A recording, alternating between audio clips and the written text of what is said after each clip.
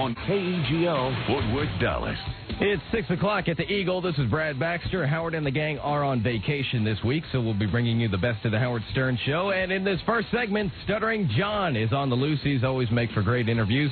This time it's Morton Downey Jr. It's the best of Stern from 97.1, the Eagle. Did you hear anything about what happened last night? The Mets won. Oh. I got a good story for you then. Oh, you're talking about John.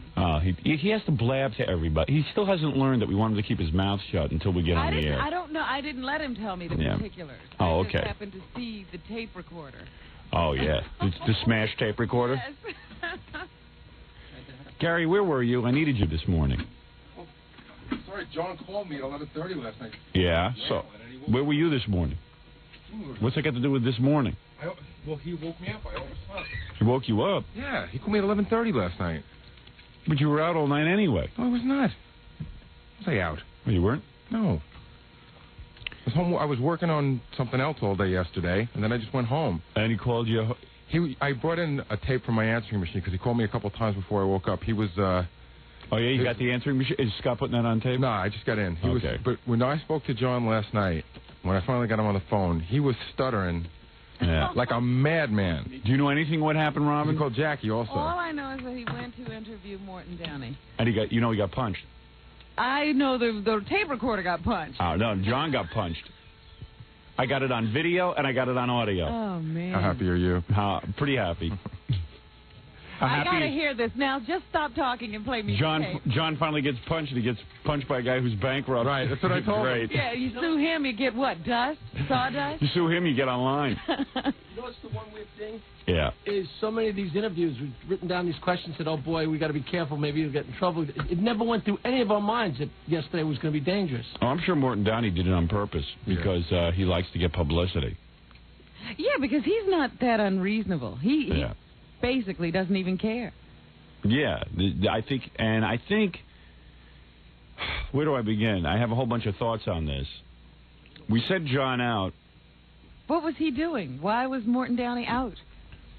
Morton Downey was having a party for his second anniversary with his girlfriend. Oh, so this was his own party. Yeah, so it occurred to us that isn't it a little strange that a guy who claims to be bankrupt and has no money and owes all these people money, like limo drivers and cafeteria people and stuff, isn't it a little bizarre? Because this always strikes me as odd. That isn't it bizarre that a guy can throw an expensive party at a restaurant for himself when he supposedly, allegedly, has no money? So we wanted to ask him, hey, who's paying for this? We wanted to ask him, ask the guy who owns the club, and then we were going to go interview some guy we know who is owed a lot of money by Morton Downey. Ah. So it's a sort of investigative piece. Yeah, it was like one of those Eddie Murphy pieces, like going to find Eddie Murphy kind of thing.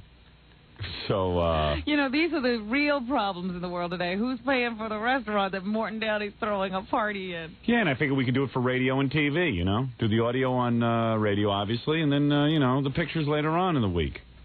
Yeah, take a seat. Gary says you were stuttering like a madman. I probably was. I understand he was pretty upset. Apparently, Gary wasn't the only one you called. Yeah, I was going to call you, and right before her phone rang, I said, wait a second, let me nuts. Yeah, who am I calling? Think Morton Downey beat you up. So I called Jackie. You called Jackie? Yeah. Well, you were better off calling Robin. Well, even if she might have been mad at you, she might have given you some more logical advice. I think Robin would have taken your phone call under those bizarre circumstances. I think she would have just said, I think she would have stayed at the answer machine and, hated me for the rest of my life. Nah, I would have It's just so funny because Robin likes to be a part of controversy. She's never shied away from controversy. I just didn't know what to do, what was the proper procedure for me after that. So I needed some advice. Yeah. This show's gotten pretty... Although if you had called me, I would have killed you. I know that. Yeah, right. Thank God I didn't remember your number by heart because I was going to call you. That's who you should have called. Oh, it's all right if you had called me, because then you could have gotten your video camera out as I punched you and pummeled you in the face.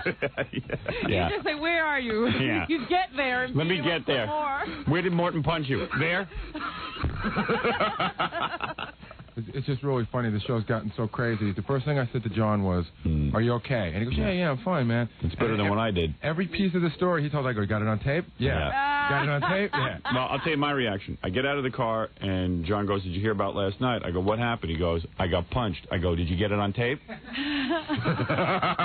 then he goes, To hell with whether you're okay. "Oh, well, my fifth question in was whether or not he was okay, right?" Yeah. I go, "Did you get it on tape?" Well, that was Jackie's too. Jackie's like, "Well, how's the tape recorder? Is it you get it all on tape?" I go, "Yeah." He goes, "How are you anyway?" No, I picked up the phone. He says, "Mort punched me." I said, "Great." Well, my response was, "Oh my God, he broke the audio tape." Yeah, but we got it on video. Oh my God, we lost. Oh yeah, I know. the tape. We lost the tape because some guy grabbed the tape and broke it in half, the audio tape. But fortunately, we had it on video, so we pulled the audio off of the video. You see, that's where TV and radio help each other. That's right. See, that's why I tell the radio station not to be upset that the TV station is there, because otherwise we wouldn't have had anything. Lucky they were there. It really was. Yeah. Actually, the TV show set that whole thing up, didn't they? More or less. Yeah, definitely. So that's cool. So now we got it on audio and we got it on video. Both shows will benefit. He's a real. I can't wait to see this or hear this. Well, you think it's an act. I don't. I think this is how this guy is. Well, something weird happened, okay? Which is fireworks will fly later. Really? Yeah. On some other show. Yeah. Judas. Judas, yeah. There was something really weird that happened. John's out doing one of his interviews, and you've seen them, and you've heard them, and you know exactly what he does. Okay. So he's in the middle of this Morton Downey interview, asking him about the bankruptcy, asking him about how can he be paying for this meal, which I think is a fairly legitimate question. People wonder. Right. So Downey's doing his shtick, yelling at John, John's yelling at whatever's going on in the typical, Morton Downey show fashion. So, in the middle of this heated debate, David, one of the producers from the TV show, walks over. He is at the party because he worked on the Morton Downey show, so I guess he was invited. He was a guest. He was a guest. So he walks over to Morton in the middle of John's thing, and he goes, "Let me calm Mort down." Now, I mean, we're in the middle of getting some good stuff. And he pulls Downey aside and starts talking to him. Oh, I'm going to lop his head off. Well, not literally. Just with my wall of sound yelling. What was his point in coming over? He's like, "Let me calm Morton down," and then we don't know what. Does he get what I'm about? I guess not. I got to get people who know what I do for a living. There's no one there who gets it. What we do. And before that, we're trying to start a fire, and David's peeing on the flames. And before that, he was telling me how great that Richard Bay is. I don't listen. David is a nice kid and everything, but when you're in the middle of doing an interview, what was his? Did he want to show the world that he knew Morton Downey? I don't know. Is he that proud of it? When you listen to the tape, you'll hear Morton's like, "Hey, David, how are you?" So David sits down right. I'm sitting, in the middle. I'm on to Morton's left, and David sits right on Morton's right. And just starts talking to him like quietly. I don't know what he was saying, but I was like, "David, what are you doing?" I'm like, "I'm trying to get this, this interview." I'll have a discussion with David later. He's a double agent. Yeah. I mean, what is he doing? I mean, just stay away. Stay away from what's going on. Just back off. It's like half the world is walking around with only one side of their brain working. I'm only getting blindsided by my own show. I'm telling you. I just keep constantly getting blindsided. It's so weird. So how long did that go on, that little conversation? That went on, I think, throughout the fight. You're kidding. Because about 1, 2, maybe 10 seconds later, the whole brawl happened.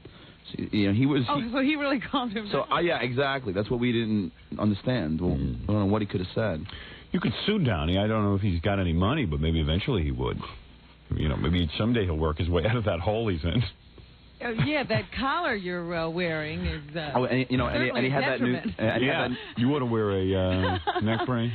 Okay. Well, I'm pretty... Yeah, well, my back is pretty thrown out from falling off the chair. Put it on. It's neck brace. It's aching. He doesn't listen to me. No, he just keeps mumbling and stuttering. Get a neck brace. Warren has a new look, too, I must say. Would he shave his head? No, he has that, that Steven Seagal look. Oh, he pulls his hair back? He's back. He has a little ponytail. What, did he buy that? He looks like a 90-year-old man trying to look 40, Yeah. Steven Seagal look.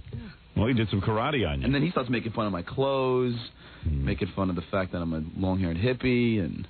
Well, can I hear this or not? You going to withhold it from me? Yeah, for a while. You in a rush?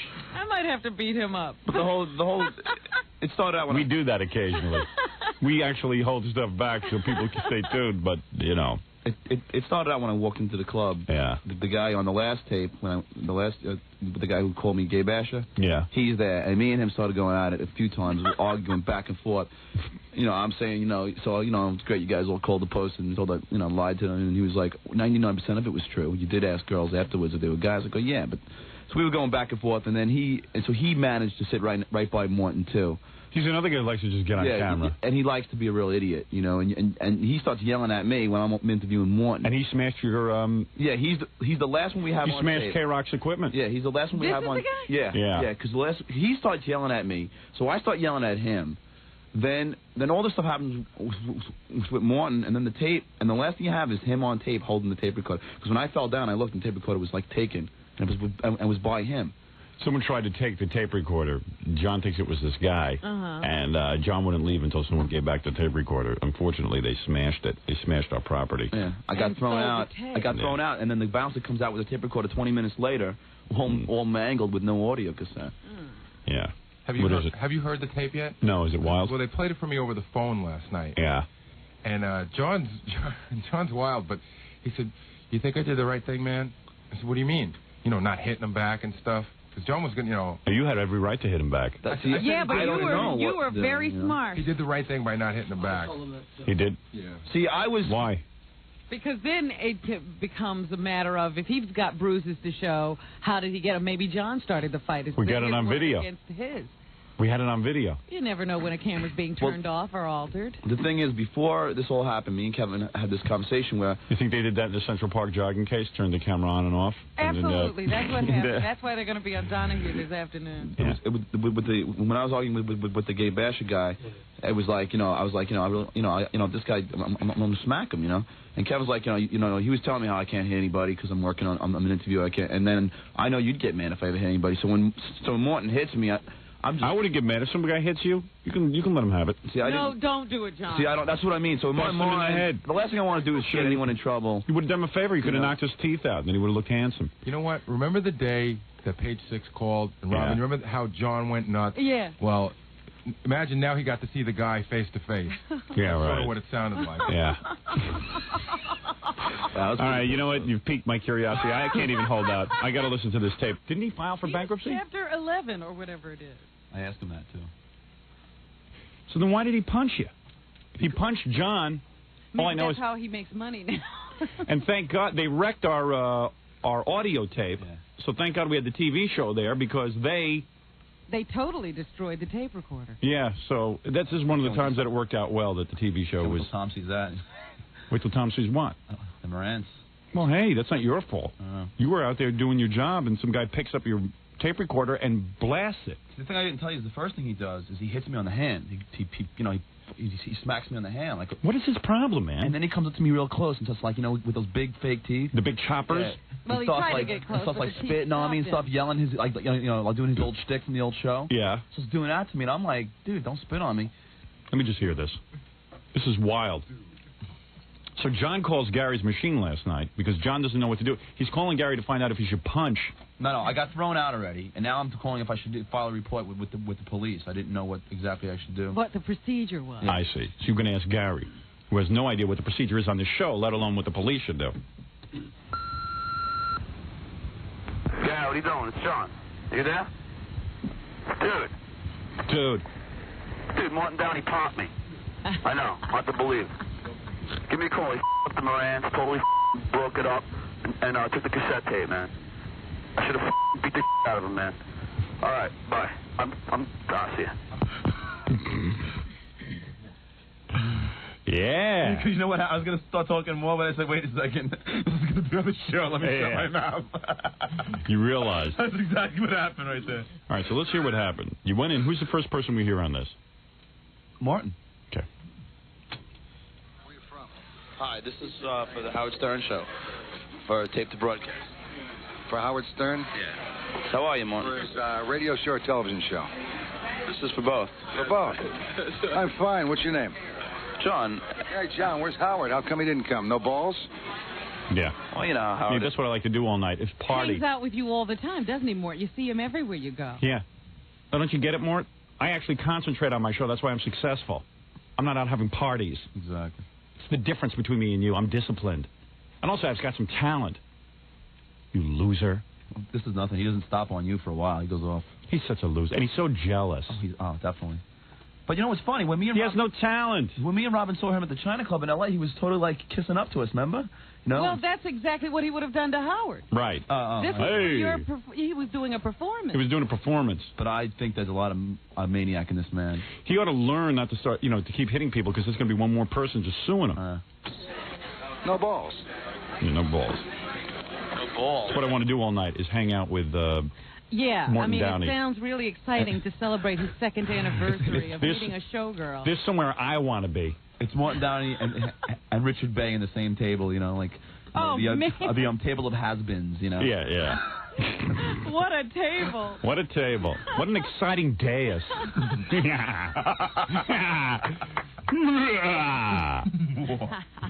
No balls. Hold on a second.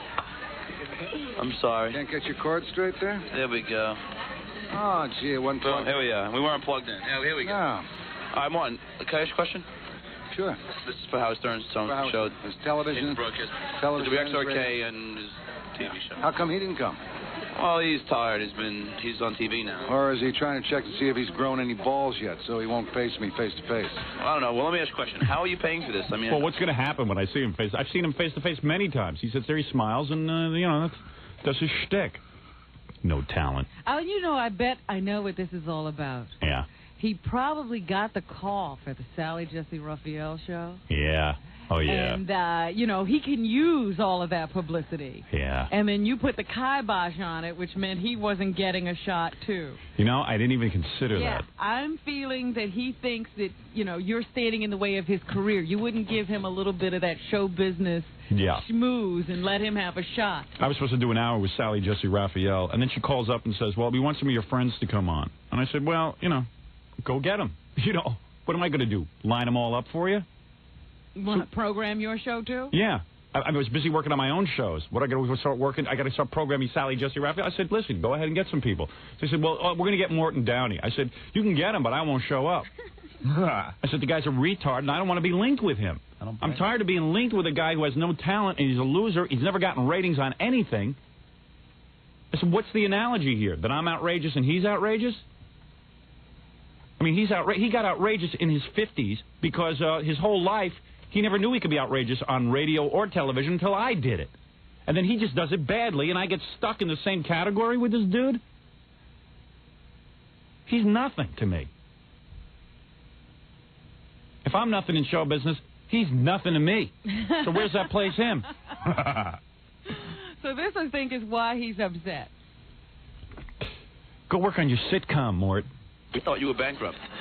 No, Howard's paying for it. That's why I was wondering why he wasn't here. No, I mean, like... Howard's a big schmucky muck now. No, I'm saying, Howard's making all kinds of dough. Yeah, no, but like... What's that got to do? Schmucky muck. A schmucky You're muck. a schmucky muck? Oh, I didn't know I was a schmucky muck. What's that make him, if I'm a schmucky muck? Dunce. What a dunce. Go beat yourself up at a bathroom at an airport. And paint schwash stickers on your head, you moron. Loser. A schmucky muck. Oh, he's a big schmucky muck. See, you can tell already he's getting heated. You know what I'm saying? Yeah, well, next time you represent the gold mining company, why don't you check the fine print, Mort? If I'm such a schmucky muck. Ooh, Rita, I hope you're on fire watching me get mad. Uh-oh. Got a break for... Let me just finish this tape, because we got to get to news, and George Carlin's calling. We got a very busy morning.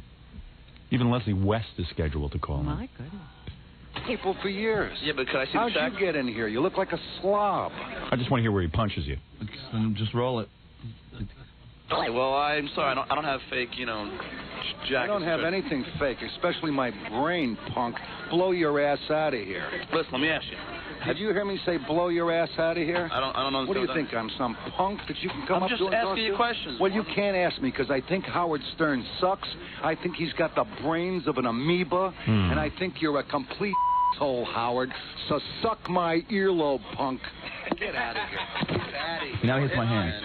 Get out of here. I'll sue you, Mort. You sue me? Yeah, but I can't. He knocked you down? No, this is when he smacks my hand. He smacked your hand. But it isn't. It's a serious hit. You know what I mean? But yeah, right. You know and what's his problem? Why all of a sudden, the guy who gave him the ability to even have some stardom, which is me, because of what I do on the radio and stuff, he's like one of those clones who sort of just does it badly. There are guys out there who do me better than he does. But because I've given him a whole career, they get hostile.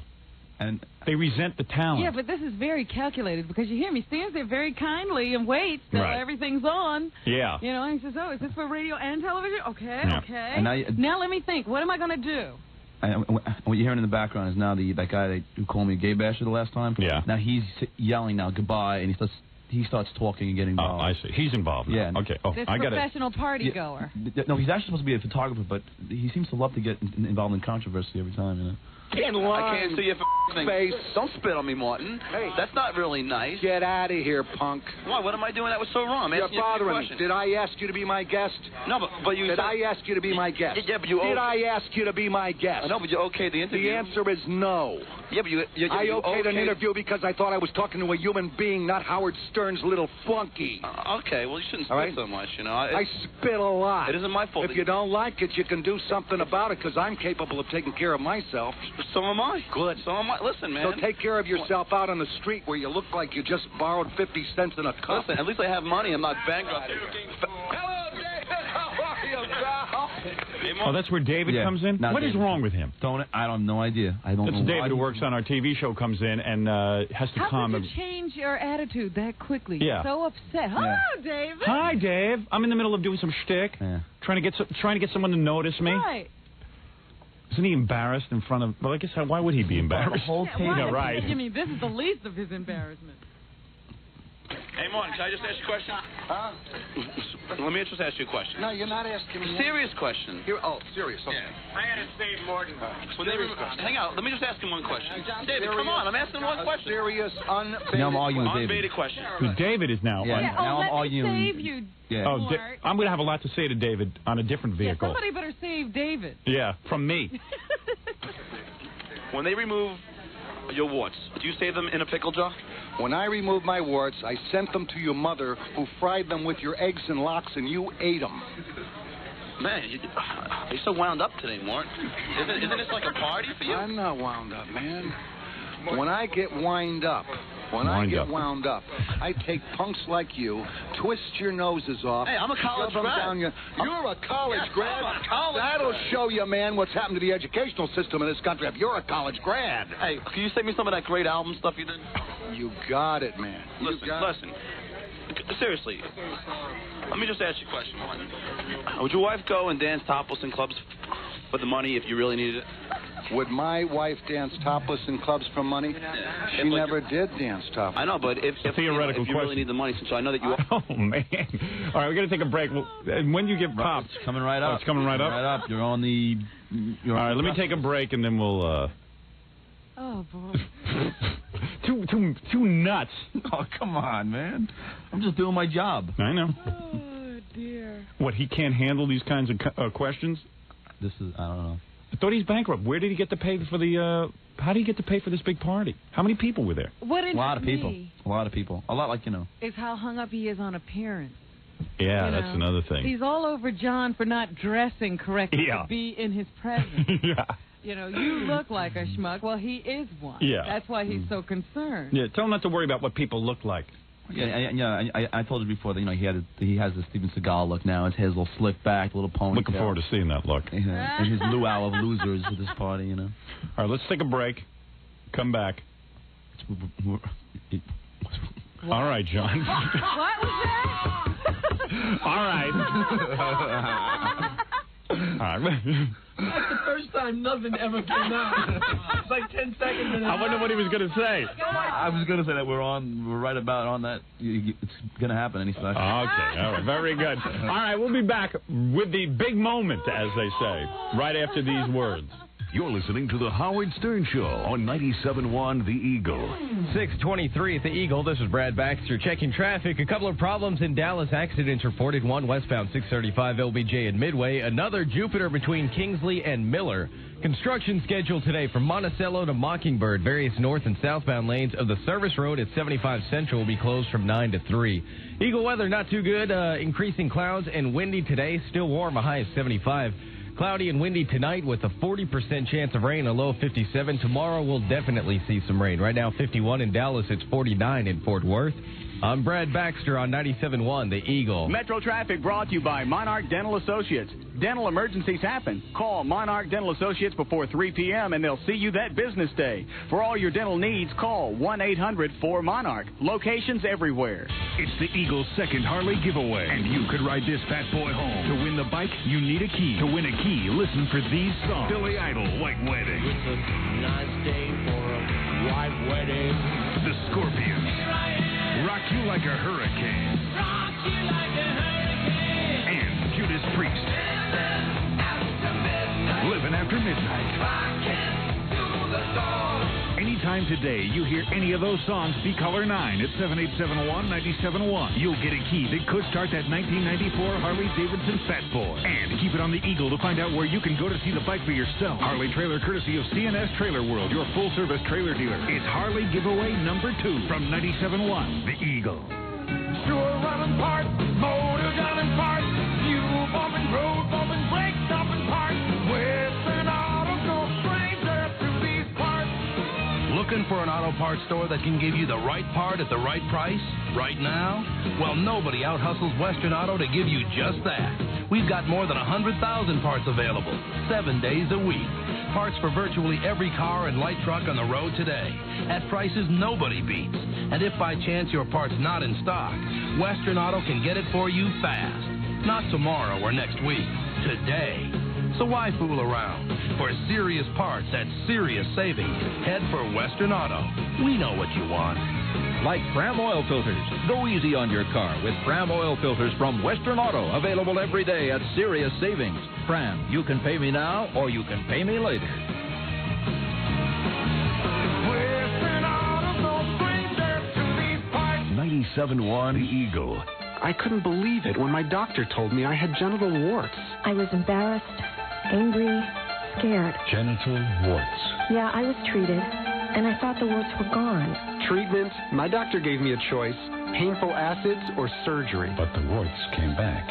I found it hard to look forward to the next day. I was willing to do anything. I just wanted to get rid of the warts. Then I heard about the Genital Warts Physician Referral Service. Call 1-800-501-2224. They refer you to a physician who has a choice of effective treatments.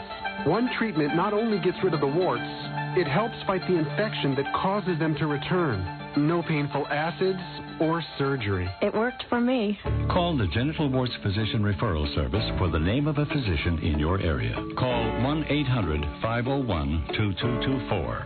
Some patients may experience flu-like symptoms. Treatment for patients 18 years of age or older.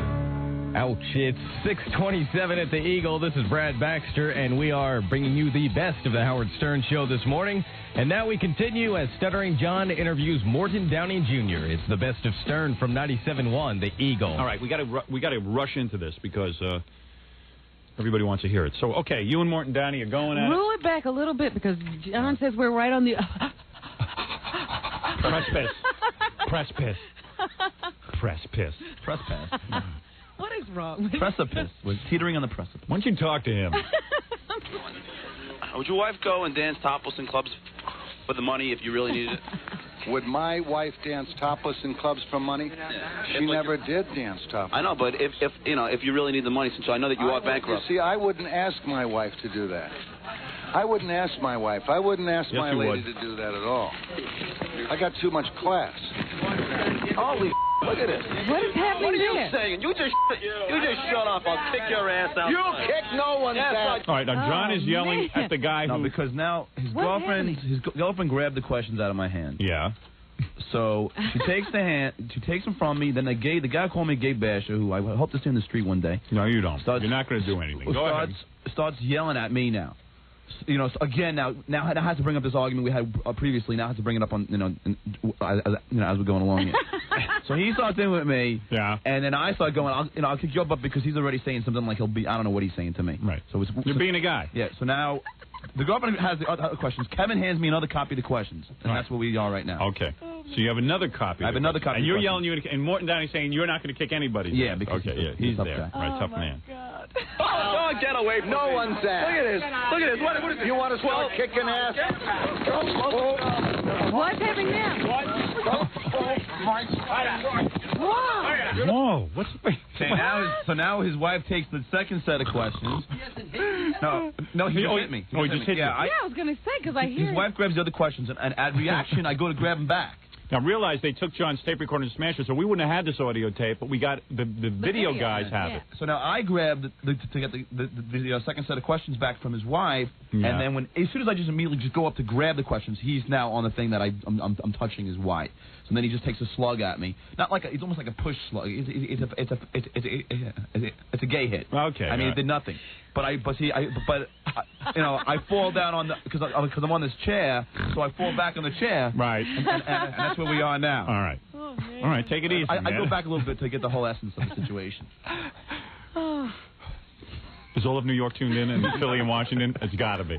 There's no, right now there are no other radio stations on the dial as far as I'm people are concerned. talking to themselves Right. on other radio stations. You know what the best part of this is he's in the middle of this melee, and Kevin is handing him another set of questions, like right. to keep the keep it going. He's going to get another question out. Let Kevin ask a question. He's so brave. But I like the fact that he's in the middle of a melee. But Malie. And before this whole thing, that's a girl Jack used to date, the one with one leg, Malie. Before this whole thing started, Kevin told me I cannot hit anybody. I'm not allowed to hit anybody. So I lost my headphones. Who hit me? So as I'm falling down in my head, I'm going, I can't hit him. I'm not allowed to hit the guy back. So Right. I'm laughing because I can't believe this idiot would actually go for it. I mean, all right. Let me hear it. I go back to get the whole thing going on. Oh, nothing from my wife. Look at this. Unbelievable. Unbelievable.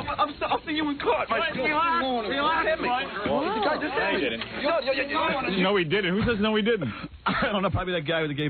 He's a real idiot. I'd like to meet him. What that? He just popped me.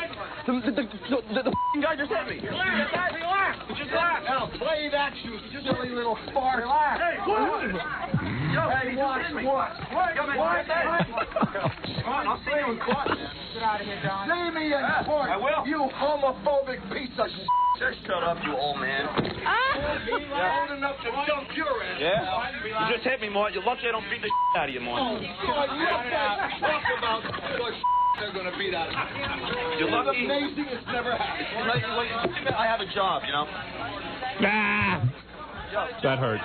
Yo, someone touches my lady. I don't touch the lady. You did. You yanked her arm. My lady. Imagine having that title, being Morton Downey's lady. Is she ready to hide now? Yeah. She appeared to be very nervous. She appeared to be nervous. She was shaking. Yeah. She was shaking and going. She came up to me and goes, I don't. It's on tape. She's. And she admits on tape that I didn't touch her. Yeah. You know what I mean? His own wife is saying how I didn't touch her. It proves what an ignoramus this idiot is. Okay. Oh, yeah, my ass. Yo, you see my tape recorder? Then get this guy out of here. Who the owns this joint? Hey, we'll Get him take out of care of here. it. Get him out now. I'll get it for you. Who's like calming him down? Yo, Kevin, I should hit him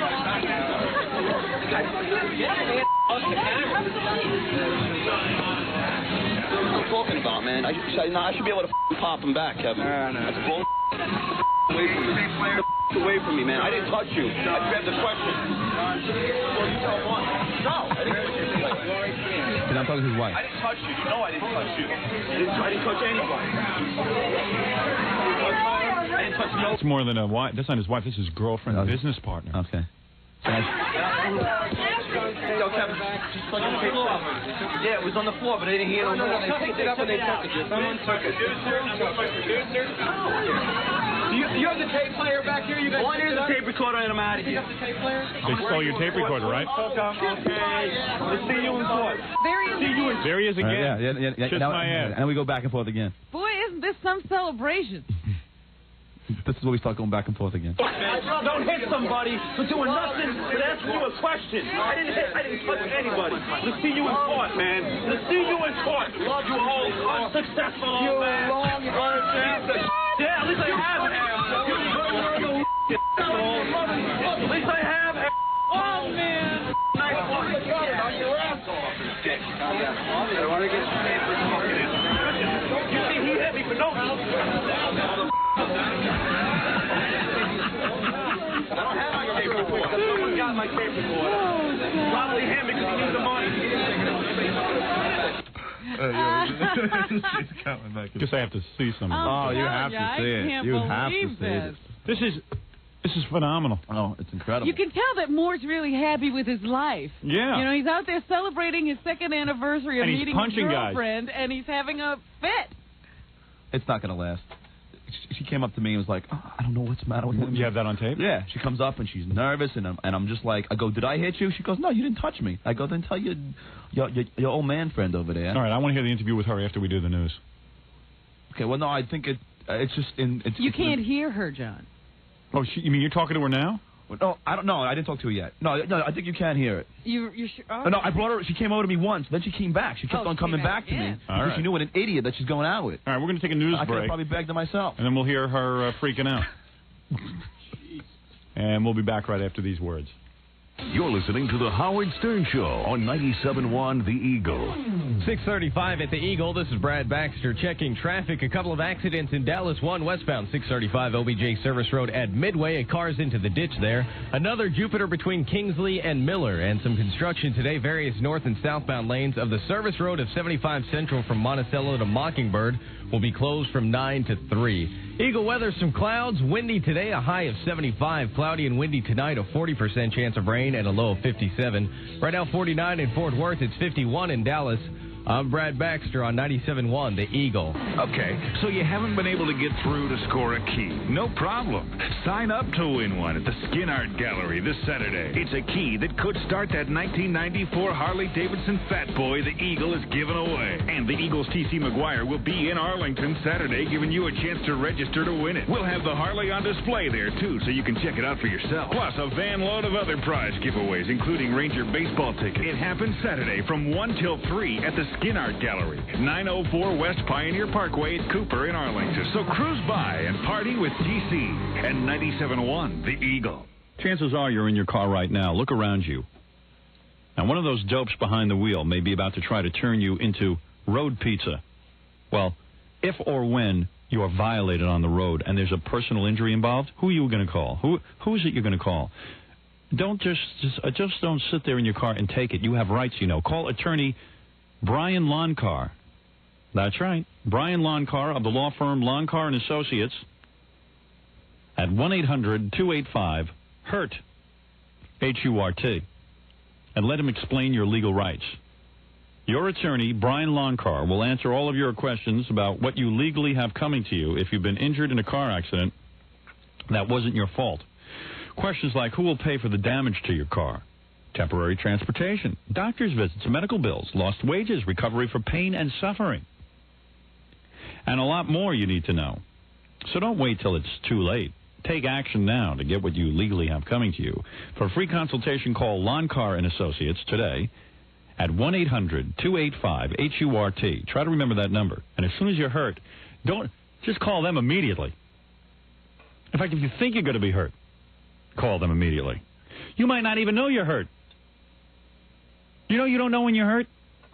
You know I was hurt yesterday, I didn't know it, but I called Loncar and they told me I was hurt? No, they would never do that. You really have to legitimately be hurt in an accident, but you do want to speak to Loncar. Loncar & Associates, they're large enough to handle the most complicated injury case, but small enough to care about each individual client. You'll like dealing with Loncar & Associates in Dallas at 1-800-285-HURT, H-U-R-T. All attorneys are fully licensed for the practice of law by the state of Texas, not certified by the Texas Board of Legal Specialization. 97.1 Eagle. The days are warming up and it's getting toward the season to start cooling down, so grab a friend and chill out with a frozen margarita. You know, when you say the word margarita, you got to be talking about enchiladas. You can party down at Enchiladas because all three Enchiladas have happy hour from 11 a.m. till 7 p.m. Enchiladas is great for lunch. They serve 9 different lunch specials 7 days a week. Meet on the patio at Enchiladas on Greenville or hang out at the cantina upstairs at Enchiladas on Northwest Highway. And if you work downtown, you got to try Enchiladas in the Nation's Bank Plaza. Meet your friends at a Texas favorite. For the past 14 years, it's been Enchiladas.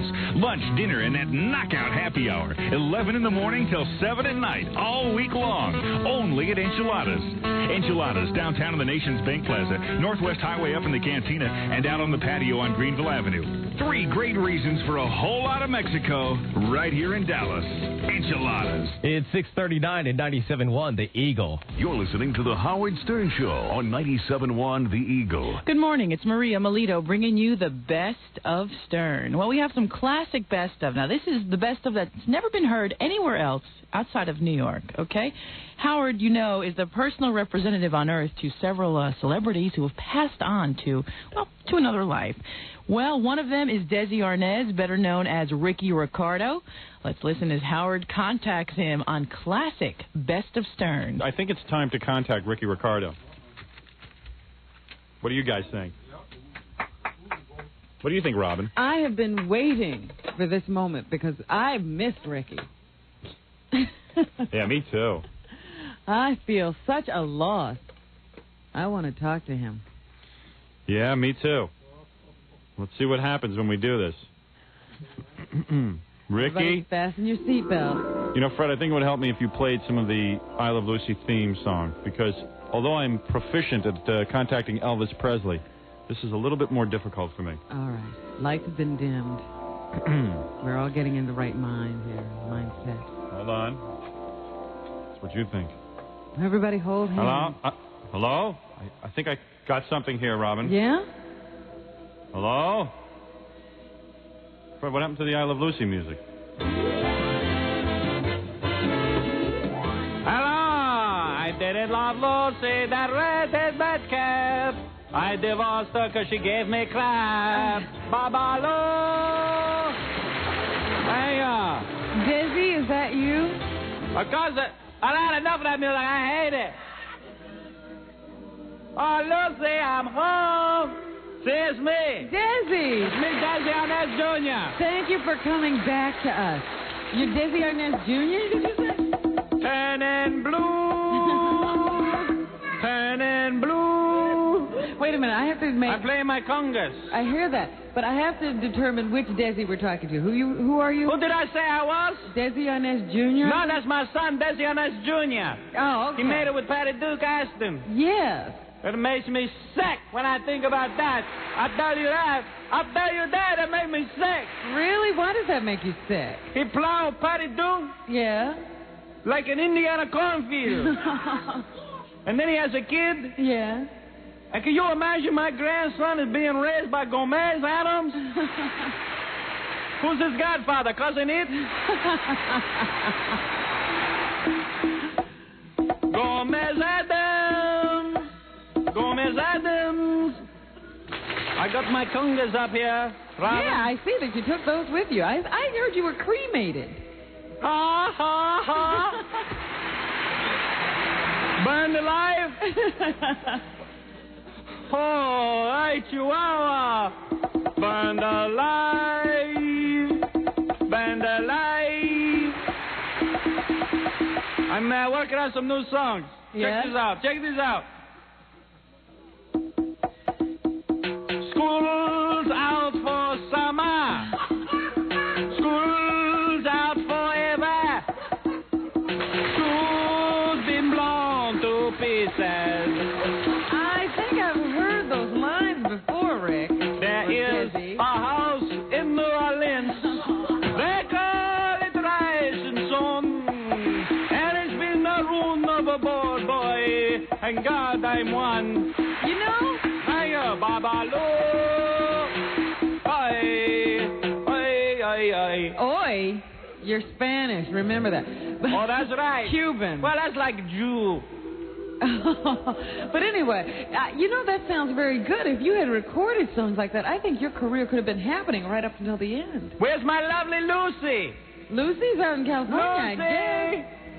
Lucy! She was disgusting, you know. I didn't marry her when I come over from Cuba to make a living. Really? I married her. She's so disgusting. What do you mean she's disgusting? Well, she used to walk around the apartment, no panties on, look like fruit salad. Oh. Even the patty said, Polly want a clothespin? Oh, no. I was so glad to come to this country and assimilate into the gringo culture. Assimilate? Yeah, I lost my accent. Can't you tell? Absolutely. Daniel Rogers was my speech coach. Here's a song. Scott's a buffoon. Scott's a buffoon. You know Scott, too. Oh, yeah, he's a real idiot. I don't see any hair on his head. You know, my job in America was to make love to Lucille Ball. Yeah. Yeah, I like that, you know. And I thought Lucy, you know, Lucy killed me. Yeah? Lucy killed me. How do you figure? Because she's the one who used to buy me every holiday cigars and cigarettes. Yeah? All the time. And I thought, that's so nice, Lucy, give me a cigar and cigarette. I said, you know, when she started to give me for Bay of Pigs anniversary cigar and cigarettes, I knew she tried to kill me. Well, you should have given up smoking, Rick. You're not kidding. A pack or two. A pack or two. That's a shame, because you did. You died a terrible death. Was Lucy older than you? Because you died at 69, right? Lucy, no. Maybe, I don't know. I didn't pay much attention to her personality. I was busy running the, you know, I'm the man who invented the 3-camera technique. Yeah. In the studio, I figured out to put 3 cameras in front of Lucy's face. I also invented the 3 bags over Lucy's head in the bedroom. Yeah. That technique I developed, very few people give me credit. And that's how you had 2 children with Lucy. That's so true. Yeah. I had to do it. I had to do it, a bag or 2. I have to think about garbage to hold out a long time. When I would be in the sack with Lucy, I would. How's my Ricky impression? Not too good, but I'm letting it go. I noticed. Yeah, you've been pretty kind. Hey, honey, it's hard to sustain. She was ugly. I could last forever. Well, you know, it lasts forever. Yeah. Yeah. Cassius Clay. But anyway. I wanted to know, because Lucy now takes great pride in talking about how you used to run around on her. I used to run around a lot, that's right. Yeah? Yeah, I ran around on Lucy. Yeah, sure, I wanted to get some. After all, I was famous now. Yeah, I would want to get some. Nothing funny about that, but I wanted some. You know, I don't think there's anything wrong with that. Let me show you another song I'm working on, all right? Here you go. I like to screw. I like to screw. Yeah, thank you. It's a wonder you kept your mind on business and was able to run Jesse Lou Productions. Yeah, it was good. It was good. You know, who would have thought before I die, before my dear, loved, true best friend, Fred Mertz, how can Fred go on living without me? How could Fred be alive? Fred is not alive. He can't be dead. I saw him on TV the other night before I died. That was reruns. I never missed those reruns. Yeah? That was a classic show. My 3 Sons. I Love Lucy was an atrocity. Atrocity? Yeah. Why do you say that? Well, a lot like the script. Here's a song for Jackie and Fred. All right. I'm firing you. I'm firing you. Well, at least my suffering is over. Yes. I'm no longer married to Lucy. I no longer have lung cancer. And I don't ever have to listen to Susan Berkeley again. You didn't like her either, huh? Is it true she had more pilots land on her than an aircraft carrier? Oh. Are you... Who didn't she do? Who didn't she do? Let's just establish for all the people out there who are very concerned, you are in heaven now, aren't you? I'm in heaven now. I want to say to all the people, you are racist. You're racist? You are racist. I never won an Oscar because I was a Cubano. You never did a movie. Oh. Then I guess I should return all those, I never did a movie? I don't think so. I'm firing you. I'm firing you, you writers. Let me sing another song before I go. All right. I feel myself fading. It's called You Shook Me All Night Long. Oh. She was a fast machine. She kept my mother clean. She was the best damn woman that I ever seen. She told me cyclist thighs, they live me no lie, knocking me out with those American thighs. What do you think, honey? I think it's pretty good. I think you've got something. I wish Len Bias had some brothers that would die. Much better with that. She told me to walk this way, talk this way, walk this way. You see? You like that? I think you're fading. Spent the last year Rocky Mountain way. Couldn't get much higher, Babaloo. Oh, Your accent is gone. You'd better go, too. Oh, my God. Are you okay? Oh, you're not really. I'm a little embarrassed. Oh. I always thought your Ricky Ricardo was pretty good. It is good, but I can't sustain it for... For more than a sentence. Yeah, right. So when I write it, I usually make one little sentence. We'll play this in the 9 o'clock hour, too.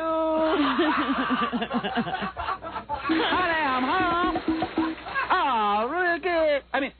Lucy. You don't know who you are. I have the flu. I have the flu. Got the flu. Got the flu. We'll be back right after this.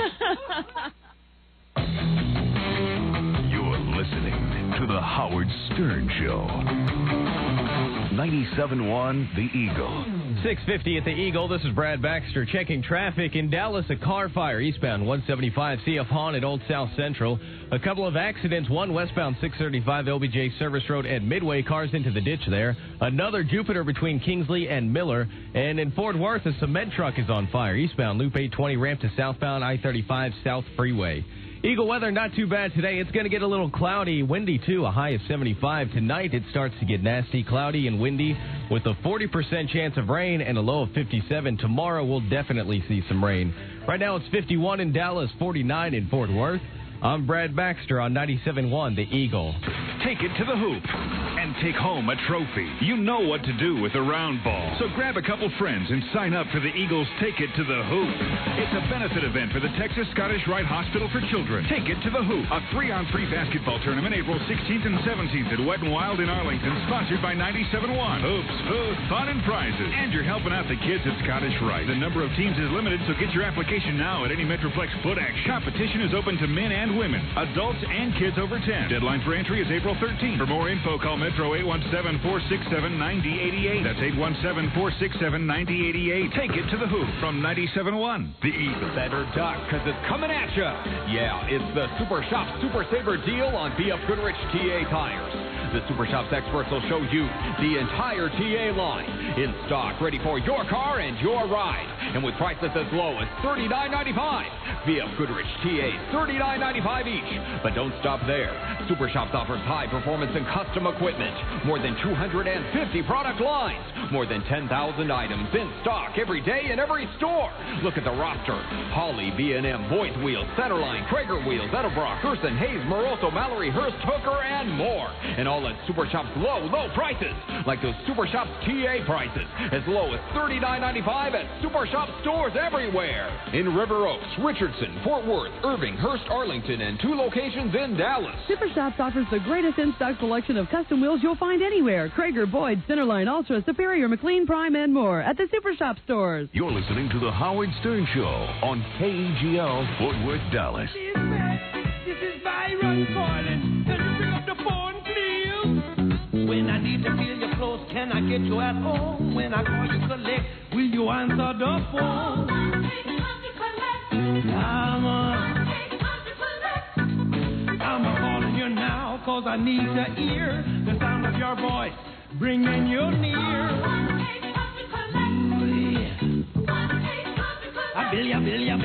Don't dial 0 anymore to call collect.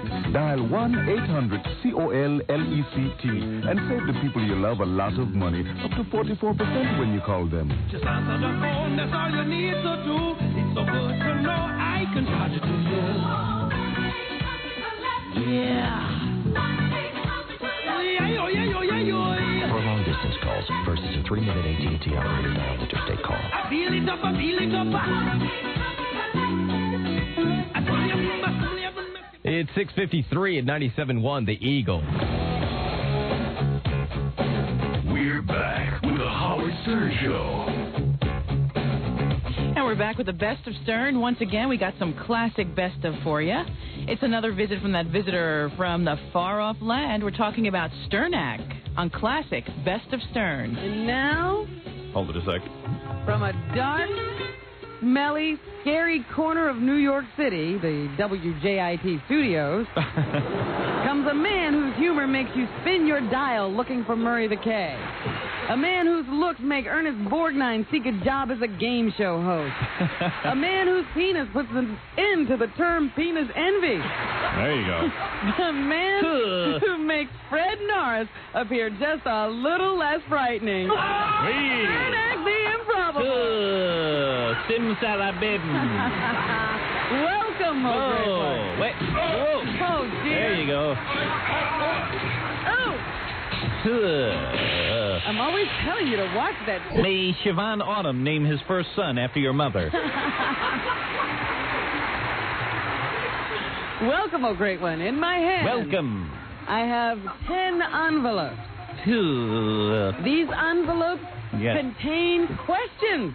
Hermetically sealed. That's right. Yes. But you will give us the answers before we reveal the question through your great power. I wonder on our TV show, I wonder on a TV show that we could possibly get in the future, would we be doing like a Stern act? I think we're going to. Sure, I think we could do that. But it wouldn't be funny because...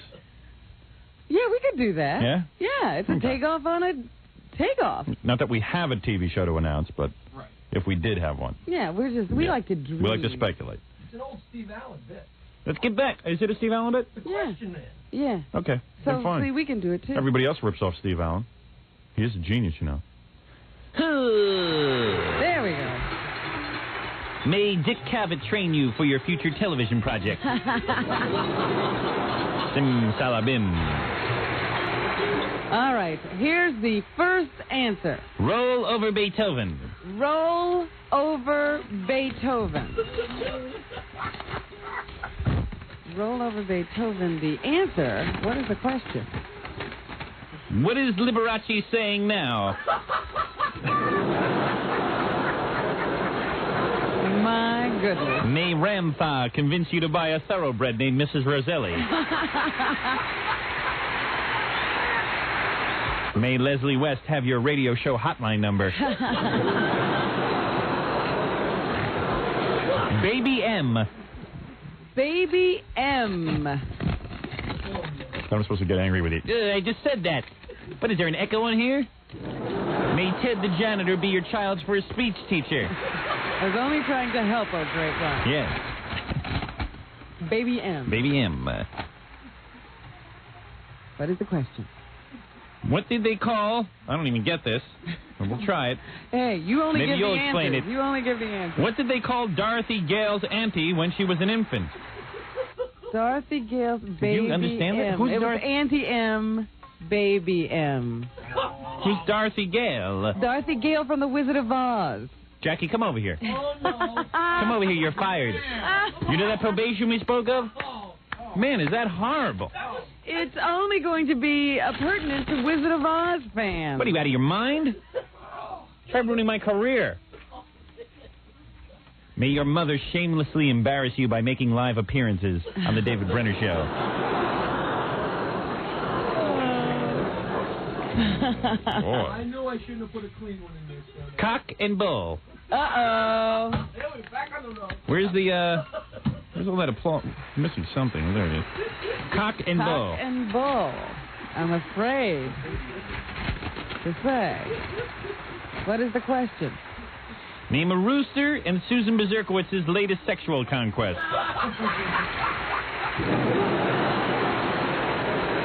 May the Georgia satellites orbit your sister. Usually the truth is funnier than that. May Fred Norris attend your next party.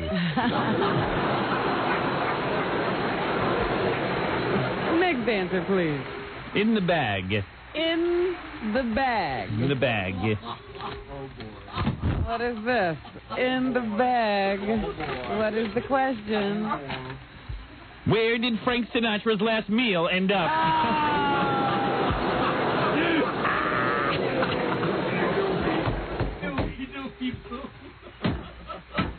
Oh.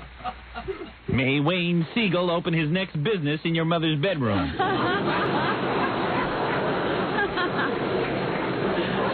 Next answer, please. Bald spot. bald spot. Oh, goodness. No. Here we go. The question. Oh, no. What did Rin Tin Tin do last Saturday night? Oh. You remember the answer, don't you? No need to repeat that. Need. May you be pressed for time when you accidentally ask Steve Rossi what he's up to.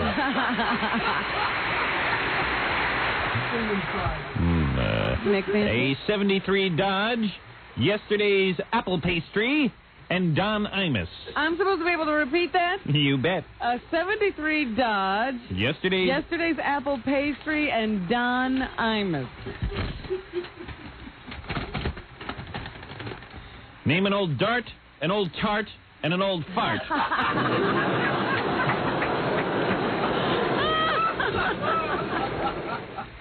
May you be offered countless millions to co-star with Richard Simmons in the Liberace story. May you be offered countless millions to co-star with Terry Sweeney in the Richard Simmons story.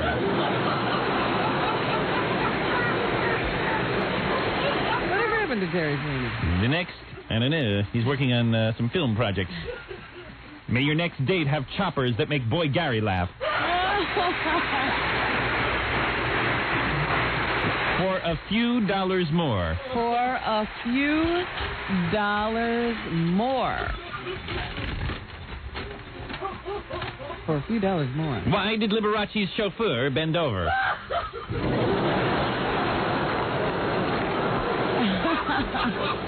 Baby M. Baby M. No, we're not going back there. Raindrops keep falling on my head. Raindrops keep falling on my head. That is the answer. What is the question? What Burt Bacharach song was inspired by Angie Dickinson dancing naked on the breakfast table? May the trimmings for Mrs. Roselli's next crew cut find their way into your pudding. This thing is killing someone, isn't it? Yes. All right, I hold in my hand the last envelope. May a pimply-faced McDonald's worker make special sauce with your family watching. The answer, please. The buck stops here. The buck stops here. The buck stops The buck stops here. The buck stops here. Question is? What did Tonto say after he kissed Susan Bezirkowitz on her neck, then her breasts, and then her belly button? That's our kicker. May the former members of Wham whammy your Grammy backstage at the Grammys. Well, there you have it, ladies and gentlemen. Oh, boy. Stern Act, the Improbable.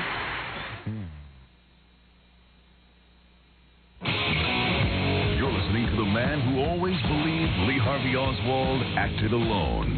Howard Stern, 97.1 The Eagle. 7:02 at the Eagle. This is Brad Baxter checking traffic. In Dallas, a car fire eastbound 175 CF Hahn at Old South Central. A couple of problems in Fort Worth. A stalled car southbound I-35 South Freeway at Hattie. The right lane is blocked.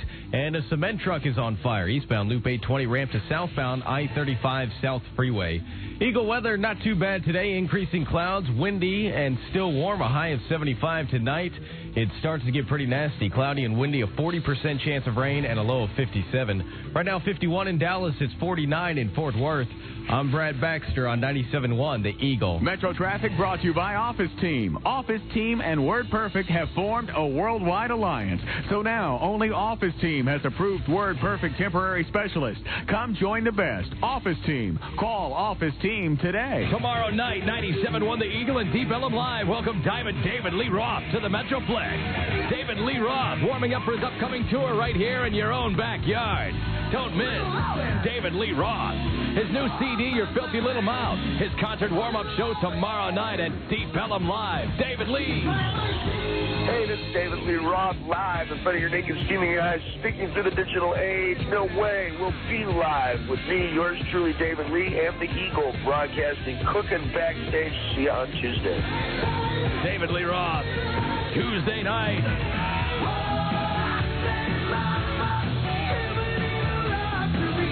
This is the Eagles' T.C. McGuire. I'll be broadcasting tomorrow night, 7 till midnight, backstage at Deep Ellum Live. Live, pure rock and roll with 97.1 The Eagle. Well, here we are, the new Fine Arts adult video store. I never realized it was so close. It looks crowded. Do you see a parking place? There's plenty of free parking in the back, and it's well lit. There's a space. Let's go in. Welcome to the new Fine Arts. May I help you? No, thank you. We'll just look around. Honey, would you look at this place? It's so big and much cleaner than I would have expected in an adult video store. And have you ever seen so many adult videos? Never. And look at that huge selection of magazines, Laserdisc and CD-ROMs, and those gifts. Wow, I've never seen one of those. Your Aunt Martha would love that one.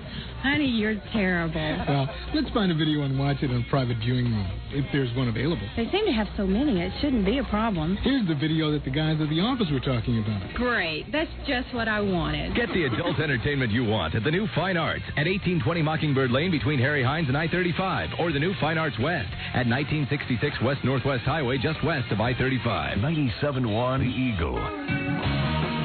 No matter what kind of car or light truck you want to fix, Western Auto's got your parts 7 days a week. And I mean serious parts.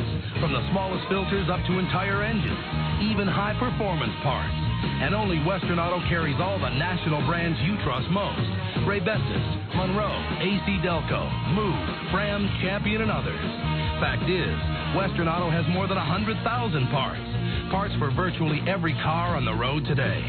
Real parts that keep your car running good, not just looking good. And Western Auto's everyday low prices can save you money on every one of them. Guaranteed.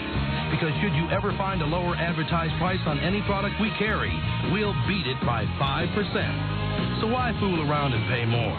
For serious parts at serious savings, head for Western Auto. We know what you want. It's 7:06 at 97.1 The Eagle. We're back with the Howard Stern Show. And we're back with the best of Stern. Well, you know him as a regular on the show. He used to be a regular on the Howard Stern Show. And now, what they basically have, memories on tape. We're talking about comedian Jerry Seinfeld on the best of Stern. What do you want to do? I mean, I know Jerry's supposed to be here, so I'm sort of like killing time. Yeah, I know.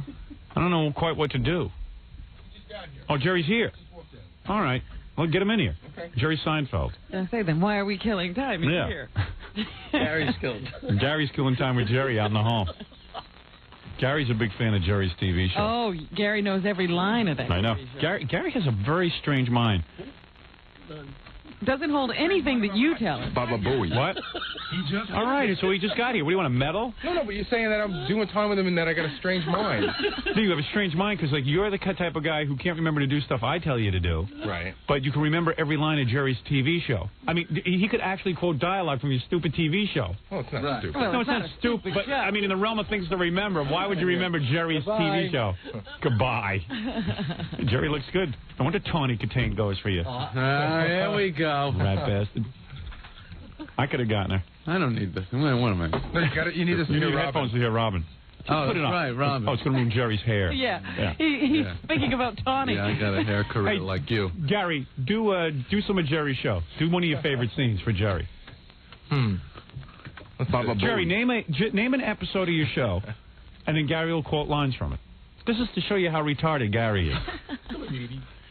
What was that thing with, can you do the thing with, Don't ask me if you can do a thing. Just name a show, an episode. The one where Elaine and I make the deal to have sex on the couch. Oh, sure. See, we could have, Go ahead, do it. It's a little bit visual. But all right, but you put your hands back and forth and you go, see, we could go in there. Right. But then well, we have explain the whole premise. Going there, do the scene. Well, you know, of course they used to have sleep together, and now they're just best buddies. So they're sitting at Jerry's apartment and they're watching Channel J. Right. Of course, if you're from outside of New York, you know that's a channel with all the sex on it. Right. So they both get a little horny. Right. And they're sitting on the couch and they sort of say, well, you want to go in there? Right. And she says, well, if we go in there, you know, what do we do? And she's like, you know, and he's like, you know. No, it's this and that. This and that. So that's right. well, we were going to. This is good. Wait, you didn't get to that yet. I didn't get to that. You didn't get to that. Wait, he's going to quote it. They were he's like, going to get to a scene. He's setting it up. So they say, well, if we go in there, yeah. you know, we have this. You know, we don't want to mess that up, so we have the, you know, this thing, and you have to move your hands back and forth, this and that. Yeah, you get the dialogue. What do you think of that? Isn't that strange? No. Oh, that's strange to me. Very normal. I mean, there's a lot of shows I like. I couldn't name what dialogue. Okay, you want to hear something really bizarre? Okay. I went for a walk last night. Right. And I walked by the, not on purpose, but I walked by the restaurant where they hang out. I think they shoot the exterior for that. It's 112th and Broadway. Tom's. Right. Yeah, I just happened to walk by it and was very excited. You knew that. Yeah. Well, you know what? I would walk by Tom's and not know anything. I got to tell you, I was trying to figure it out for weeks where it was. Right. And you know, I got that freeze frame thing on my TV. Yeah. So one week I froze it and I noticed the 2 on the hey, Gary, street sign. Jerry's here. Why are we talking to you? No idea. All right, get out of here. Jerry Seinfeld, of course, who a great stand-up comic, and hi, Jack. He has the funny jokes. He's a TV star. He talks like this when he does his stand-up act.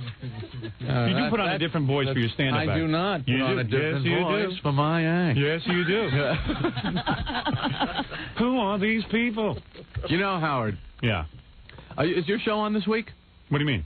Your TV show? Yeah, sure. I'm hosting Saturday Night Live this week. Yeah, we'll blow you out the water. I am going to kick your ass. No, you're not, though. You really and not. I I know you say in interviews that we're friends. We are not friends, Howard. Yeah. Oh, yeah, that's right, like Arsenio. I am going to kick your ass. I'm going to kick your ass. Is that guy a nut, Arsenio? Why don't you say it? It's Matt. He won't say anything bad about anyone. Is he your friend? Yes. I thought you were Jay's friend. Jerry. I am Jay's friend, but I don't really understand that Can you behavior. take the gum out of your mouth? I want to choke you with that gum in your mouth. That's a very... I mean, people are listening to that. Thank you. Oh, boy. Really. Jerry chewing bubble gum. It's just getting really annoying. Arsenio does this interview where he says he's going to kick Jay Leno's ass. And you know Jay, he's not into that. Yeah, he doesn't want to be arrested. I think if Jay fails at The Tonight Show, he'll be just fine. He has a major career going outside of that. I'm doing The Tonight Show. That's exciting. I don't see your name on this list. What list? There's a list out. Well, that's because Helen Kushnick, she's a middle name, too. She has like a Helen Gorman Kushnick, Jay's manager. Yes. Has called me to do The Tonight Show, but I haven't given her my date yet. But here are the 2 dates I'm looking at. All right. But I got to go This to... is your first time on The Tonight Show? That is correct. I'm going to do stand-up first. Why is everybody here tonight? Well, I see this is the first. I have the list of the guests who are going to be on the first Jay Leno show, and I don't see Jerry on here either. Well, I'm not going to be on the first one. Well, you told me the day Johnny Lee. Who's on the first one? Billy Crystal. And in the first week, Tom Cruise, Mel Gibson, Emilio Estevez, and Simply Red. Simply Red, boy. What is it, Gary? The Sam Kinison tribute song is here. Oh, good. This will make people cry. It really will. Did you like Sam Kinison? Yes, I was a really big fan of Sam. That's what you say now. No, I really was. Were you? I was very upset by that. Yeah. He did so many great things. He proved... One of my favorite things he did was the guys from the moon, like 20 years later in the trailer park in Arizona, drinking, going, you don't understand, I was on the moon. Just looking up, seeing the moon every night, going, I was there. Yeah, good. People thought of him just as a sexual kind of, like the just sex jokes or the F word or something. But he had really good observational there was humor. Bits there. He had real good bits. That Ethiopia thing from that. That was great. That was one of the I thought the homosexual necrophiliac who works in the hilarious, right? Yeah. Yeah, it was really good. Well, now I'm dead, and I'll be sitting in the throne of the Lord. I'm dead, but at least everything now will be peaceful. Right. And then the guy turns his body over on the slab and starts doing them. And he says, it never ends. But he did it do it like how Sam would do it, Jagger. It never ends! It never ends. Robin Williams showed up at the memorial service. Really? Which I thought was nice because Sam hated him. I mean, Sam always was bitching to me that Robin wouldn't let him on Comic Aid or Comic Relief. Comic Relief, yeah. Says he used to say to me, that effing Robin Williams, Billy Crystal, and Whoopi Goldberg, they think they own the damn world. Keep me off. I wanted to do Comic Relief. How about one night of television where there's no stand-up comedians on at all? Wouldn't that be a comic relief? I'd like to see that. That would be comic relief. Yeah. But that'll never happen. No. So anyway, where was I? Oh, yeah. So I can't believe you're getting Tony Katane. First of all, Howard. Oh. Let me explain Jerry, what happened. Jerry is a stand-up comic. And I could picture Jerry in high school not getting laid a lot and everything. We've talked about this. And you date now exclusively models and very famous women. We are two guys from Long Island. Right. Sexual test. You are the control group. Right. That's right. I'm the control group. I don't get anything. And not that I can't. And let me tell you something. I had Tawny on this show. Yeah. I have a feeling I might have given you the nerve to call up Tawny. Yeah. Did you hear her on the show? Yes, I did. Is that what did it? Yes, it is. She wants Stern, obviously. Yeah. If Stern could get her, I know I could. No, actually, we're just good friends. Oh, okay, sure. You haven't banged her. Hey, she's pretty... I was banging my way through Hollywood, minding my own business. All right. Oh, man, look at this article. Seinfeld gets serious with WKRP Beauty. And I'm ripping my hair out reading this because when I had Tawny on the show, she said to me afterwards, you know, if you weren't married, I really would see you. I would really go on a date with you. Right. And then she started writing me letters from on the road. Yeah. You know, like little cards, thinking of you, how you doing. And I'm going, I could get Tawny Katane. I could get Tawny Katane. Jerry thinks you're kidding right now. Oh, Jerry thinks I'm kidding, but I'm telling you, I think I could get her. I'm not kidding. Yeah. Yeah. Oh, man. I don't believe that she wrote you the postcards. Admit it, you did it to piss me off. We're just friends. Wait a second, let me read this. Let's read this. Let's go through this. First, let me say, that was one of the biggest thrills I ever had in show business. Being in the Inquirer? I thought that was great. It is a great article. What is that? Oh, there's the card from Tawny. You think that's not Tawny's handwriting? You know, handwriting is one thing, Howard. Yeah. Listen what it says. Dear Howard. Getting people to write to you is not exactly a prelude. You know, a lot of people write to you. Dear Howard, just thought I'd drop you a line, say hi, and let you know I was thinking about you. Hope all is well. A bit corny, but true. Love, Tawny K. Hi, Robin. Yeah, that means a lot. Oh, come on, Hi, man. Robin was the real important part. Right. From San Francisco. Was Tawny not in San Francisco? You know, when people travel great distances and then write to you, people that like you usually stay in the same city. I know. You know. They never write to you. But when they travel. I see. And then communicate.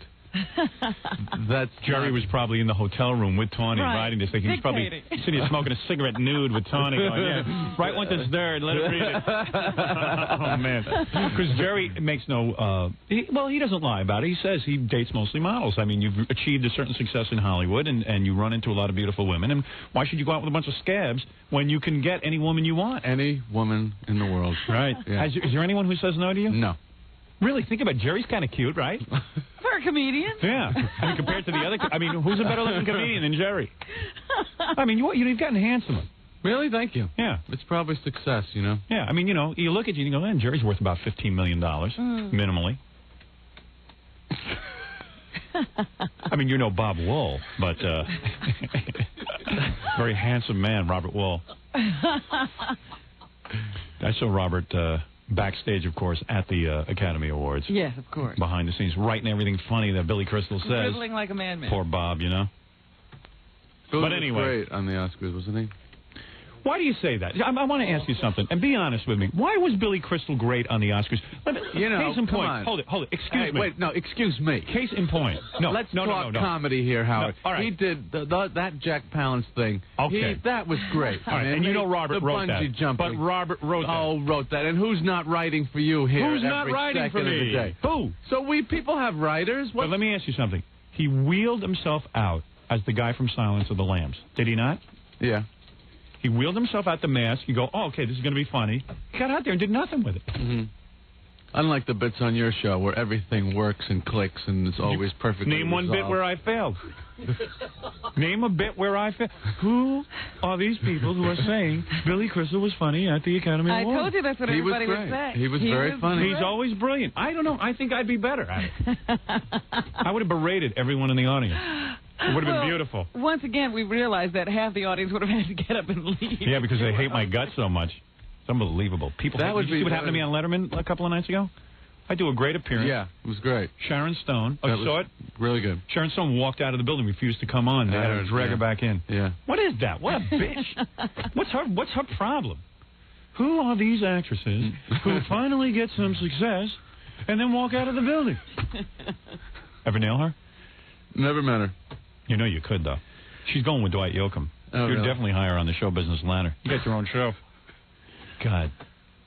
So look at this headline. Seinfeld gets serious with WKRP Beauty. You know what I'll do? Take a break. When we get back, we'll get into it with Jerry, because this is the lead story of the morning. Jerry Seinfeld with Tawny Katane. I want to know every detail. We're just friends. Oh, come on. I'm telling you. Please, please. I'm telling you. Don't bother me with that. How did they become friends? Yeah. She was on my show. Think Jay Leno will get a divorce and start having the fun you're having? No. You don't? No. Think he's still in love with Mavis? Oh, yeah. Yeah, there's no... That's solid. Really? Yeah. Why are you laughing then? It's like you and radio. It's two things that can't be separated. Okay. There's All no right. other place for either of you.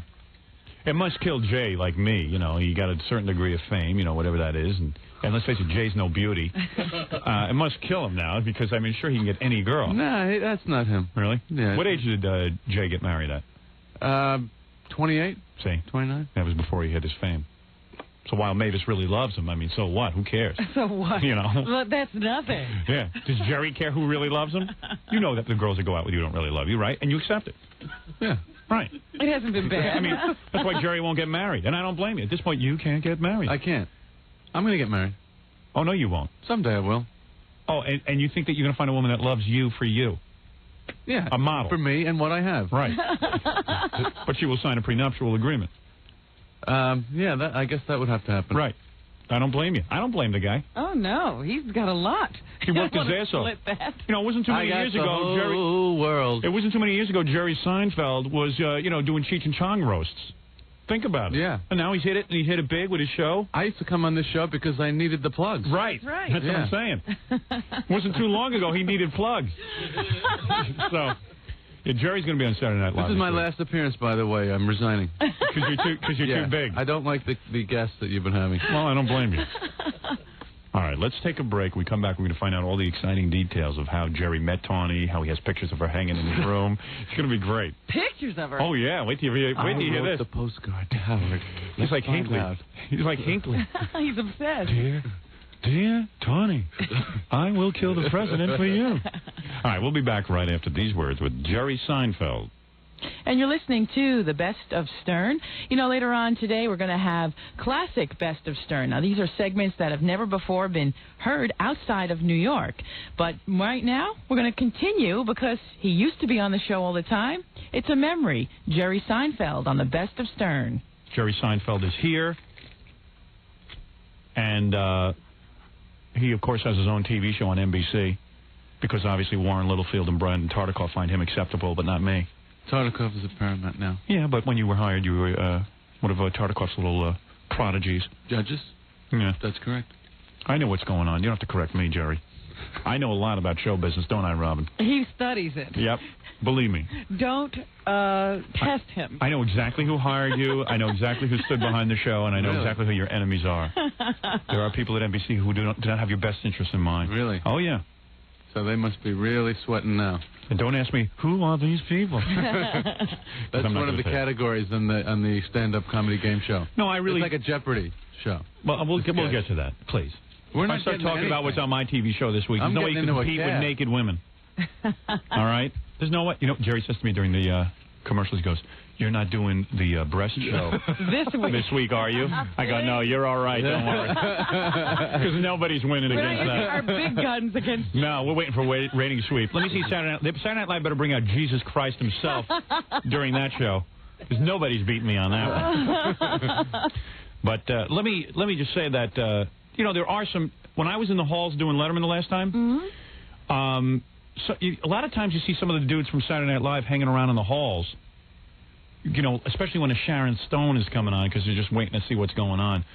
I ran into Phil Hartman once, and I actually went up to him and told him how talented I thought he was, because he really is. Mm-hmm. He's great. He's really good. So funny. And he just opens his mouth, and I'm laughing. And then you know who I thought's real funny? The fat guy. Chris Farley. Yeah, I don't even know his name, but I saw him in the hall. I guess he was hanging around taking a look at Sharon Stone. Like you didn't see her enough all week.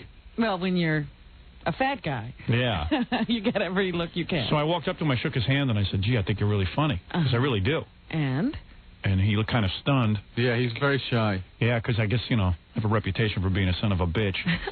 And How'd you get that? He was stunned for a while, and then he goes, I think you're funny, too. That was one of those awkward moments. You know, what do you say? Even if he doesn't think I'm funny, you got to say something nice. Someone just complimented you. Thank you. But Phil Hartman's pretty good. But I was just saying to Jerry, I think the guys who did Wayne's World, I thought that bit was kind of burnt out. And they saved it with that movie. I mean, they made a lot of money off of that. So you don't know everything about show business? Oh, I do.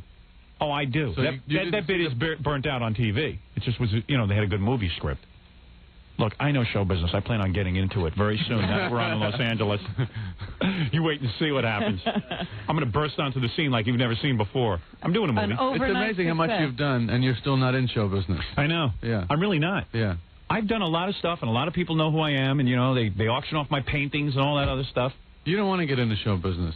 But I'm in... There is no... You know what? There is no show business. That's what you discover. But that's what I told Sam Kinison, because Sam used to say to me, I want to be family entertainment.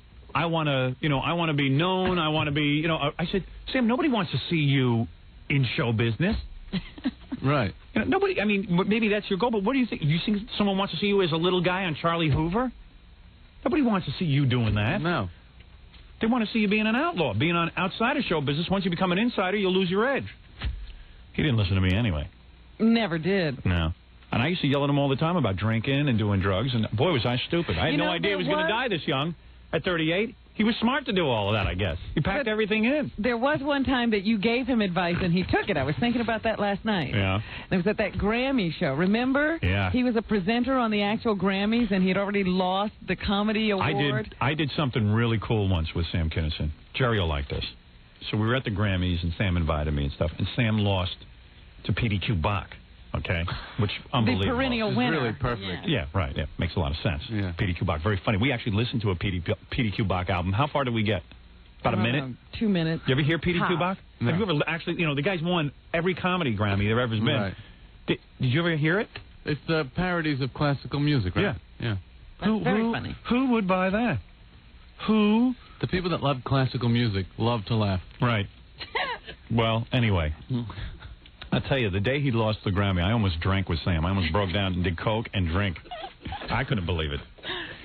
So we're sitting there in the audience, and Sam's manager at the time, because there were many of them, Sam's manager at the time was sitting in front of Sam, and Sam turns to me, he goes, Sam was going to be a presenter on the Grammys, and he says to me, I'm going up there, and I'm going to badmouth everyone, and Petey Q. Bach and the whole Grammys and everything. I said, don't do it. Don't go up there and just, you know, whatever you plan to do and you told them you're going to do it. Because you already walked off the set of A-Tuck, your movie. They're never going to touch you for film. When you burn a film company for $5 million, they boycott you. You know, you can't blame them. I mean, you cost somebody $5 million. I said, if you're trying to work your way back onto television and stuff, you better not go up there and burn them. So he started thinking, the manager turned around and said to me, thank you. Thank you, because all of these people hanging around with him are telling him to go up there and burn them. Mm-hmm. So Sam went up and behaved himself. Yeah, stuck to the script. And it actually did help him in some way, I guess. Who the hell knows? He was working Laughlin. There you go. He was working Laughlin. What a way to go out. What is Laughlin anyway? I thought it was Vegas. I've never heard of it before. What is Laughlin? How do you even know you're dead? Yeah, where was Sam going to work that night? Laughlin, Nevada. I'm not positive, but I think that's a club that's owned by Buddy Hackett's son. Oh, really? Oh. It's like some Sandy Hackett? Sandy Hackett. It's something like Sandy Hackett's in by the desert casino and ranch or some crazy thing. One thing great about comedy, I don't think you can inherit your job from your father, like Sandy Hackett. Mm-hmm. I think it's impossible. You know what I mean? I don't know too many guys who can hand over the family business when they're in comedy to their sons. Right. And I like that. I really like that aspect of it. Because nothing annoys me worse than my neighborhood when I see guys with nice big houses and they're living there because their parents let them into the family business. Yeah. Drives me crazy. Aren't you jealous of that? Hey, No. what am I doing? Jerry's here, and we should be talking about Tony Katane. Yeah. What am I doing?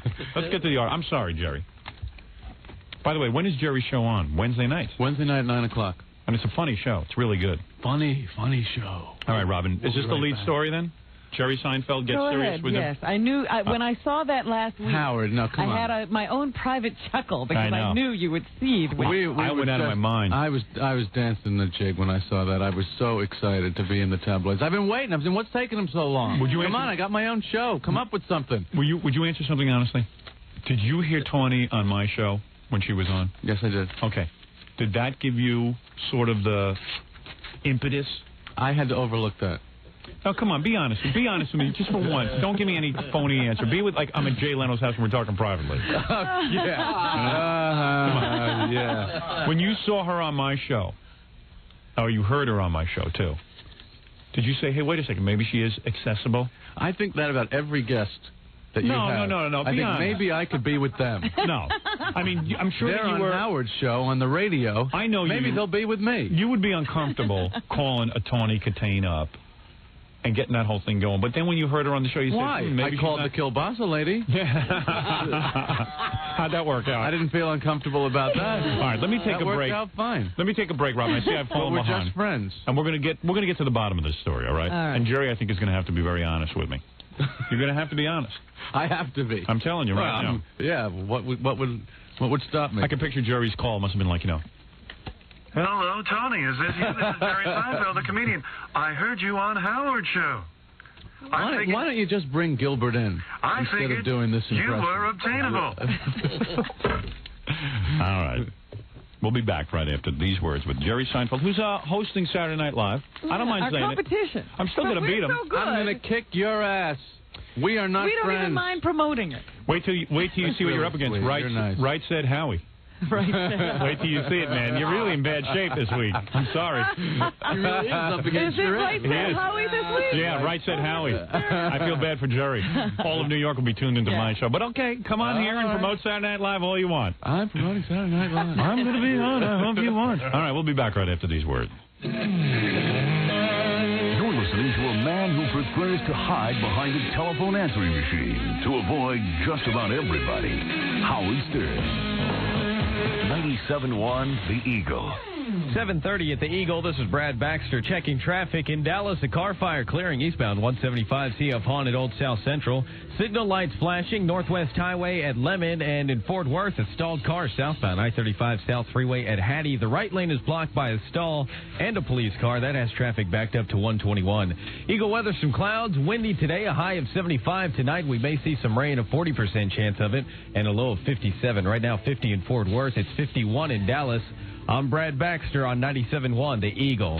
It's the Eagle's second Harley giveaway, and you could ride this fat boy home. To win the bike, you need a key. To win a key, listen for these songs. Billy Idol, White Wedding. It's a nice day for a white wedding. The Scorpions. Rock You Like a Hurricane. Rock you like a hurricane. And Judas Priest. Living After Midnight.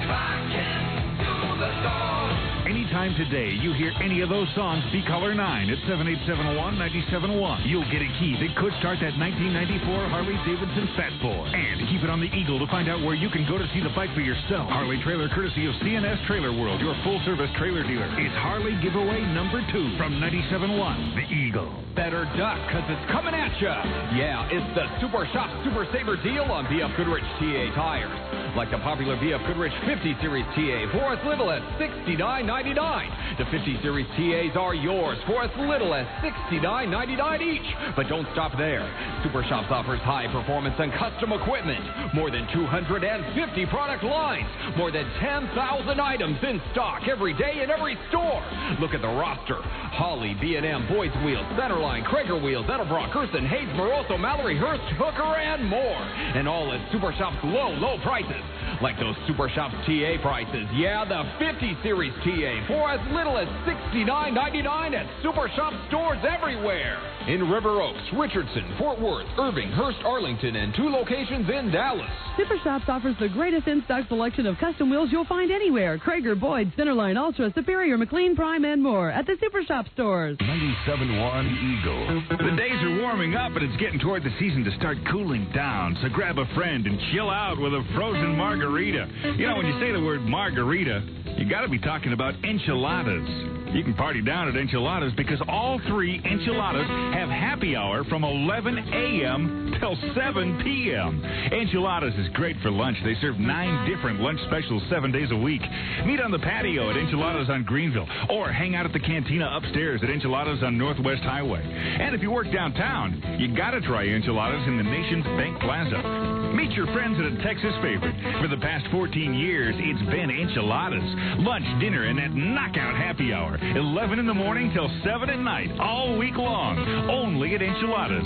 Enchiladas, downtown in the Nations Bank Plaza, Northwest Highway up in the cantina, and out on the patio on Greenville Avenue. 3 great reasons for a whole lot of Mexico right here in Dallas. Enchiladas. It's 7:33 at 97.1, The Eagle. Now, the author of Private Parts, the #1 book on any list that matters. It's the king of all media, Howard Stern. And you're listening to The Best of Stern, Maria Melito with you, and we have the conclusion of the interview with comedian Jerry Seinfeld. All right, Robin, now where were we? We were about to tell him about his romance with Tawny Katane. I'm telling you, nothing's happening there. All right, but you will admit... Let me tell you what happened. I went out with her one night. Hold it. We You went just out back to up. Sydney. No, wait a second. Okay, You she went was out on with my that. show. No. Let's back up. I was Let me bar ask you mitzvah something. at 13. All right. Now you're starting where I want to start. Listen to me. Was it, in fact, anything to do with her being on the show that you got it in your mind that perhaps you could get her? Tell the truth. No. It had nothing to do with it. But I'm you got sorry, to make Howard. You did hear her on the show. You heard her on the show. You do not. You are not the one who's instigating relationships, careers. You're not. You won't admit it, will you? But you did hear her on the show. Would I call somebody up like that? Would I do that? I'm just saying. Call up a total stranger and go, hi, I saw you on the radio. No, but I'm saying that did you book her for the Seinfeld show? Yeah. Okay. But like 6 months before she was on your show. Oh, okay. All right. Okay, that's all I'm asking. Hey, mellow out, man. Nobody's getting on your case here. You're among friends. Oh, man. So when did you go out with her? Well, wait a second, Robin. After a couple Look what it weeks says after here. she was on the show. Jerry was really smitten by the way she looked in the music videos, says an insider. Before he started dating her, Jerry said he kept a picture of Tawny in his trailer. Is that true? No. What? No, come on. There is no what picture. Are you kidding? Is there a picture hanging in your trailer of Tawny Katane? There is a picture, but it's not of Tawny Katane. What is it of? It's a 6-foot-high poster of Jerry. It's a bottle of Poland Spring. No, come on, what is it? Is there a trailer? No, is there a trailer? Yes, there's a trailer. Why are there trailers? I don't understand. What do you mean trailers? Where are these people going? That's your dressing room. Wouldn't that be your Yeah, dressing they room? call it a trailer. I don't know why. Most people have a trailer, go to a park somewhere. Why in Hollywood does everyone have a trailer? What do they mean trailer? When you make a movie, they make a trailer and you watch it in the theater. Right. So why do they call that a trailer? Is that because everyone spends more time in the trailer than on the actual set? I don't know. I'm in the trailer trying to get in the trailer. That's right. Jerry's in his trailer trying to get in the trailer for the movie. I like that. Anyway, can you I can just use that tell on the truth of the story? No. You'll tell You the truth. Milk everything. This is how you fill 4 hours. You never get to the goddamn point. Oh, I'll get to the point. Watch your mouth. What's the matter with you? You're supposed to work clean. That's clean. Let me ask you something. If you wait in the trailer, why isn't it called a waiter? Why is it called a trailer? You can use that on the Tonight Show if you want. Give that You get a little inside humor. I'll give you permission. I'll sign a release. I will. When I resign from that show, I'll use that joke. No problem. Boy, the Tonight Show really is going to change once they have me on. I'm not going on there and doing like what everyone does. It's not going to be the same thing. No. It's going to be great. Well, I mean, with Jay there, it's looser. Johnny's a jackass. Can't wait till Johnny leaves. That's one. Wait, don't you hate what he does to stand-up comics? No. You think it's great how like only some guys get to earn their seat on the couch? I don't know about that. Come on. I'm not really crazy about that. But he has taken a lot of people. I mean, when I did that show, I had never been on TV anywhere. He's taken a lot of people who are really talented and put them on and let them do jokes. that are really funny that they pre-screen ahead of time to make sure that the guys are... Yeah, but there are people that had never been on TV. I had never been in front of an audience as big as the studio audience. I had never performed for 500 people before. Yeah. And he had me on in front of 15 million people. Because you're really good. And I wasn't that good back then. And you deserve to be on the couch. It was 1981. Did Johnny put you on the couch? Not the first time. Not the first time. Yeah, you're suddenly not good enough. Hey, it was good enough to get an appearance. Yeah. All right. Very Come good. on. Oh, please. Johnny. Smacked his first wife around, according to King of the Night. Can't possibly. You wouldn't smack Tony around, would you? No. All right. Let's get back to the story, Robin. I'll get to the bottom of it. We're just good friends. All right. He's not close enough. So there is no picture in your trailer of Tony Katane, nor has there ever been a picture of Tony Katane. Can I tell you what happened No, with this article? I'm asking, just answer yes or no. You're in a court of law. You're in Stern's court. What is this, the Dershowitz show? Come on. Everyone who knows Jerry knew he had a crush on her. He talks about her all the time. Did you, in fact, talk about Tony? Do you know me? I know answer you the question. superficially. Okay, so did you know that if I had a crush on her? But you're not open about that to anyone.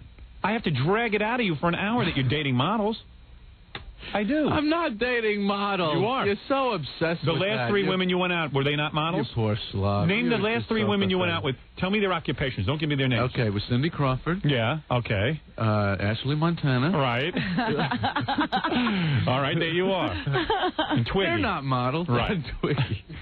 All right. I mean, seriously, I was never even sure that Jerry was straight in terms of women. Dear. And now it's like he's a womanizer. It's unbelievable. Seriously, you kind of, you know what I'm saying. You're not, I'm not a womanizer. you know. I didn't do anything. You are a womanizer. No, I'm not. What You is- will, because... when I go out with women, that Yeah. doesn't make me a womanizer. Will you marry them? No. Would you marry an ugly woman? No. Yes. No. Yes, I will. You wouldn't. No, I'm going to do it now. Just You're to prove lying. a point. All right. Now, okay, you go out and marry I'm an ugly woman. resigning from the show, and I'm marrying an ugly woman. Yeah, okay, very good. And then we'll see. Then maybe I'll come back. All right. Now, you claim that the auburn-haired beauty, Tony Katane, you claim that she was on your show and you met. I claim that, And you were attracted to her, as every guy is. And what was the move? How did you end up on Not the date? really. with her? We just went out for a cup of coffee. Now, how one did that night. happen? Yeah, go out for a cup of coffee. Yeah, but how did you get her to go to a cup of coffee? Did you ask her, would you come to a cup of coffee with me? Yeah, that's what I said. Would you come to a cup of coffee with me? That's what I said. What was she the was move? so impressed with my command of the language that What she was she went wearing with when me. you went out with her? For the I don't coffee? remember. You don't remember? No. I mean, She does not dress provocatively. Yeah, but were you knocked out by her breasts and everything? No. I mean, oh, No, man. I swear. She's very nice. Oh, she's very intelligent. Yeah. Very funny. Yeah, she's a scream. She is. She's Yeah. funny. I'm telling you. All right. And she can talk better than would you come to a cup of coffee with me, okay? So you went She out for a can cup of speak coffee. better than that. And what? Did you kiss her? No. And you just talked, and then you asked her out on a formal date. Yeah. You said, "Hey, I'd like to get together with you again." Yeah. Hey, so I'd like to get together with you again. I said, would you like to come to a dinner with me? Is that what you really said? Yeah. You invited her out for dinner? Yeah. So what did she wear for the dinner? Nothing. She was Just, nude. You know, yeah. No, she doesn't. She dresses nice. You know, she's actually a very normal kind of person. And you. Can I just tell the story of what happened? All right, go ahead. So we decided to go. We thought it would be fun to try and get in the Spagos because I never go to places like that. Right. So I thought, hey, But you know, Tawny does because she's into that. I don't know. Maybe she does. Come on, she's very glitzy. She wanted to Is go to she? Spago. And be seen We with thought it Jerry. would be funny. It's right near where I live. So I thought, hey, I got a TV show. Maybe I can get into this place now, you know. Right. So we go up there. Of course, we get kicked out. And, Did you really? Yeah. You got kicked out of Spago's. Why? They wouldn't let us in. I don't know why. Were you wearing a tie? Were you wearing a jacket and tie? No. Is that the reason why? No, no, they just say, you know, you have to be somebody to get a table. So I thought, well, maybe I'm somebody now. I have a show. That's true. You really don't need to be Yeah, here. I have an actual career, unlike It's the impressive. stuttering black midget. Stuttering black midget. That will do anything to get publicity. I All right. actually have a career. Okay, All so right, go ahead. we're coming out of the place. Yes. We say, let's go to... Is he making fun of Stuttering John? I think so. He's calling him a black midget. A black midget? Yeah. What do you mean a black midget? So we say, let's go to the Racist. record. Let's go to the record store They're instead. uncovering things about Jerry. So you And and Tawny- outside of Spago's, all of these photographer guys that work for these magazines just Right. stand around. So they saw us, and then the rest of it is all made up. Because you look like a deer who just saw the headlights. I mean, look at Jerry's face. He's like, oh, no. Because, you know, Jerry's very image conscious and very, very self-conscious. You are, in a way. It's like, you're like, oh, I don't want to be seen doing this. I don't want to be seen doing that. And all of a sudden he's there with Tawny Katane. No, but I wanted to be in the tabloids. I'm looking for... We were going to go back there and, I was just going to punch her out right in the lobby. You know what? Stuttering John actually got better placement than you in this week's Inquirer. Did you see that? His career is over, Stuttering John. I know. Everybody knows who he is now. It's I know. Well, actually, it's not that one. It's this week's. Yeah. That was last week. When I went to the American Comedy Awards, they came over to me before and said, and they pointed him out where he is. Yeah. His whole cover is blown. Well, we're going to get him a good disguise. Yeah, he needs something because he's finished otherwise. So, when you do Saturday Night Live, Jerry was telling me he brought in his own writers, too, to help. Good. Because, man, I'm going to tell you something. You got to be careful on that show. Sharon Stone, lucky she's a beautiful woman, I was telling Jerry, because the sketches were horrible. They were. Yeah. You got to admit. We're doing a breast show. I hope you don't mind. Go ahead. Yeah. Whatever you got to do to get the job done. Lorne Michaels with his little power base there. I hate that guy. I can look at some guys and just hate him. I hate Lorne Michaels. I hate that he's successful and has really probably nothing to do with Look the who's success talking of that. about a little power base. Well, what about it? Well, what have you got? A little. A little power base. Exactly. Power base. Very little. Smaller than Ferdinand Marcos' power base. Well, there it is, Seinfeld with WKRP Beauty. So we go out with her again. She went out, and you went to a record store. Yeah. And then you bought just hung some out. records. And What'd you buy? What does Tony like? She likes country music. Oh, what's with everybody with country I really music? had a problem It's the with new that. thing. That just about... And then you got in your sports car, I'm sure. What do you have, a Porsche? Got my expensive sports car. What do you have? I have a Porsche. Oh, yeah. Cool move. Top goes down? Yeah. Cabriolet or whatever they call Actually, it's a Targa roof. A cabriolet? Yeah, that's the Volkswagen. It's a Targa roof. Uh-huh. It's that cloth kind of material. No, that's a shield thing. You have to take it off. Yeah, right? you got to take that off. Oh, Man. Robin knows cars. So was Tawny wearing a dress when you were out with her? I Or don't think so. I think she was wearing jeans. Jeans and cowboy boots? Come on. Well, this is not... Oh, you don't know what Tawny... You don't know what Tawny... Oh, you're not going to get into this with No, I'm not going to get into you finally have some success with somebody I'm interested in. And I'll talk to you about Saturday Night Live some more. Oh, no, we'll talk about your TV show. Oh, we'll talk about stand-up comedians. I mean, come on. This is big news. So what is she wearing? Jeans? Tight jeans? Yes, Howard. Jeans. Jeans. Ooh, she's wearing jeans. Ooh, would you come to a cup of coffee with me in your jeans? And when you're in the you're acting like a big shot now, but aren't you in the middle like going, I don't believe it. My life is unbelievable. Like I tell jokes and I enjoy it and it comes very naturally to me and easy for me. And I'm with Tawny Katane. I'm with the girl in the White Snake video. Yeah, I'm with every guy's wet dream. I'm smitten by a sex kitten. You know what's great? It says here that you were smitten by her. Smitten. You know what was great? You remember in the White Snake video when she gets on top of the Jaguar, she's rolling around, and then she does a full split on the Jaguar and actually does a headstand on the Jaguar, and that's her doing it. Yeah. Does that drive you nuts? No. Oh, that doesn't. Oh, you know what? He just remembers You're such a liar. How does that affect? You know? Are you serious? You've been. What do you want someone to do in bed? Can you do? Oh man! Imagine a girl. How does that excite you? If you wouldn't want a girl standing on her hands. What do you want? A woman that can do an iron cross on the ring? Does that really turn you on? You don't think that's sexy if a girl can stand on her head, spread her legs, and you can have complete access that way? Complete access. Yeah. Would you listen to this guy? Complete access. Everything him is in terms of a backstage pass. Come on, Robin. You know I did not that. A rock show. Jerry's above that. Let me but just Jerry's point dating out all these something women. here. Yeah. He remembered it. Oh yeah. I don't remember it. Oh, he knows it. Oh, that didn't impress Jerry. I didn't remember that from the video. No, I didn't remember it. Ever see Tawny and I had never seen her in the videos. Ever see the movie Boy in the Plastic Bubble? No. The European version? No. With Tawny? No. And she's naked except for high heels and she's standing there. Really? Ever see Witchboard? Did you ever see Witchboard? No. Ever see I saw her in Bachelor Party. Ever see Land of the Yik Yak? No. Perils of Gwendolyn. Perils of Gwendolyn, Land of the Yik Yak? No. She's completely nude in that. Would you come to a cup of coffee with me? All right, listen. Jeans, Hey, your Jerry. jeans. Are you going to hang in here for the commercial? Are you going to hang in here for the jeans? news? Like, what is the turn on? Jeans. Was she wearing jeans? High jeans. I've seen her in her jeans. She wore jeans on my TV show. Oh, wow. And boots. Did she wear a dress on your TV show? Yeah. With a bustier? Yeah, a bustier. What a class guy. Boy, it's a good thing you're married. Oh, you're real embarrassed. Meanwhile, he's the guy out with. Notice who he's out with. I know. I know what you're saying. Right. Howard. Yeah, I'm the disgusting guy, but he's out with these girls every week. That's all he dates. But I'm a disgusting guy because I want to hear about it. Yeah. But he knows how to stay out on those days. Yeah, and I'm a pervert because I like a girl who can do a headstand and a split. Yeah. Meanwhile, Jerry's like, that's a wishing well. Come on. Jerry, I don't have a penis Seinfeld with you, ladies and gentlemen. Yeah, okay.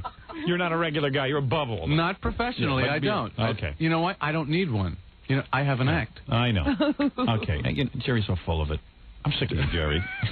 Let you and Jay go make fun of comedians.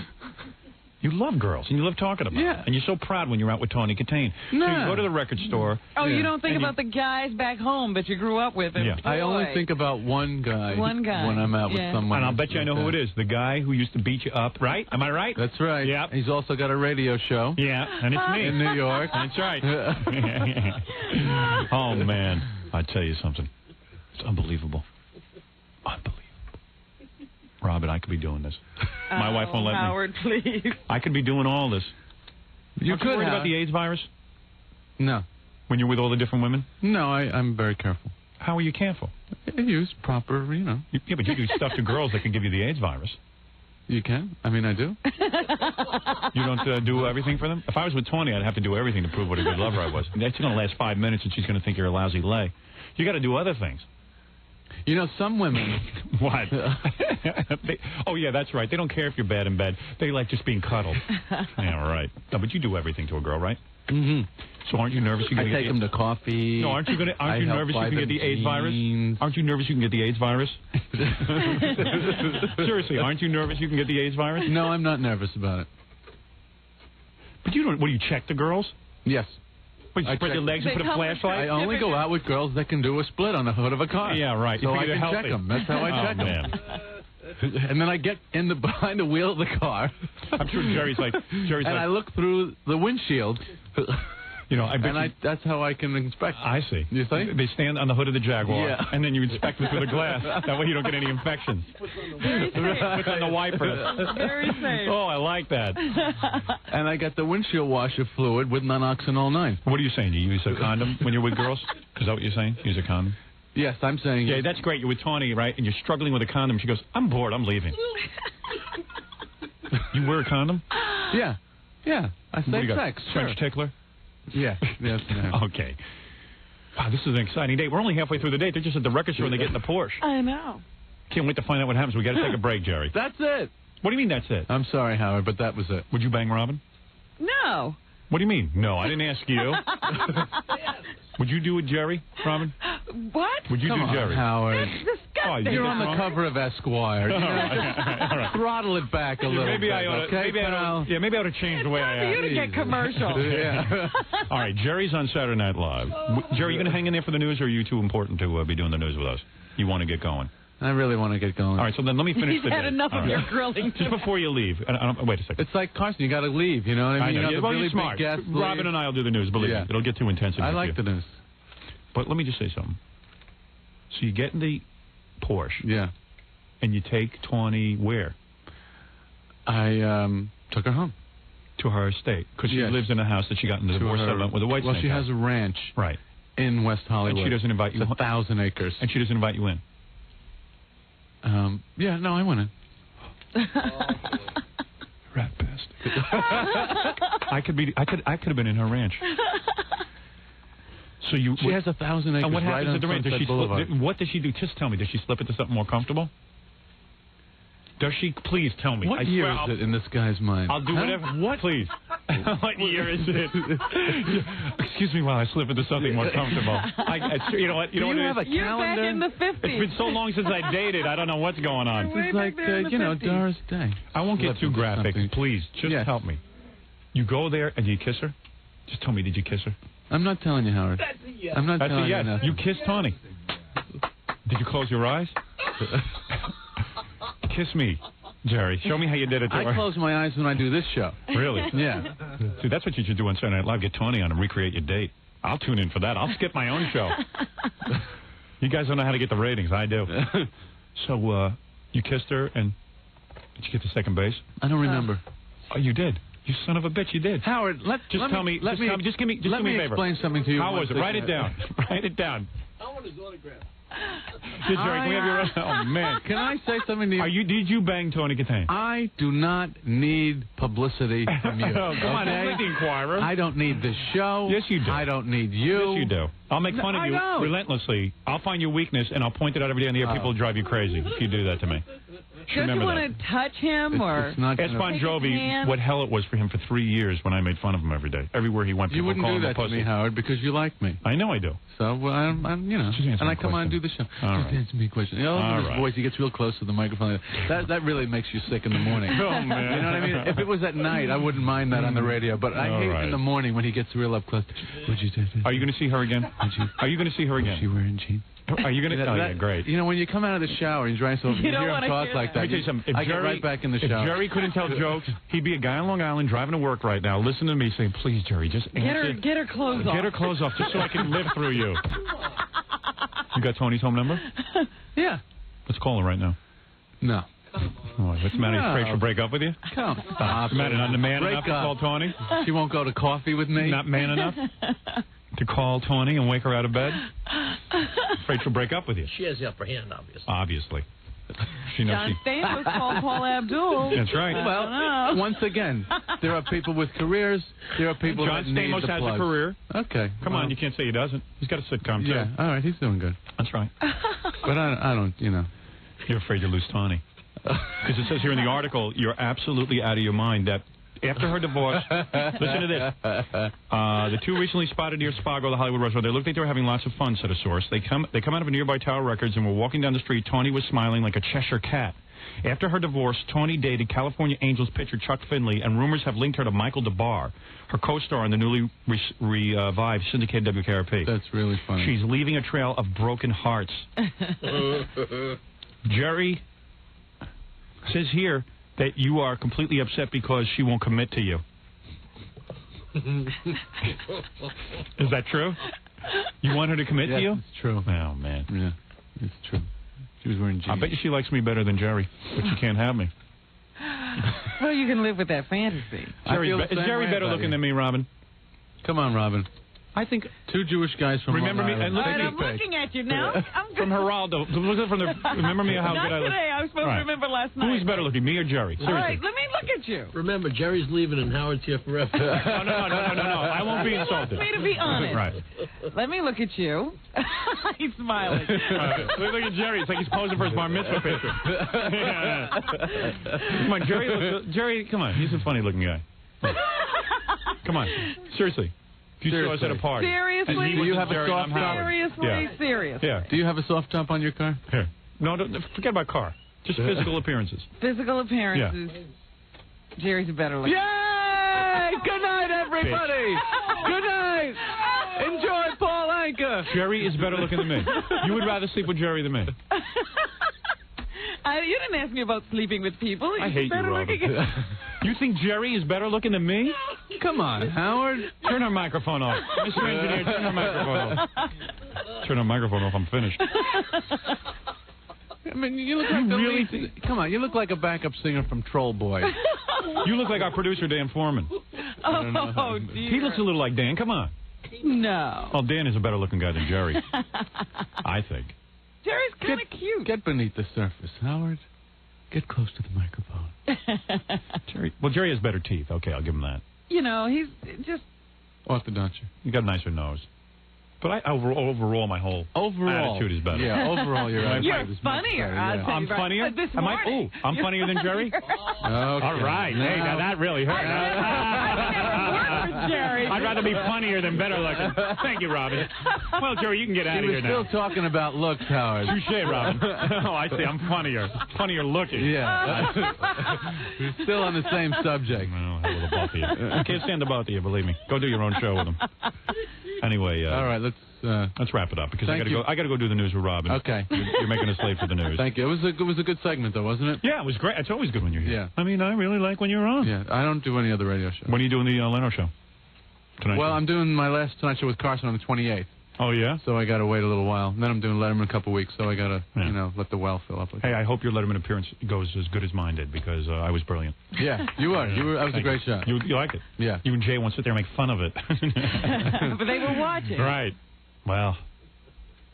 As soon as you leave, we can speculate how kinky you got with Tawny. Go ahead. I get the feeling he had sex with her. Do you? I got a feeling. I get the feeling that that you're they lovers. went Are you Tawny further. Kitane's lover? Is there anything wrong with asking? Are you Tawny Kitane's lover? Are you? Are you, Jerry? Just leave me with some information. Frozen in 1971. Are you her lover? Yeah. All right. You are her lover, aren't you? No, I'm not. All right. Look, obviously he's uncomfortable with this line of topic, this line of questioning. All right, everyone. You finally figured that out. Everyone, tape Saturday Night Live and watch Jerry because it still counts in the ratings. Tape. Still counts. Yeah. And or tape us and you know whatever. It's kind of weird. Jerry's on opposite us, but I don't mind plugging him. I'm confident that our show will win. How cool is this really, Howard? That you're having me on I don't to plug mind. your competition. You know what? That's I really. hope you beat me and they take my show off the air. You'd be doing me a favor by beating me. So everybody watch Jerry. Ignore me. And Jerry, of course, has a great sitcom on at 9 o'clock. Right. It's not your typical sitcom. It's very different and it's real good. It's real funny. It's on Wednesday nights. Okay. And you and Tony write me a letter from San Francisco. Okay. All right. The great Jerry Seinfeld. You're listening to The Howard Stern Show. 97.1 The Eagle. 7:58 at the Eagle. This is Brad Baxter checking traffic in Dallas. Signal lights flashing. Northwest Highway at Lemon. Jim Miller at I-30. East Earl Thornton and Hatcher at I-45. In Fort Worth, a stalled car southbound I-35 South Freeway at Hattie. That's on the right shoulder, and the backup is unwinding into the Mixmaster. And in Irving, an accident northbound Beltline before 114. Eagle weather not too bad today. Some clouds may start to roll in. It's going to be windy, warm, though. A high of 75 tonight. We may see some rain, a 40% chance of it with a low of 57. Right now, 51 in Dallas. It's 50 in Fort Worth. I'm Brad Baxter on 97.1 The Eagle. Okay, so you haven't been able to get through to score a key. No problem. Sign up to win one at the Skin Art Gallery this Saturday. It's a key that could start that 1994 Harley-Davidson Fat Boy the Eagle is giving away. And the Eagles' T.C. McGuire will be in Arlington Saturday giving you a chance to register to win it. We'll have the Harley on display there, too, so you can check it out for yourself. Plus, a van load of other prize giveaways, including Ranger baseball tickets. It happens Saturday from 1 till 3 at the Skin Art Gallery, 904 West Pioneer Parkway at Cooper in Arlington. So cruise by and party with TC and 97.1 The Eagle. This is Byron calling. Can you pick up the phone, please? When I need to feel you close, can I get you at home? When I call you collect, will you answer the phone? Come on. I'm calling you now, cause I need to hear the sound of your voice. Bringing you near.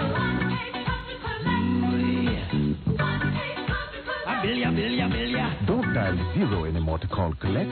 Dial 1-800-COLLECT and save the people you love a lot of money, up to 44% when you call them. Just answer the phone, that's all you need to do. It's so good to know I can charge it to you. Yeah. For long-distance calls versus a 3-minute AT&T operator dialed interstate call. I feel it up, I feel it up.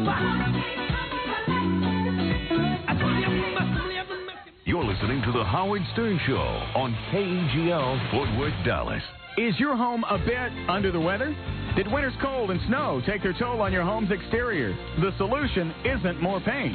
It's weather-resistant vinyl siding from Sears. Call Sears Siding now at 1-800-831-3300 for your free in-home consultation and estimate. There's no obligation.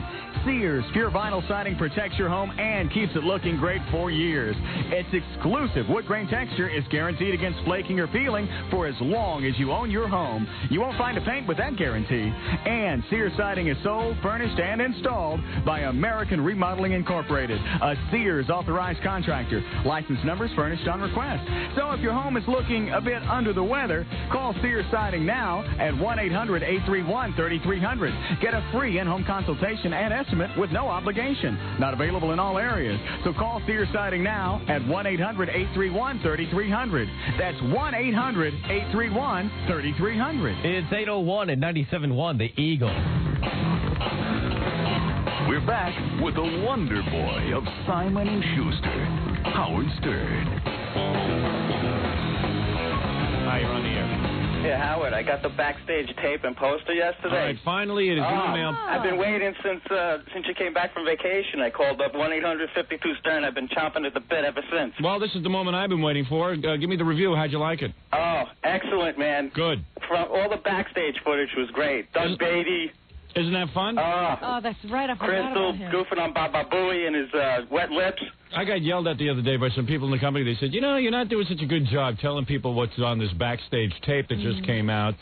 People think they're getting the New Year's special rehashed. And that's it, yeah. And that's it. I said, well, gee, it's hard to describe. I said, the only way to describe it is to have someone who has it, someone who owns it, to sit and talk about it. So I'm glad finally people are getting their backstage tape. And what did you I think was of shot the as a cannon. Yeah, did you like the presentation? In other words, us sitting around talking about it? Oh, that's always one of the best parts of it. Yeah, I thought you'd like that. Yeah, because I was expecting just like you were going to do the pageant, and then, like, in a separate thing, just comment on the backstage stuff. But I like the way how it was, cut in. Yeah, that's what I wanted to do. I wanted to make it sort of special, you know what I mean? Because I was ready to fast forward just to the backstage stuff, but it was great.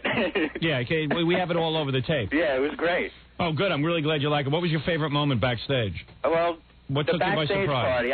I actually had a dream about Gina and the backstage party last night. She's wild, isn't she? Oh, my goodness. I mean, God bless her. God bless her is right. All of a sudden, you're at this backstage party, and I could see why the people at the Newark City Council freaked out. And then again, what do they care? It was a private party.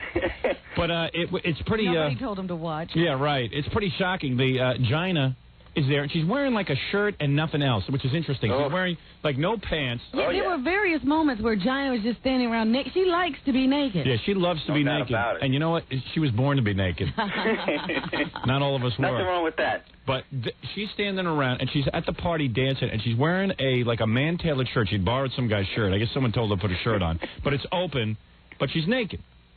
And she's dancing, and then 2 seconds later, literally, she's on the floor with a girl. Yeah, with the redhead. With the redhead. God bless her. God bless her, too. It's What a wild. country. It just was wild, and it was like they weren't just doing this because there was a camera on, because... No, I don't think they knew there was a camera. Half the time there wasn't a camera on. Yeah. I mean, you're seeing the moments we had the camera on them. Yeah, they were just going for it. It was great. Yeah, that's real lesbian love. That ain't no acting. Well, anyway, I'm glad you like it. How'd you like the poster? Oh, I was shocked, man. I tell you, I got home. I didn't even get my coat off. I was on the phone telling everybody I got it. I pulled the poster out. I was shocked. It's heavy-duty paper. Yeah. It is. Yeah, you thought it was going to be some It's junk. not crap. Yeah, it's It no is crap. not crap. Yeah. I'm going to be shopping for a frame today. Good. Excellent. I knew you'd like it. And, it's kind of hard, again, over the radio to say, hey, you're going to get a poster and a videotape. Right, nobody understands. They think it'll be some folded-up piece of junk. Yeah, I know. Oh, no. I wanted to give you something the special. It was great. Good. Hold on to the poster. It's And what'd only you a think of certain the amount of those. Hey, how'd you like the box? Everything was right, Everything was just, Yeah. What? The story with you said there was a mistake or something on the box, something, Should I say what I think it is? Yeah. On your neck. Yeah, you There's got like it. a little reflection or whatever. Yep, that's Yeah, it. but that's not bad, right? No. I liked it. What was the story with Tiny Tim? That actually... What was going on there? That was was- the end of the tape with Tiny. That was my favorite part of the backstage tape, was the Tiny Tim. Mind, man. Yeah, he's wild, isn't he? And with the Elaine Beastie. Oh, my goodness. Isn't she great? Oh. You see the way she wraps her legs around Tiny's head? And he keeps talking. Oh, yeah. Yeah. So would you. Oh, that was great. Wasn't that great? Howard, excellent. Thank you, my man. Excellent Thank stuff. you. I am glad you like it. There it is, Robin, the first official call. I love There you it. go. I love it. I knew you'd love 1-800-52-STERN. I haven't been doing such a great job of describing what's on the tape. It's hard to describe something people don't have in their hands Yeah. and can't talk about with you. Isn't that weird when Tiny definitely Tim... not disappointed. Isn't it weird that Tiny Tim is sitting there talking, and then all of a sudden she just wraps her legs around his I'm head? like, and he just keeps rambling.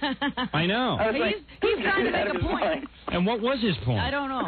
He started going into like, have you ever been in any other pageants? And Yeah. I'm like, what's with this guy, man? Hey, can you fault him? He loves women. Oh, God bless And then he starts going on about the winners, who should have won. Everybody should have won. according to Tiny. Well, Tiny gets into this whole thing that the woman who won, Miss Howard Stern, shouldn't have won because the woman with the Sunday should have yeah, won. she had the originality and the whole. But then he says he gave 5 points to each of them. I don't know. He's out of his mind. He's great. I really like that guy. In fact, he's coming on the show in May, so we Is can he? talk to him about it. Yeah. Great Yeah. stuff. I'm a big Tiny Tim fan. Never mind the music. I Who just is like it? talking to him. But he's pretty wild on the tape when she wraps her legs around his head. Oh, man. Yeah. It's. I'm glad you like it. 1-800-52-STERN for those who haven't ordered. And hold on to that poster, seriously, because there will only be a certain amount made, and then we'll cut it off, and then it'll become a collector's item. Real good. Thanks for the call. All right, Howard. Take care. Bye-bye. Bye-bye.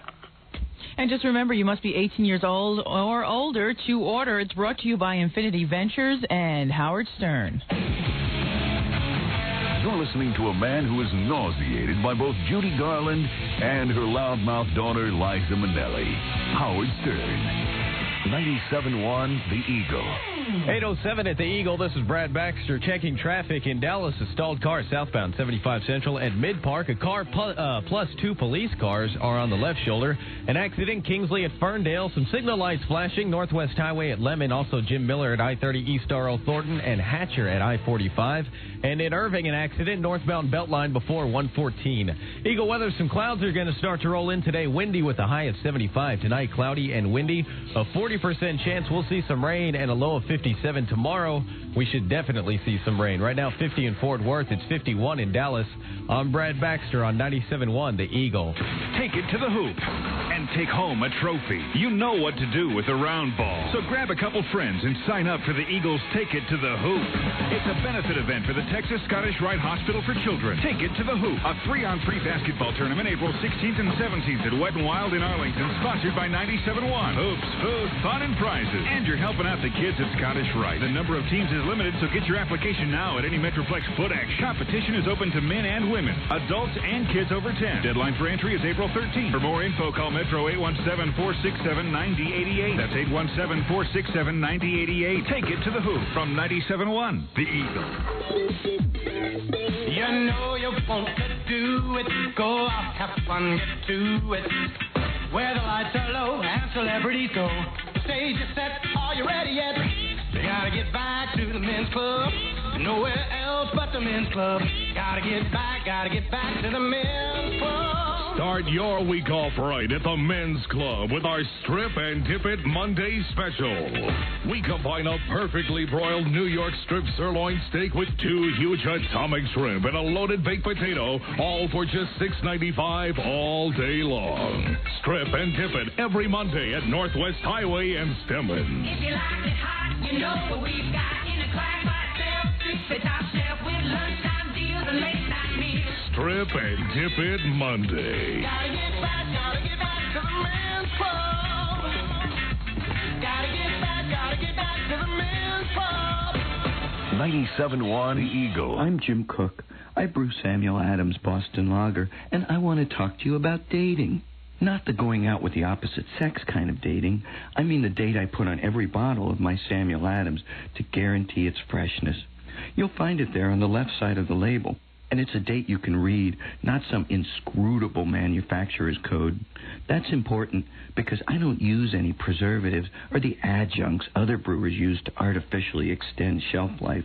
I use only traditional ingredients, put my Samuel Adams in brown bottles to protect it from light, and pull it off the shelves if it's past its prime. That way, you're always sure to get the big, full-bodied, fresh from the brewery taste that made my Samuel Adams the best beer in America 4 years running at the Great American Beer Festival. So maybe other beer commercials want you to think that if you drink their beer, you'll get lucky. But I can guarantee that with Samuel Adams, you'll always get a date. It's 8:10 at 97.1 The Eagle. We're back with a man who was luckier than Lou Gehrig, Howard Stern. And we're back with the best of Stern, Jackie Platinum joke, Paige Martling. To order Jackie's wild new comedy CD or cassette, and you're getting yourself 78 raunchy minutes and a free full-color Jokeland catalog. Only $10 plus $3 shipping and handling. Call 1-800-323-5464. And Saturday night, April 16th, Jackie's going to have one big show at Club Benet in Sayreville, New Jersey. For information, call 516-922-WINE. Back to the best of Stern. Well, we're talking almost 2 years ago to the date when the world was stunned by the untimely death of comedian Sam Kinison. Well, here's how the Stern Show dealt with the news on the best of Stern. Where do we begin about Sam, our good friend Sam Kinison, who... I thought that was a good touch that you dedicated the show to him this past... Oh, you caught the TV show. Yeah, we threw that together at about 10 o'clock at night Dan ran over to the TV station, and we're talking about on the TV show, we had a little dedication to the show. Hold on a second. I got to get rid of that squeal. We're back. That's for sure. I turned this whole machine off. Is that cool? Yeah, we don't screw need that. Yeah, I don't need that. That thing always makes noise. It's a cassette player. Yeah, so I quickly got that thrown together at about 10 o'clock on Saturday night. I couldn't believe Dan got that together in an hour. You know, to get anything together in an hour over at that Channel 9 is impossible, but... Yeah, because people were asking me if that was going to happen. I said, it's Channel 9. It's impossible. Well, you'd ask me in the morning if I wanted to do something, and it didn't seem right in the morning. It was just like, I don't want to just throw something together. We'll do something nice. You know, I got a couple ideas on what we could do to tribute Sam. But then at around 9:30 at night when we spoke, I said, yeah, maybe we should be doing something. So, I don't know. But where do we begin? You know, it's so funny. By the time I get on the air, if something like this, some tragedy like this happens, I've already talked about it with about 900 people, so we've been all through it. Kind of hard to... Well, people were calling me like I was the widow, you know? Yeah, I got Sam a lot of that, too. In fact, Dia came in this morning. Oh, she gave that to you, too? Yeah. Hey, how come Dia feels so free to walk into my office and start conversations? I got 15 minutes to read the newspaper. No offense to her. Well, she digs you, and... She's real nice and everything, and I like her, but... And she helps us out a lot. Yeah, she just can't bang on my door and just come walking through. Just because it's early in the morning. She needed somebody to talk to. Yeah, well, I wasn't a real good consolation kind of thing because Dia, what does Dia do here all night? She was doing the overnight. She does the overnight. Oh, is that what she was doing? Yeah. She works here now? She always has. That's why she's always hanging around in the morning. She fills in for Allison Steele. What happened to Maria Melito? Dia and Maria sort of split that duty. Really? And Allison's been out a couple of days this week, so Dia's been in for like the last... Oh, I didn't realize. Because after Dia, I didn't realize why Dia was here in the morning. I thought she worked for Westwood One. She does. Oh. That's her full-time job, but she does some on-air stuff here every once in a while. Yeah, because every morning, like, I get a knock on my door whenever she's working here, and, you know, she comes in to chat. And it's just like I'm not, you know, it's not that I'm not in the mood. I'd love to talk to her. She seems real cute and real nice, but and she's certainly easy on the eyes. You know, no problem there. But, you know, she came in, she goes, so I don't even answer the door. I think if they're knocking, it's somebody who shouldn't be knocking. Right. Knocking, and finally the door just opened up. She wasn't taking no for an answer. There was no answer, but she opened it up. Thought you didn't hear her. Howard, hello. Listen, I just want to say that I know how much you love Sam, and I just want to say that I'm sorry. But she didn't even announce what she was talking about. She came in, said, "Hi, Robin. I'm sorry. I'm really sorry." And Robin figures everyone owes her an apology, so she's thrilled to hear it. Okay. You're absolutely right. You're forgiven. You're forgiven. But you owe me. No, but it was very nice. You know, a lot of people called me and said how sorry they were because, you know, it's really funny. When I first heard the news that Sam died, where was I? I was at home. It was we take the phone off the hook at night because otherwise we get so many phone calls and stuff. So we take the phone off the hook at night, and I put it on at about 9:30. And the second I hung up the phone started ringing. And, of course, who was it? Dominic Barbara. Oh, dear. The bloated attorney. And the second I picked up, did you hear about Sam? And I said, hear what? Well, what's going on? He couldn't wait to be the first one to tell me. Dominic could not. I'm sure he must have been calling you, Gary. He had already called me several times. Right, to get a hold of me. Yeah, well, because I had been trying to call you because I had heard much earlier. Dia had called me. So you probably said to him, don't worry about Dominic, I'll tell him.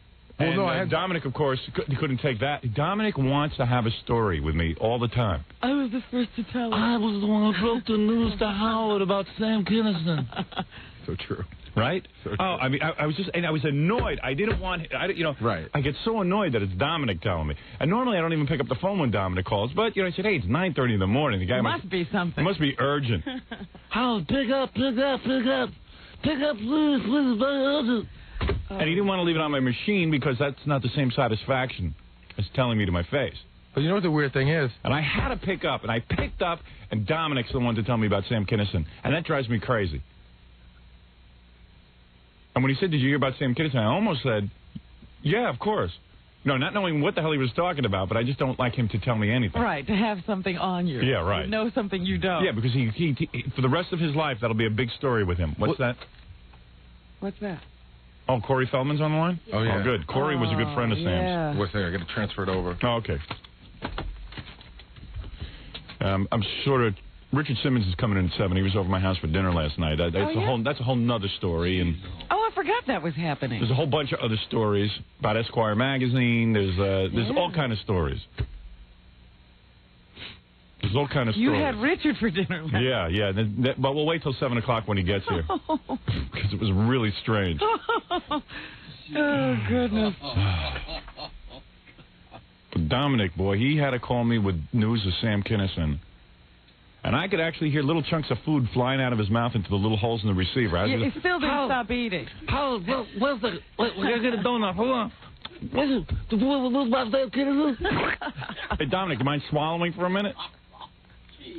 But Dominic must have, I understand Dominic was dialing since 6:30 in the morning, had me on rapid dial, just in case the busy line went off. And Oh, man. Can I tell you something? Yeah. He was out in his supposedly relaxing house on Shelter Island. Yeah. And this was his day off. Right. And I'm telling you, I think he told me, because he got me the first time at around 8:30 or something. Yeah. Wow. So he was really hitting redial. Could it have been that important for him to be the first one to tell me the news? Yes. He's unbelievable. At some point you say, as long as he's busy, I'm sure he's going to learn about it, you know. Yeah. I just want to know how, please. How are you sitting down? Did you? And he puts on the voice, did you hear about Sam? No, what's going on? Sam Kinison died today at... He gave me the whole... Right, the whole rundown. And I wasn't annoyed at first that Sam died. I was annoyed that Dominic was telling me news that I didn't know. Accept the bad news. No. You were too upset with Dominic. And I was like, oh, okay, Sam died, and I understood. I immediately, let me get Corey on the phone. Hi, Corey. Corey, you there? Yeah. Corey Feldman, the star of, let me give you credits real quick.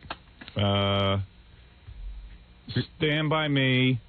License to Drive. License to Drive. Lost Boys. Dream a Little Dream. Dream a Little Dream, and that thing he did with Drew Barrymore. Right. So you have to I did with Drew Barrymore. Yeah. And this is the very straight Corey Feldman, by the way. Yeah. It's very straight. Well, actually, used to be when the old days used to be one of Sam's partying buddies. That's very true. Sam told me you could keep up with the best of them in those days. Well, I'll tell you, I've got an interesting story about how Sam and I were having a competition one time. Yeah. And we were trying to see who could stay up longer. And, he did this all the time. He would bring guys up to the house, the guy, I'm not going to mention other names, but he'd bring up people to the house, and we'd, see who could stay up longer. It was Celebrity Blast-Off. Right. And so we were gone for about 2 days, and I was supposed to go to the Pink Floyd show. And I said, Sam, I got to leave. It was about 2 in the afternoon. I said, there's a limo picking me up at the bottom of the hill at 4, and I got to split out of here. And he said, well, then you lose. And I said, no, because I'm staying up and I'm going to take acid at the Pink Floyd show, and then I'm going to come back afterwards. Right. And he said, well, you lose. And I said, no, you can't go to sleep. If you go to sleep, you lose. Right. And I went to the show, I did the acid, and I came back, and he was asleep. So you win. Well, nobody took more pride. Nah, pride's the wrong word. Nobody took more enjoyment out of being a celebrity. I really think Sam, when it first started to sink in that he was dead, yeah, it was like, I think the one big thing, I know that Sam will never, it was just so exciting for him to be a celebrity and be meeting all these people like Corey, like all these different people. Yeah, to be involved, sure. And to be involved and to have him at his house. I mean, it was like really unbelievably enjoyable, and nobody knew how to schmooze better than Sam. Yeah. I wouldn't be comfortable doing that, having people over and hanging out with him for 2 days. Staying up contest. But I was amazed, staying up contest. I was amazed how comfortable he was with schmoozing. I never saw a guy who could schmooze better than Sam. There was nobody who deserved to be a celebrity more than Sam. He was great when he was comprehensible. Yeah. Oh, yeah. Well, sometimes there were a lot of times he would just stand there and kind of stare at you. Stare at you, and then, well, it was kind of weird because, sometimes when he was so smashed and he was doing this show, we'd be back in my office, and the whole time he would just be looking at me, staring at me, going, "You're great. You're great. You're great. I bow to you. I bow to you." And the thing that was great about it was, I was never really happy when Sam was that messed up Right. because it was the kind of thing where I said, this guy's destroying his life, and he's another Belushi. And Robin brought up the point. If you said to Sam that he was another Belushi, he'd go ape because he says, I'm not going to die young. There's no way I'm going to die young. I'm not going out like man, let me Belushi. tell you something. Yeah. This is really eerie.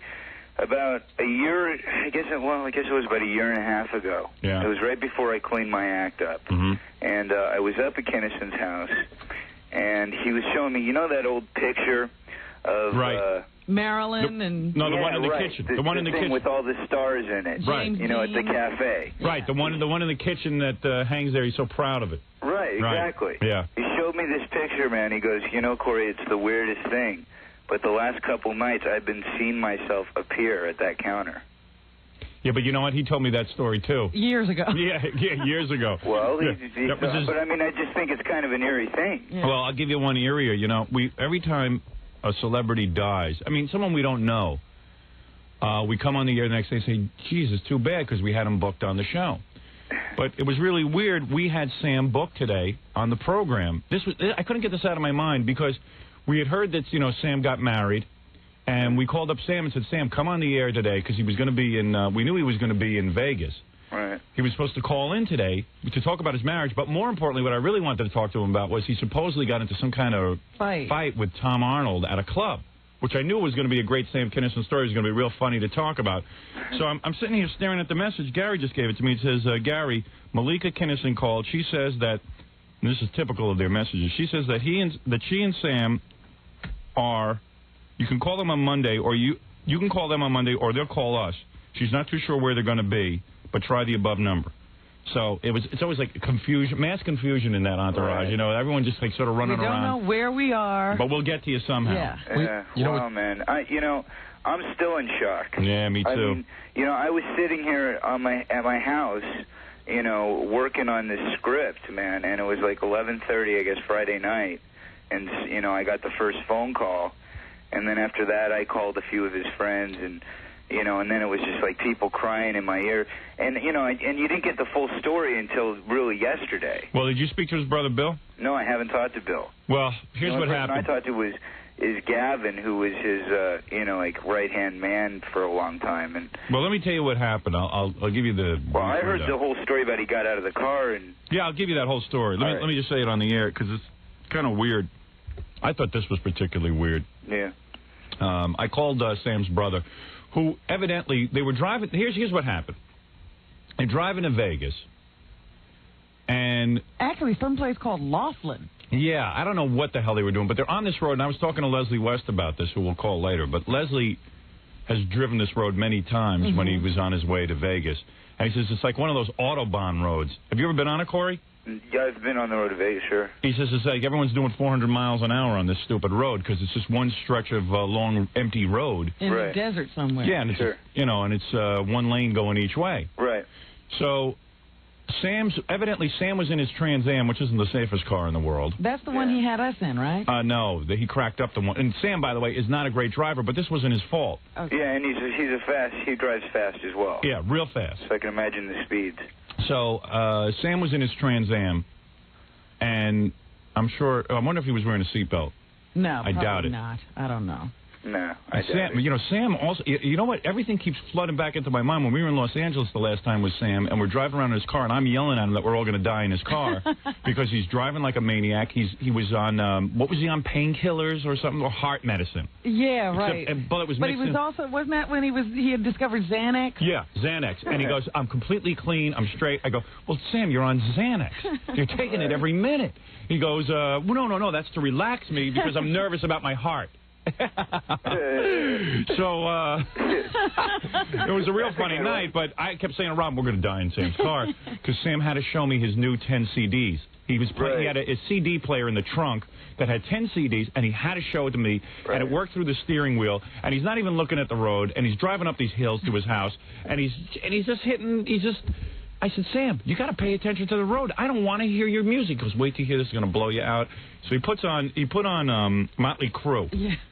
And it wasn't Highway to Hell. Yeah, well, it was something. I think it was Motley Crue this night. Yeah. And he's playing it to me, and he's not even looking at the road. And then we're driving backwards so we can see his billboard on Sunset. Well, he was looking backwards while driving forward. Yeah, I don't know what was going on. And he has a daiquiri blender in the glove compartment. Oh, my God. So, you know, we're just... And then Malika's screaming in the background, who was Sam's girlfriend at the time, and just was screaming, you know, hey, Sam, I try to get Sam to slow down. It was like the Three Stooges. Yeah. So... and he was going in those hairpin turns going up to his house. Right. We were out of our minds. Yeah, I said, we're going to die. And but anyway, it turned out it was kind of a normal night. Now, according to Bill Kinnison, Sam's brother, Bill would follow Sam in a car behind. So yes, this was a van, apparently, they had. Yeah. So evidently, Sam takes his Trans Am, and him and Malika drive to this gig. And behind him is his brother, and I guess a couple other guys. Carl above, and all those guys. Right. So they're all in the car, and they see there's a truck that's moving very slow. It's almost like stalled out or something. And there's this guy in a pickup behind it who's going to pass the truck. And the guy's going real fast. And Sam is in the other... Is this what you heard, Corey? Well, I didn't hear about the other car involved. Yeah, well, so the pickup's going real fast. And Sam, according to Bill, slowed down to about 25 miles an hour because he saw this kid in the pickup coming at him, but he tried to pull over, but there was nowhere to pull over, so he slowed down. So the kid smacks him head on. Wow. All right. So this, so Bill runs out of the car. Bill's Sam's brother. He opens the door, and Sam's okay. He looks at Sam, and Sam's awake, and all he sees is a gash on Sam's head. Okay. And he says, Sam says, I can't believe I'm dying. I'm going to die. I can't believe I'm going to die. I don't want to die. I don't want to die. So Bill's looking at him going, he's crazy. He's not going to... What do you mean he's going to die? He's typical conscious. Sam overreacting. Yeah, Sam is overreacting. You know, it's just a good excuse to take more Xanax to relax. So, you know, he's looking at him going, okay. But he said it was kind of weird because Sam was sort of looking through him. Like, he wasn't, like, really having this conversation with Bill. He was having a conversation, oh, no, I don't want to die now. I just don't want to die now. And according to Bill, it was like it wasn't... You know how they say if there is an afterlife, people are like looking and talking to something. So it was like one of those deals, and Bill said it was rather eerie, but yet he felt Sam was okay because he was talking and he was out of the car. Yeah, I heard. Right, he got out of the car and was walking around. He got out of the car. Yeah. And then I heard the rest of it. Well, wait. Let me get to. Okay. Do I need to break here, or am I cool? I got a break? Okay. Hold on. We'll be right back after these words. Listening to The Howard Stern Show. 97.1 The Eagle. 8:29 at the Eagle. This is Brad Baxter checking traffic. In Dallas, a stalled car southbound 75 Central at Mid-Park. A car plus 2 police cars are on the left shoulder. An accident, Kingsley at Ferndale. Some signal lights flashing. Northwest Highway at Lemon. Jim Miller at I-30 East R.L. Thornton at Hatcher at I-45. In Irving, a few accidents. Eastbound 183 at Beltline. Northbound Beltline before 114. And MacArthur at Grawweiler. Eagle weather, some clouds today. Windy with a high of 75 tonight. Cloudy and windy. A 40% chance of rain and a low of 57 tomorrow. We should definitely see some rain. Right now, 51 in Dallas. It's 50 in Fort Worth. I'm Brad Baxter on 97.1 The Eagle. Tomorrow night, 97.1 The Eagle and Deep Ellum Live. Welcome Diamond David Lee Roth to the Metroplex. David Lee Roth warming up for his upcoming tour right here in your own backyard. Don't miss David Lee Roth. His new CD, Your Filthy Little Mouth. His concert warm-up show tomorrow night at Deep Ellum Live. David Lee. Hey, this is David Lee Roth live in front of your naked steaming eyes, speaking through the digital age. No way, we'll be live with me, yours truly, David Lee, and the Eagle, broadcasting, cooking backstage. See you on Tuesday. David Lee Roth, Tuesday night.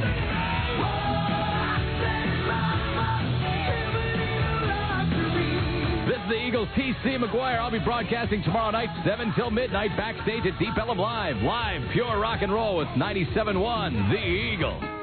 Hard charging parts, smooth flashing parts, big locking and locking parts. Western Auto, go stranger to these parts. If you fix your own car, you're saving serious cash. but you can save even more when you get your parts at Western Auto. Hey, nobody sells parts for less than Western Auto. With our national purchasing power, we guarantee our everyday low prices on any part you need. We're so sure about our prices that if you should spot a lower advertised price on any product we carry, Western Auto not only matches it, we beat it by 5%, guaranteed. So why fool around? For serious parts at serious savings, it's Western Auto. We know what you want. Like Castrol Motor Oil for maximum protection against viscosity and thermal breakdown. Save on Castrol at Western Auto, where this week official NBA team caps are free with a 12-quart Castrol purchase.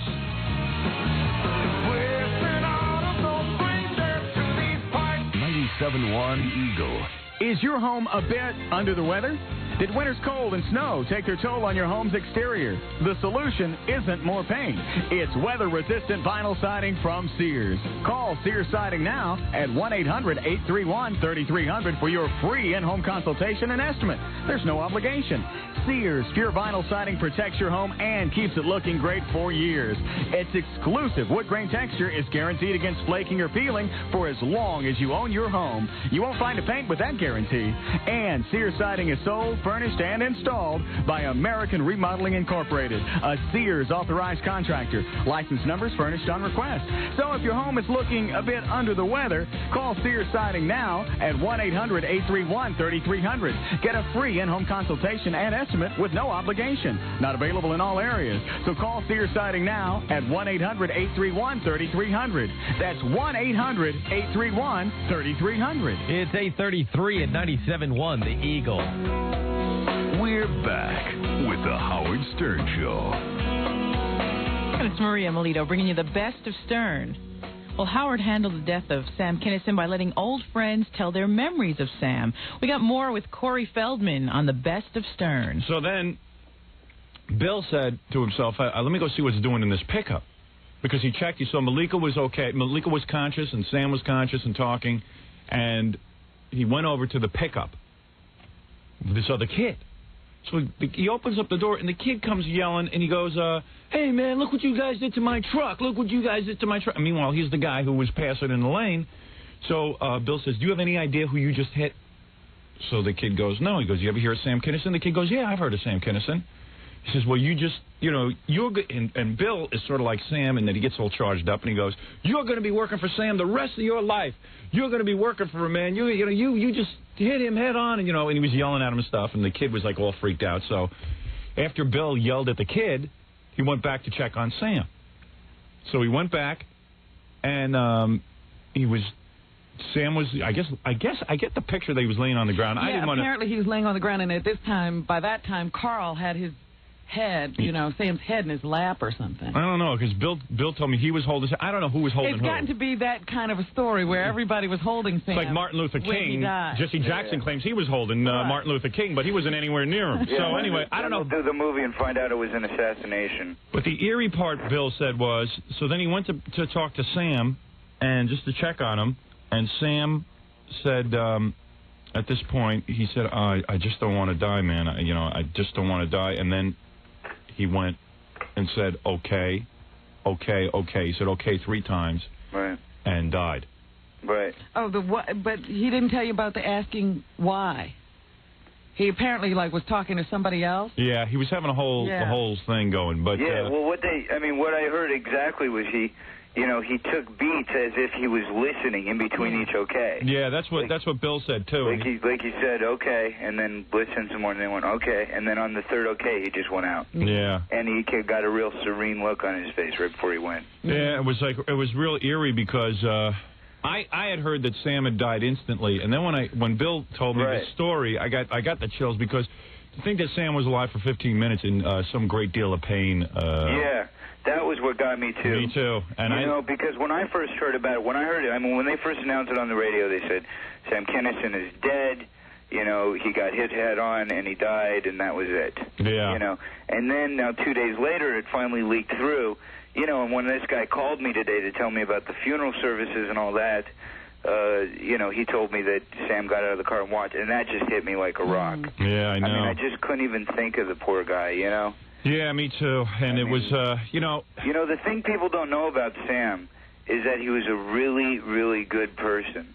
He really was. He really was. He was a great guy. And I'll tell you something. I've said it. In fact, I probably said it as recently as 2 weeks ago, right before we went on vacation. Someone called up and asked me about Sam.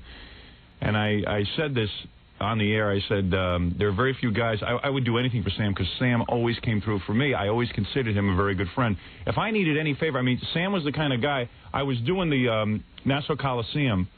And I wanted a big celebrity to show up for it and be part of the show. And I called up Sam and I said, hey, Jessica's coming. You know, you can mix it up with Jessica in front of everybody. He says, if you need me to come, I'll fly out there. He flew out at his own expense, came out to the Nassau Coliseum, and just appeared with me. Never asked me for anything for doing it. If I needed to release a tape or something, he gave me permission. If I needed to put that on videotape, he gave me permission. He just was a tremendously giving person. And you know, I'll tell you, man, when I went through my arrest and all that stuff, he was one of the few people that was there for me. I mean, he called me the morning that it was on the news. He said, man, whatever you need, I'll get you a lawyer. We'll take care of this. Yeah. You know? Yeah, he told me he did that.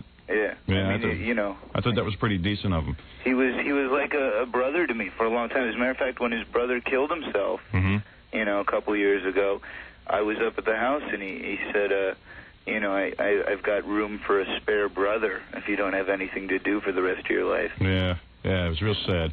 And I heard the news, and, you know, I kept thinking about all these different moments that we had, especially when we went out to his house in Los Angeles, and how proud he was that he says, you know, most people don't realize, they think I live in a dump, and look how I'm living, and very, very proud of the fact that he was doing so well. Right. And I don't know. Yeah, and then, like, even sad stuff, like when he walked off the movie, you know, he had a movie deal for this picture where he played an Eskimo, and he walked off the set for they had already spent $5 million on this movie, and I said to Sam, you know, Jesus, you're crazy, because I knew that would be the end of his film career. That would be it. No one would touch him. If you walk off a movie and cost people $5 million, I felt real bad, but I know he was real proud that he'd sort of like gotten it together to do that Charlie Hoover show and sort of become accepted again by the show business community and perhaps maybe work his way back into some kind of film. Yeah, he just signed back at my agency. Yeah, right. Yeah, and he was getting that all together, and that was kind of cool. And you know, another thing, man, I got to just talk about how ironic this is. Yeah. Is that, you know, Sam was such a partier all his life. I mean, you know, back and forth, but he was, you know, for the most part, a partier. Yeah. And the fact that, you know, he died sober and was hit by a drunk driver. I know. And that's the most amazing thing. I mean, just look at the irony in it. Have they I know they charged the kid with vehicular manslaughter, but they don't know. Was he drinking this 17? They're waiting for alcohol results. Right. But they said that there was nothing in the truck of that, in the cab of that pickup truck, but beer cans. Really? Yeah. Oh, man. And you know what's weird, too? It was like, when Dominic first called me and told me that Sam was dead, I just went like, oh, okay. You know, because I always expected it. I always expected that Sam would die young because he just, I mean... Because of his partying. I mean, I have never seen anybody do that much coke in my life. Right. Or anything else. And you expected every day that he'd get a phone call hearing that he was OD'd. Yeah, I mean, I had, like, I think about all the weird times. We were here doing the radio show, and I went back in my office, and I found Sam in there, and I saw this big bag of coke, and and he was just doing tremendous amounts of it. And I went back and I said, first of all, Sam, I said, you can't do this in my presence. I said, first of all, radio is this is my job. This is where I work. I'm gonna, you know, I got to ask you to stop doing this. I got to ask you to leave with this stuff because this is my job. This is government regulated. You know, radio, the station's license. You got to leave. And he said he understood. It was cool. You know, he knew the whole thing. And you know, I didn't want to come off like some kind of narc or his father. I never sat there and preached to him about his lifestyle, but, I mean, certainly I was nobody to preach, right? I mean, I had done all that stuff, too. Right. And, but, although we did give him lectures and tried to... Yeah, we often talked to him, but he was in the midst of one. Right, yeah, it was not the best time. Yeah, it wasn't the best time. Every time we were talking to him. Yeah. Well, you know, Sam dragged me to one of my first AA meetings. And then went out and got drunk. Well, the funny thing about it... He was the best guy in And by the way, he loved his AA meetings because he got... let me tell you, I got to tell you this story, because he would come back and tell me, he would go, oh, man, Tommy Lee. Not Tommy Lee. I don't know, somebody. Steven Tyler, somebody. I don't know. It's always somebody who he met. Let me tell you, there's a great story. Yeah. We were at some award show. I forget. It was like the AMA Awards or something like that. Right. And I hadn't seen him in a long time. And we hooked up, and we went out in his limo, and he's doing blow. And And I'm like, no, I'm not using right now. And I was smoking a little pot, and I was like, all right. And we party all night. He's drinking like a madman. And he's like, and he comes to my house and he says, I've got to get up at 7 o'clock to meet these guys at the log cabin for this meeting. and I'm like, Sam, that's great, but maybe you should get some sleep. And he's like, no, I'm just going to drink some more and we'll go in the morning. Good high-level meeting. Right. Yeah. And I'm like, Sam, and he's like, I want you to come with me. It's the greatest thing ever. And I'm like, Sam, it sounds like a great idea. I'd love to go with you. But why don't we wait till you go home and get some sleep? We'll go tomorrow night or something. Yeah. He goes, no, we got to go. So 7 o'clock rolls around. We get in the car, and we drive down to this AA meeting. Sam at this point is he's already passed out twice in my living, by the way, and woken back up and grabbed the bottle. And we get to the AA meeting. And got to be ready for the AA meeting. People are, staring at the guy. Because you're not allowed to drink at those AA meetings. It's a real hassle, so you got to get loaded before you go in. And I think at this point I had been doing blow, right? With him because there's no other way I would have been up at 8 o'clock in the morning. So I walk in and I'm freaked. Right. I'm sitting there like everybody's looking at me, and Sam's slobbering on himself. Yeah, right. And then he goes and he says, "All right, that's enough for me." Right. And he walks out and he passes out on the sidewalk in front of the place. And then we walk out. I'm like, I got to get out of here. I put him in the car. He's like, come back up to the house. Let's party. I'm like, Sam, I'm done. Right. I'm going to sleep. He goes, take me to the liquor store. I want it to open. Take me there. And I was like, no, Sam, just go. I'm taking you home. Yeah, it's enough already. He's trying to fight with me to let him out. So finally I said, you know what, Sam? I'm not dropping you off at the liquor store. There it is on the corner. I'm driving to your house. If you don't like it, then, fine. Yeah. So he gets out, and he closes the door, and he walks over to the liquor store. And he sits in front of it. And I just left him there. I know.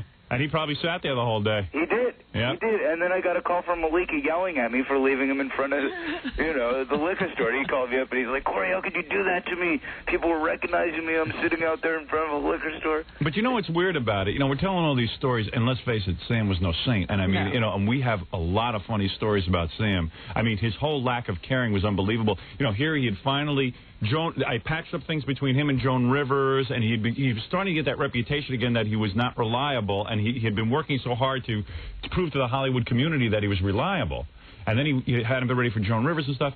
So Sam, of course, gets a meeting with a bunch of guys at Fox to do this Charlie Hoover show, and he has to fly back and be on time. They said, we want to hire you for a TV show, but you got to be on time and show us you're responsible. And Sam goes, look, man, it's a new Sam Kinison. I'm responsible. He misses the meeting at Fox. Course. He misses it by a day. By a day. And but he did manage to explain himself out of it and get the meeting anyway and get the TV show. But that was Sam. I mean, that was what was so much fun about him. But the good point here, and I got to take a commercial break, but the good point about Sam was, guy was such a brilliant comedian, and I always found it to be such an honor when I would talk to him. And he would tell me how funny he found me. I mean, for me, it was just like a real big compliment when someone as brilliant as Sam Kinison would find me funny. I mean, that to me was just unbelievable. Right. Because I thought he was so brilliant. And it's sort of weird in the paper. I don't think Sam's getting great treatment in the paper, because if you read an article about him, like he was on page 52 of Newsday yesterday in the obit section, and I thought Sam was a little bit more important. Actually, he made the cover. Yeah, I mean, it wasn't like Bob Nelson died. You know what I mean? What? I mean, the press has been so hard. The night he died, Yeah. on the news radio out here, it said, foul-mouthed comedian Sam Kinison. Right. Yeah, and he was a lot more than that. And, like Leslie West said something really cool to me yesterday. We were talking about Sam, and he goes, they're making Sam out to be Fatty Arbuckle, like sort of like this buffoon who just partied all the time and got into trouble, Well, they were saying he was the grandnephew of W.C. Fields. Yeah, right. I mean, oh, man. But the guy, if you remember when Sam burst onto the scene, and he really did, it was like with rage and fire, man. I never laughed harder in my life. Mm-hmm. Yeah, and I mean, great, man. It's unbelievable. I mean, he really did change the face of comedy, didn't he? Yeah. He there was always a line that every other comedian went up to and saw how far they could bend it. That's where Quay came from. Yeah. and he would just like kick that line apart. Yeah, and I always dug that. I was like that, and I thought his best comedy of all was when he'd just be here on the show ad-libbing and talking about his life. That was always funny. Oh, he was. I mean, just think of the times that he revealed to us that he was sleeping with the two sisters. Unbelievable. His fights with Jessica, with Goldthwait. And remember the Bon Jovi thing, the dude-man fight? Yeah, unbelievable. Oh. Well, what I'm going to do is, I didn't want to rush something together. So I said, because Gary said, you want me to get the clips together for Monday's show? I said, nah, Richard Simmons is coming in and all that, and there won't be that much time. I said, why don't we talk about it, and then like maybe Friday, we'll just do a bunch of clips from Sam's appearances and sort of remember him that way, because he really gave us some incredible radio. I mean, awesome radio. Yeah. The best radio, if you will. He was incredible. Yeah, and he was a good guy. He really was a good guy, and I really am saddened by his death. And I just can't believe he didn't go out with some coke, some sort of frenzy. Yeah. I just but can't. I think it's a lesson to us, in some weird way. I really do, man. It's, the drunk driving thing.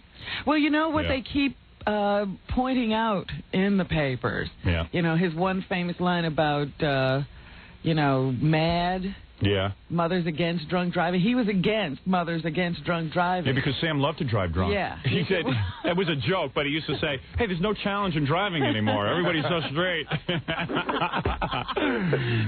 I know that'll come back, like some straight ass will probably print in the paper, you see what he said, and it'll come back. But come on, you know the difference between jokes and reality. And it's just hard to even laugh at that now, I mean, it's just the shock value, I think. Yeah, well, he was funny. He was funny. And, it's the kind of thing, too, where Sam would actually be laughing about his own death. Remember when his brother committed suicide? And he called up and he told me to make jokes about it, Robin? Oh. And we were on the air joking about his brother's suicide. Of course, then he was telling all the jokes, though. Yeah, he was doing all the jokes. I remember the day, I saw him the day after, and he goes, I just lost 180 pounds. Oh, man. Yeah, but, so... At first, I was trying to be sort of cavalier when I heard the news. I was kind of like, I expected Sam. And then when I heard, like, the way he went, and then all of a sudden I realized I'll never be talking to Sam again. Right. I'll never talk to this guy again. Right, I couldn't accept that. I couldn't believe it. I just can't believe I'll never talk to that guy again or see him. Because the guy, you talk about life of the party. This guy never let up. Right. You know what That's the part that gets me. You know the first thing I flashed on, Robin? What? We were out in Los Angeles. He goes, Howard, I want to lose weight. How can I do it? I said, Sam, you don't even order anything healthy. So he goes, I'm going to order something healthy right now. So he calls the waiter over. He orders. I said, Sam, what do you order? He says, I ordered spinach. I go, good. That's good for you, spinach. They bring over spinach. You could among the butter and sauces on this spinach, it was cream of spinach. You couldn't even find any spinach in this dish. It was just like loaded with butter. I go, Sam, you don't understand something. I go, look, man. I said, there's butter, there's fat in here. I said, how are you going to lose? He goes, hey, man, I'm trying, all right? Take it easy on me. Yeah, this was right after the heart scare. Yeah, because he was on his heart medication. He's on his heart pills, and he's going to get his health together. He's always getting his health together, and he's never going to get his health together. Because Richard Simmons was over my house yesterday, and he says, what about Sam? He says, and the funny thing with Sam was, Richard Simmons and Sam used to actually talk on the phone. They never met, but Sam was always going to have Richard over and start an exercise program with Richard. And I used to say to Richard, you will never be over Sam's house. Sam will never, you will always be talking about it, but you will never see Sam try to get his health together. Forget about it. It just won't happen. But I keep flashing on that big bowl of cream of spinach. Oh, yeah, that was the best when he said I was ordering something healthy. And the other thing I keep flashing on, and I got to take a break after this one, but the other thing I keep flashing on is when he came over to my house for dinner, he was doing a show at Westbury Music Fair. And I said or Nassau Coliseum, and I said to my wife, I said, this guy's on the road all the time. He's always in a frenzy. I said, let's make him a really healthy, kind of wholesome meal, so he could so he know could what that is. Yeah, so he could sort of experience that, And of course it didn't make a difference because one jumping jack would have done him in. It would have killed him. Although he could lift his foot above his head. He was not in bad shape. Right, he just did everything way too much. Yeah, well, it's true. A lesser man could not have taken the physical abuse he put his body through, the punishment. He was the most in-shape fat guy I had ever met. Aside from Jackie. Right. For Jackie. Yeah, Jackie's pretty much in shape, too. Hey, Corey, I got to go. All right, But I really appreciate you calling in. Yeah, I just had to call. I knew you guys would cover it today. Yeah, we're going to be talking about it pretty much all morning. Yeah. But Corey Feldman, everyone, who was a close friend of Sam's. Yeah, thanks for calling. That was really good. Corey. Guys. Thanks, man. Thanks for talking about him. All right, man. It's what he would have wanted. Yeah, no. The the other thing I thought about? He would really love a huge funeral. Yeah, I know. With a big turnout. Oh, I know. But I think that's what we're doing. We're actually, I think we're having a party afterwards, too. I am feeling real bad that I can't be there. Fly out. Well, you know what the problem is? I got a TV show and a radio show, and there's no way I can coordinate both of them, and I just took a week off, and I know no one would understand if I went out there, so... Yeah. It would be kind of weird. Well, you know, I'll send your regards to the family. And Robin and I are always joking about how if one of our celebrity friends died, it'd be great to go to the funeral because we can network. Yeah. And this will be a great one because everybody's going to turn out for this one. And Leslie, Leslie West called me up. He says, You said I'd be the first one to go. You said I'd be the first one to go. You see, I wasn't the first one to go. That was the first thing I thought about. Yeah, I know. It wasn't Leslie. It wasn't, and Leslie was so proud of himself that he is the first one to go. Now he can go. Yeah, now he can die. Man. Oh, unbelievable. Because we used to always argue who will die first, Sam or Leslie West. And I said, I'll probably die before those guys. But then I also kept thinking, Sam was 38, right? Yeah. And, at some point you get over that whole drug phase. Most people do. He was beginning to get to that point. Yeah, he was sort of, and you know what? He was so excited about being married and all that other stuff, and he just got done with his honeymoon and all that. And, by the way... He was sober, man. I haven't been able to call Malika at all because she's been in intensive care. Right. They just transferred her to a hospital in Los Angeles. And she'll be out Monday, I hear. Yeah. Oh, all right. I'll at this point I'll send flowers. Like Monday and call afternoon, I guess, today sometime. But I forget what I was going to say. What was I saying? He was happy about being married. And and at some point you sort of turn your life around and all that. And I kept thinking, the guy's 38. He could have lived to 68, 70. Who the hell knows how long? I just feel like the guy was robbed of life. And also, believe it or not, Sam was talking about having a kid. Yeah. Wow. And all that kind of stuff. Well, it's probably good that it happened before he had a kid. Yeah. Yeah. That's always a whole nother tragedy. But. Yeah. Hey, Corey, do me a favor. I'm thinking of sending you down, if I can express them out to you, cardboard cutouts of me and Robin so you can carry us around at the funeral so we're, represented in some way. That's very funny. Yeah. Would you mind walking around with those? No, I do. Not at the funeral, I don't think. Yeah, maybe at the party. At the party. At the party. Just put I definitely will. Yeah, just hang these big cardboard cutouts of me and Robin up there. I will. And I'll do your voices and have them interview people. Because Sam would have loved it. Okay. All right, man. Thanks, Corey. Thank you. I'll speak with you. All right. Bye-bye. Corey Feldman, everyone. Out in Los Angeles. All right, let me take a break here. We'll be right back. You're listening to the only man who still believes that Orson Welles wasn't faking that 1938 Martian invasion. Howard Stern. 97.1 The Eagle. 8:53 at The Eagle. This is Brad Baxter checking traffic in Dallas. A stalled car westbound 635 LBJ at Hillcrest. An accident, Dallas Parkway south of Rosemead. Some signal lights flashing. Northwest Highway at Lemon. Jim Miller at I-30 East Star Old Thornton. And Hatcher at I-45. In Arlington, a signal malfunction. Collins at Copeland. Police are on the scene. And in Irving, an accident northbound Beltline before 114. Eagle weather, some clouds are rolling in today. It's going to be windy with a high of 75. Tonight, cloudy and windy, a 40% chance of rain and a low of 57. By tomorrow, 70% chance of rain, so it looks like we're going to get wet again. Right now, 50 in Fort Worth. It's 51 in Dallas. I'm Brad Baxter on 97.1 The Eagle. It's the Eagle's second Harley giveaway, and you could ride this fat boy home. To win the bike, you need a key. To win a key, listen for these songs. Billy Idol, White Wedding. It's a nice day for a white wedding. The Scorpions. Rock You Like a Hurricane. Rock you like a hurricane. And Judas Priest. Living After Midnight. Anytime today you hear any of those songs, be caller 9 at 7871-971. You'll get a key that could start that 1994 Harley-Davidson Fat Boy. And keep it on the Eagle to find out where you can go to see the bike for yourself. Harley trailer courtesy of CNS Trailer World, your full-service trailer dealer. It's Harley giveaway number 2 from 97.1 The Eagle.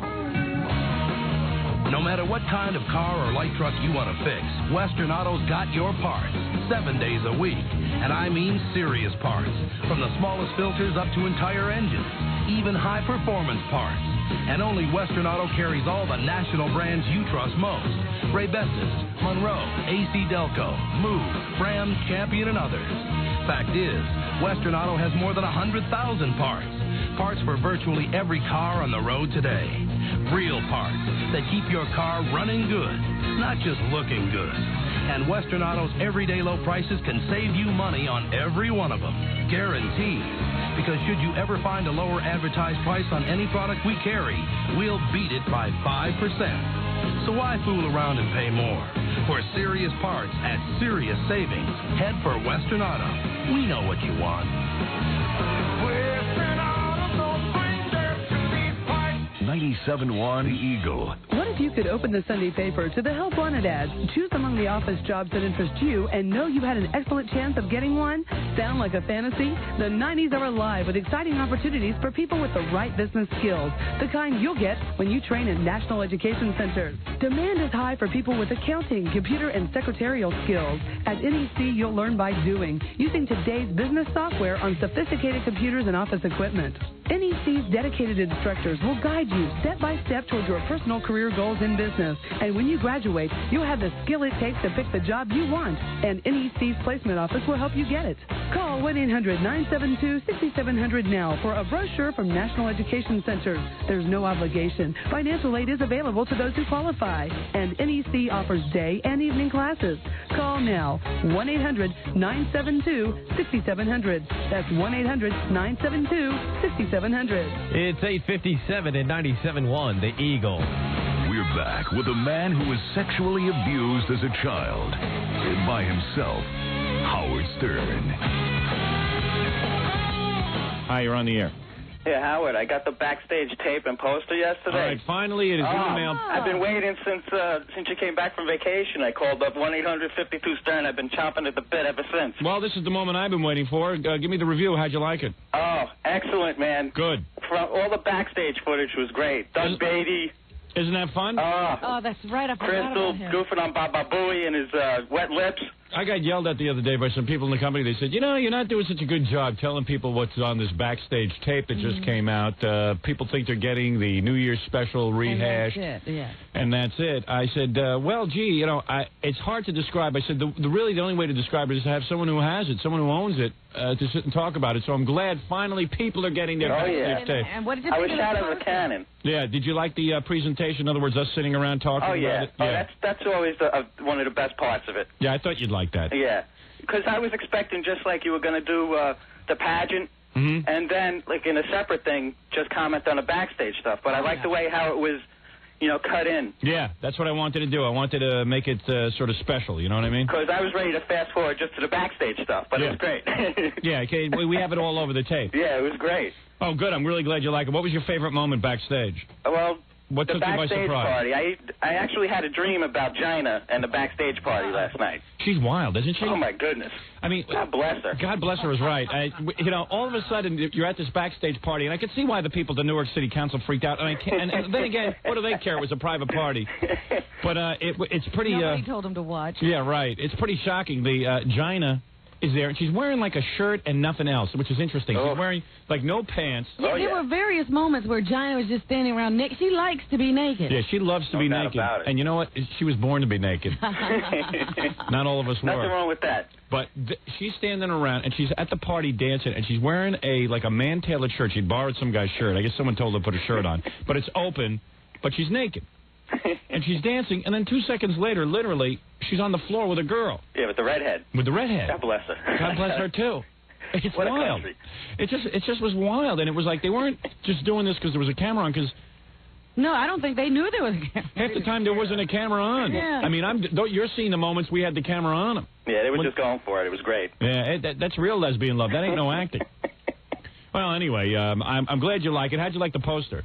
Oh, I was shocked, man. I tell you, I got home. I didn't even get my coat off. I was on the phone telling everybody I got it. I thought the poster out. I was shocked. It's heavy-duty paper. Yeah. It is. Yeah, you thought it was going to be some It's junk. not crap. Yeah, it's no It is crap. not crap. Yeah. I'm going to be shopping for a frame today. Good. Excellent. I knew you'd like it. And, you know, it's kind of hard, again, over the radio to say, hey, you're going to get a poster and a videotape. Right, nobody understands. They think it'll be some folded-up piece of junk. Yeah, I know. Yeah. Oh, no. You know, I wanted to give you something the special. was great. Good. Hold on to the poster. You know, it's And only what'd a you think of certain the amount of box? those. Hey, how'd you like the box? Everything was right, Everything right? was just, well, what? The story with you said there was a mistake or something on the box, something, you know. Should I say what I think it is? Yeah. on your neck. Yeah, you It's got like it. a little reflection or whatever. Yep, that's Yeah, it. but that's not bad, right? No. I liked it. That technically. What's the story with Tiny Tim? That actually. What was going on there? That was great how you ended the tape with Tiny. That was my favorite part of the backstage tape. Was the Tiny Tim? Mind, man. Yeah, he's wild, isn't he? And with the Elaine Beasties. Oh my goodness. Isn't she great? Oh. You see the way she wraps her legs around Tiny's head? And he keeps talking. Oh yeah. Yeah. So would you. Oh, that was great. Wasn't that great? Howard, excellent. Thank you, my man. Excellent Thank stuff. you. I am glad you like it. There it is, Robin, the first official call. I love There it. you go. I love it. I knew you'd love 1-800-52-STERN. I haven't been doing such a great job of describing what's on the tape. It's hard to describe something people don't have in their hands Yeah. and can't talk about with you. Isn't that weird when Tiny Definitely Tim... not disappointed.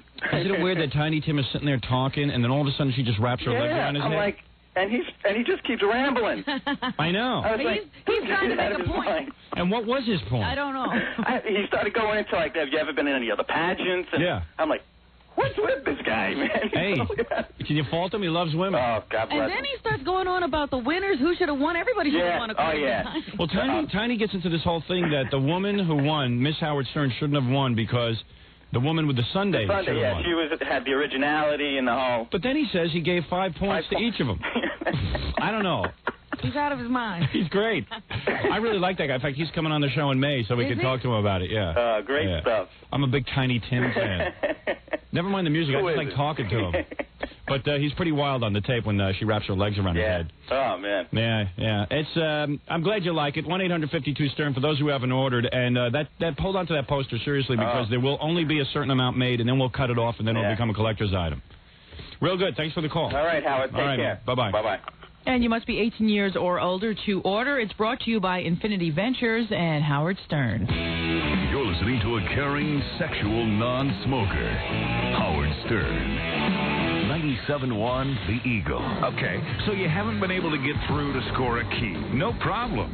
Sign up to win one at the Skin Art Gallery this Saturday. It's a key that could start that 1994 Harley-Davidson Fat Boy the Eagle is giving away. And the Eagles' T.C. McGuire will be in Arlington Saturday giving you a chance to register to win it. We'll have the Harley on display there, too, so you can check it out for yourself. Plus, a van load of other prize giveaways, including Ranger baseball tickets. It happens Saturday from 1 till 3 at the Skin Art Gallery, 904 West Pioneer Parkway at Cooper in Arlington. So cruise by and party with TC and 97.1 The Eagle. I couldn't believe it when my doctor told me I had genital warts. I was embarrassed, angry, scared. Genital warts. Yeah, I was treated, and I thought the warts were gone. Treatment? My doctor gave me a choice, painful acids or surgery. But the warts came back. I found it hard to look forward to the next day. I was willing to do anything. I just wanted to get rid of the warts. Then I heard about the Genital Warts Physician Referral Service. Call 1-800-501-2224. They refer you to a physician who has a choice of effective treatments. One treatment not only gets rid of the warts, it helps fight the infection that causes them to return. No painful acids or surgery. It worked for me. Call the Genital Warts Physician Referral Service for the name of a physician in your area. Call 1-800-501-2224. Some patients may experience flu-like symptoms. Treatment for patients 18 years of age or older. You're listening to The Howard Stern Show on KEGL, Fort Worth, Dallas. The days are warming up, but it's getting toward the season to start cooling down. So grab a friend and chill out with a frozen margarita. You know, when you say the word margarita, you got to be talking about enchiladas. You can party down at Enchiladas because all 3 enchiladas have happy hour from 11 a.m. till 7 p.m. Enchiladas is great for lunch. They serve 9 different lunch specials 7 days a week. Meet on the patio at Enchiladas on Greenville or hang out at the cantina upstairs at Enchiladas on Northwest Highway. And if you work downtown, you got to try enchiladas in the Nations Bank Plaza. Meet your friends at a Texas favorite. For the past 14 years, it's been enchiladas. Lunch, dinner, and that knockout happy hour. 11 in the morning till 7 at night, all week long. Only at Enchiladas. Enchiladas, downtown in the Nations Bank Plaza, Northwest Highway up in the cantina, and out on the patio on Greenville Avenue. 3 great reasons for a whole lot of Mexico right here in Dallas. Enchiladas. 97.1 The Eagle. We're back with the one man whose wife could never mutilate her husband's privates, only because she can't find them. Howard Stern. And we're back. with the best of Stern. Well, we're talking about the late Sam Kinison. Sam's brother Bill Kinison phoned the Stern Show to talk about his brother. Here's what happened on the best of Stern. On our phone is Bill Kinison, the brother of Sam. Okay, guy following in the car behind. All right. Hey, Bill. Bill? Yeah. Hi, how you doing? It's Howard. Hey, Howard, how you doing? We're on the air, man. How's Robin and Jackie and everybody? We're okay. Everyone's good. Beautiful. So, where do we begin? Oh, I don't know. The thing I keep saying on the air about Sam is I just can't believe I'll never talk to him again. I just can't believe I'll never see him again. Yeah, I don't think I have accepted it realistically. And you've probably been busy. I can't even figure out what's going on with all these memorial services. There's something on Sunday. There's something on Wednesday. There's something on... what's going on? What is happening? We're having a memorial service on a Wednesday here in L.A., and then, our family and Sam and all of us are from Tulsa for the last few years, and that's where the final resting place is at, and that service would be on Friday. Oh, I see. And then, and what's going on at Sunday at the Comedy Store or something? Oh, I believe Mitzi's having some kind of a tribute. I won't be able to be there, and I really haven't been able to talk to her. Oh, I see. So that has nothing to do with you? It's nothing that I've set up, no. Yeah, and everyone keeps saying, I saw on the news last night that they said if Sam wore a seatbelt, he would have lived, or could have possibly lived. Yeah, I heard something about that last night. And I thought it was kind of weird, too, because I've driven with Sam a couple of times, and I always said, I had that conversation with Sam. I used to say, put your seatbelt on. But, you know him, he just can't do that. He thought he was a great driver, number one. Yeah, Sam thought he was a great driver. And he wasn't. He just wasn't. He was always looking behind him for some reason. Or fiddling with that CD player. Did he have a CD player in that Trans Am? I would imagine he had everything in that Trans Am. I know, he did. He sure did. He loved all those gadgets, man. He took more pride in showing me that CD player than anything else in the world. He had more remote controls in his car than I have in my house. I couldn't control that. I said, Sam, why don't you pull over the side of the road and get your CD player going? No. Just see, it's easy. It's easy. All I got to do is press these buttons, and it was unbelievable driving experience. And yet, ironically, he was driving just fine that night and not on anything, right? He was. That's true. He was straight and. Yeah. That's so weird. He was in a position that there was nothing he could do. There was oncoming traffic on in the southbound lane, and there was about a 10-12 foot curb on the other side with an embankment. And so he was literally just trapped. He couldn't swerve away from this kid. Now the kid has been charged with vehicular manslaughter, right? Yes, he has. And he I guess, was drinking beer or something. Because, Bill actually told me the story. I called him the first day. I said, what the hell happened? Because I couldn't even... What did Sam technically die of? Was it internal injuries? We haven't got the coroner's report yet, but I'm assuming from the way everything looked at the hospital and everything that he did, yes. Because someone told me he had a broken neck.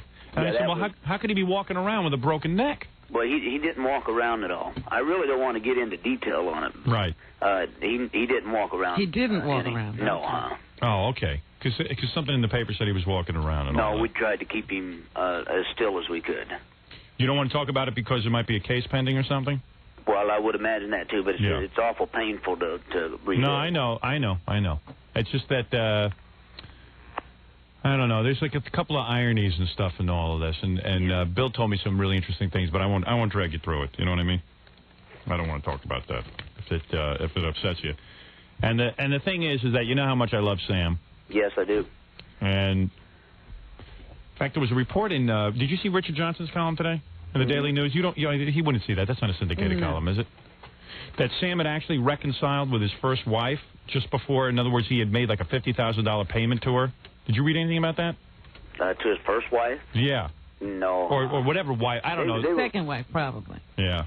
Something like that. He actually had completed the payments. The last payment of the alimony judgments that from the divorce 4 years ago. Yeah. And 3 years ago. You know what was weird for me was that we actually had Sam booked to phone in on Monday on the show. I don't know if you knew that. Yeah. And it just was particularly ironic. Yeah, it was a very tragic. We were headed on our way to Sold Out Weekend. First time we'd been to Laughlin, and Sam loved to play casino shows. Right. They're very easy to do as an entertainer, right, ordinarily. And had just come back from the honeymoon with him and Malika that morning. How's Malika doing? She's doing a lot better. Is she out of the hospital? No, she they hadn't been released. We had moved her to another hospital. Right. And so she hasn't been out of the hospital yet. Mm. You know, I was going to call her and stuff, but then I figured, well, maybe I better not. I didn't want to bother her. I guess she's not taking calls or something, right? Yeah, I don't think that she's able to has been able to talk on the phone. Right. Well, what kind of injuries did she sustain? She had a head injury and some other problems from the accident. It probably is a miracle that she also didn't get killed. Wow. Yeah, it is a miracle. Yeah. What is it, Gary? No, I was just going to say that that so many of the listeners have been calling up.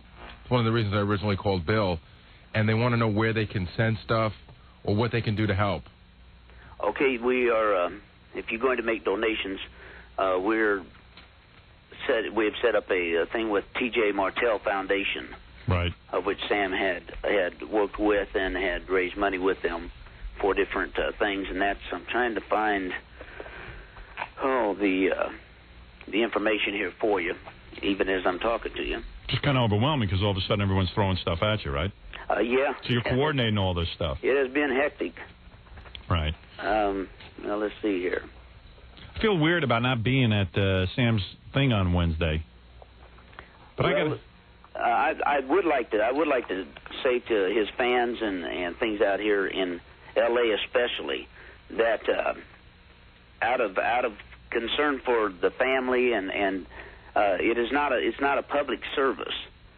So, and I would really ask that if they know where the service is, that they not try to attend, because there's no way they can get within, any kind of distance to where the service is. And if you really loved and respected him, please give this time for his family and his personal friends, right? To to do their bidding to Sam, right? And because anytime that you have a situation like this, you have so many fans that want to, see something, and there's actually nothing to see. Right.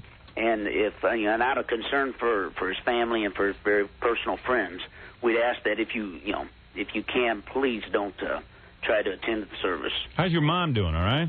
She's doing a lot better than I expected, Howard. Right. This is her second loss of a son in 3 years, and it's. I was telling a story on the air this morning. I don't know if you heard it. Did you hear me telling the earring story? No, I was talking about Sam. The funniest story about Sam that I could ever remember was when I turned to him. I had just gotten like a couple of earrings, and I said to him, Sam always had rock and roll clothes. Sam always had the rock and roll everything. You know what I mean? I mean, he had every. I brought him over to that jeweler, that guy Axel, to get. He bought like $3,000 worth of heavy metal rings and stuff. I remember that. I mean, unbelievable amounts of rings, and the biggest rings, because Sam had the biggest hands I ever saw on anybody. And I mean, these big monkey rings and monkey skulls and all kinds of rock and roll. So I said, well, I'll take you over. We'll get an earring. He goes, oh no, man, I could never get an earring. I go, well, why not? He goes, oh, my mom will kill me. I go, wait a second, Sam, your mom will kill you? What are you, out of your mind? What are you talking about? I could not believe. I had an argument with him for an hour. I said he would not get one because he was afraid of his mom. Well, I think probably my mom is the only one that could strike fear in his heart. Yeah, that was like unbelievable to me. I said, Sam Kinison, the great outlaw, but boy, oh boy, he won't get an earring. Well, you met my mom, so yep. You know what we're talking about. I took my earrings out when I met your mom. I was a little nervous. But anyway, you stay in touch with me, and anything we can do, we're there. Well, Howard, I heard Geraldo on there, and I had turned down the any interviews at all. Right. And I talked to you yesterday. Right. And I talked to Gary, and I said, out of Sam's friendship and my friendship with you, but especially Sam, he considered you one of his closest friends. Right. That I would come on and speak. Yeah, I'm just glad to hear your voice and hear you're doing okay. Yeah. And I know it's particularly weird for you because you were right in the car behind, and I know how bizarre this whole thing is for you. Yeah, it's so tragic, and the irony. I know. I just can't believe it. Of something like this happening. I mean, all of us knew there was a possibility with Sam, as big as he is physically, and some of the habits that he had in the past. Right. that there was always a possibility of Sam dying somewhere. Right, but not man, like this. Yeah, but to die on a highway in a head-on collision, it's just. And how long did it take for the police? It took quite a while for them to get there, right? Yeah, it took over 25 minutes for the police to get there. God. And we were one of the worst places. We had, between the two of us, we had 3 cellular phones. Right. Yet we were in a no-service area. We were 7 or 8 miles from a freeway. We were 25 miles from Laughlin. And so, I mean, we were in the middle of nowhere. Probably it was the worst place possible that it could have happened. You know, when you talk about doing interviews and stuff, so I was contacted by a bunch of papers and stuff, and I thought it was kind of weird when the first reports of Sam's death came out. The only person they were getting in touch with was Belzer. And, you know, not that Belzer's not a good guy, but it just seemed like it didn't seem right. You know, somebody should comment on Sam. So I did a couple of newspaper things thinking that would be kind of cool, and I guess it's okay. And then the thing with Geraldo, I don't know. I just think it's nice to say something nice about Sam, so I'm going to do him. You know what I mean? I think that's cool. Yeah, I just it wasn't because of any ill feelings with their Geraldo people. It's just that they had called, and I said, I'm just a no. As a matter of fact, I said if you would hold off until for a week until the family's able to kind of get their head together and everything, I said my mother and I would be happy to fly to New York. Right, and talk with you. And talk to you. And they, matter of fact, their response was that'd be old news then. So, yeah. Well, then, old news would be old news. Yeah, they're in a rut. They're so sensitive. That's old news.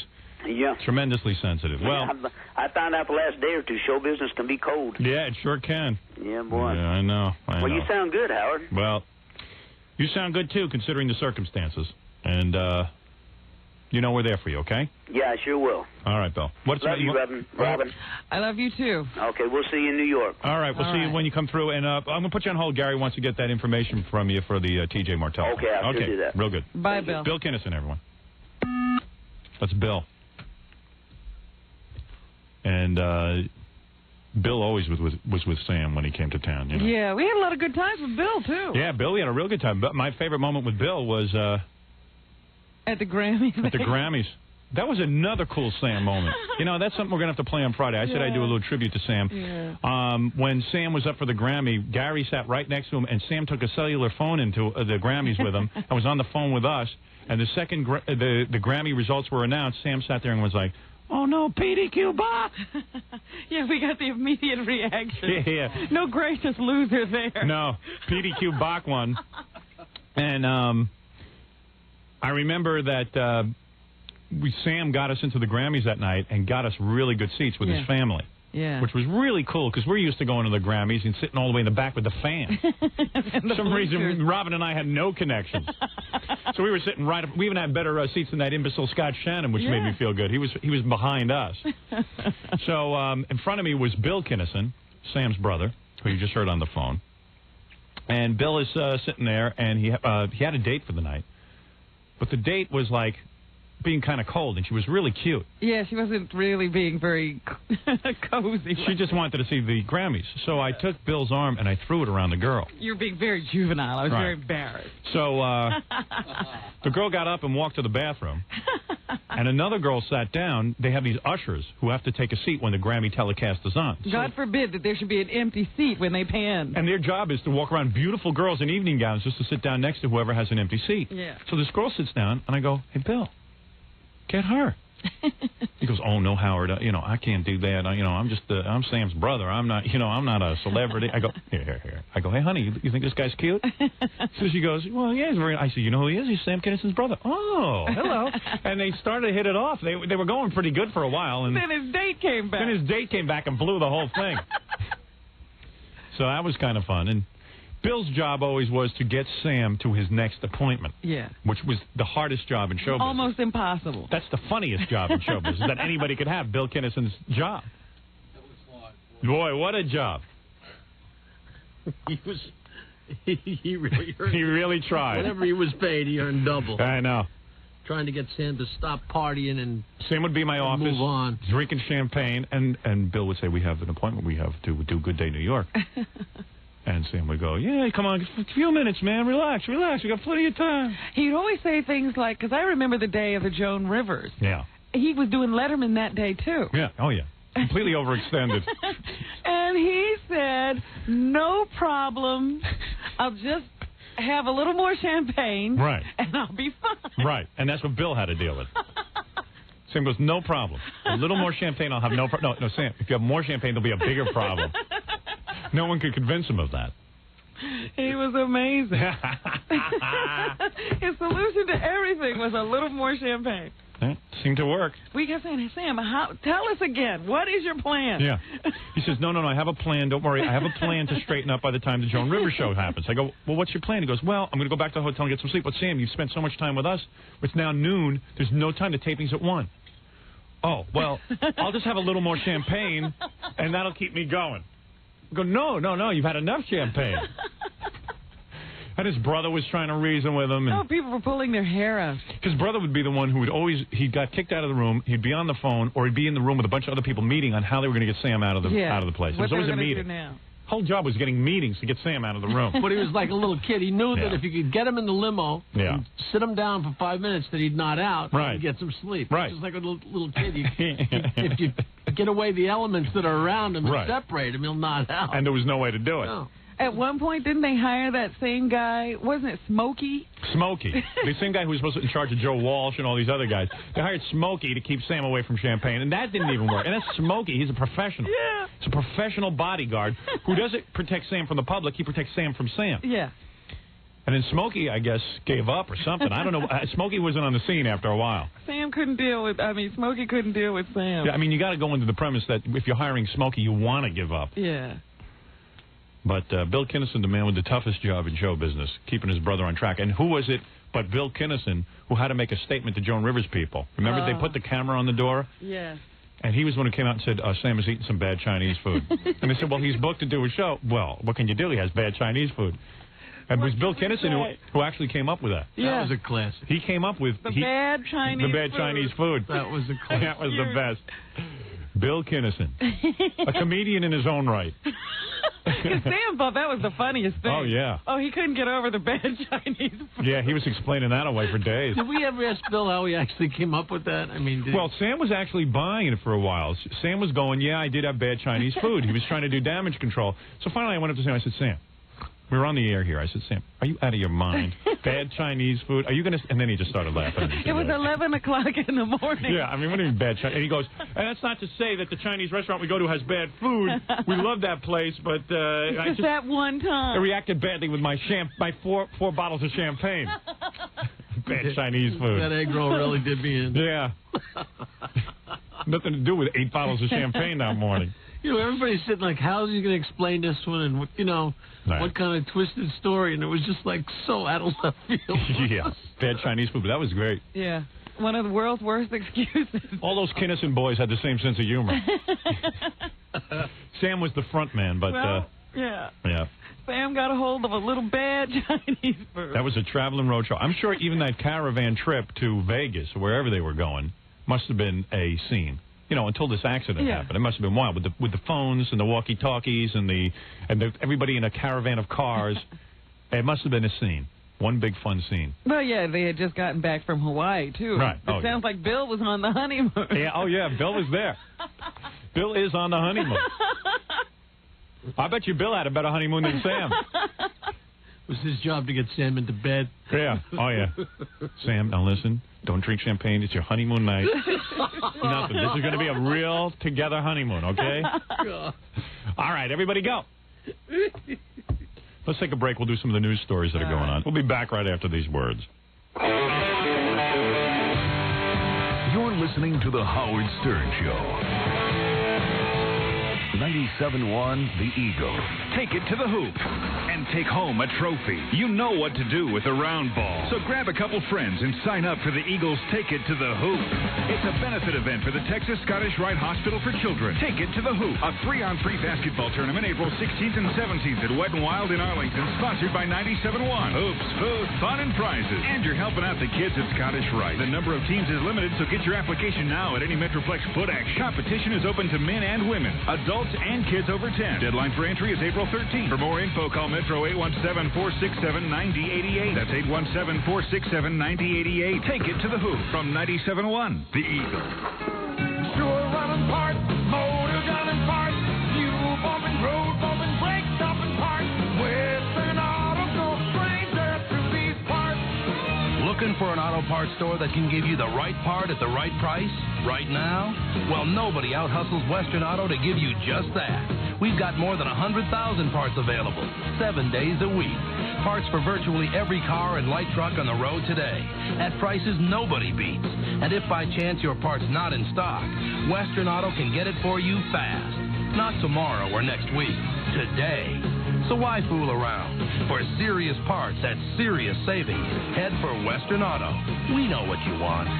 Like Fram oil filters. Go easy on your car with Fram oil filters from Western Auto. Available every day at serious savings. Fram, you can pay me now or you can pay me later.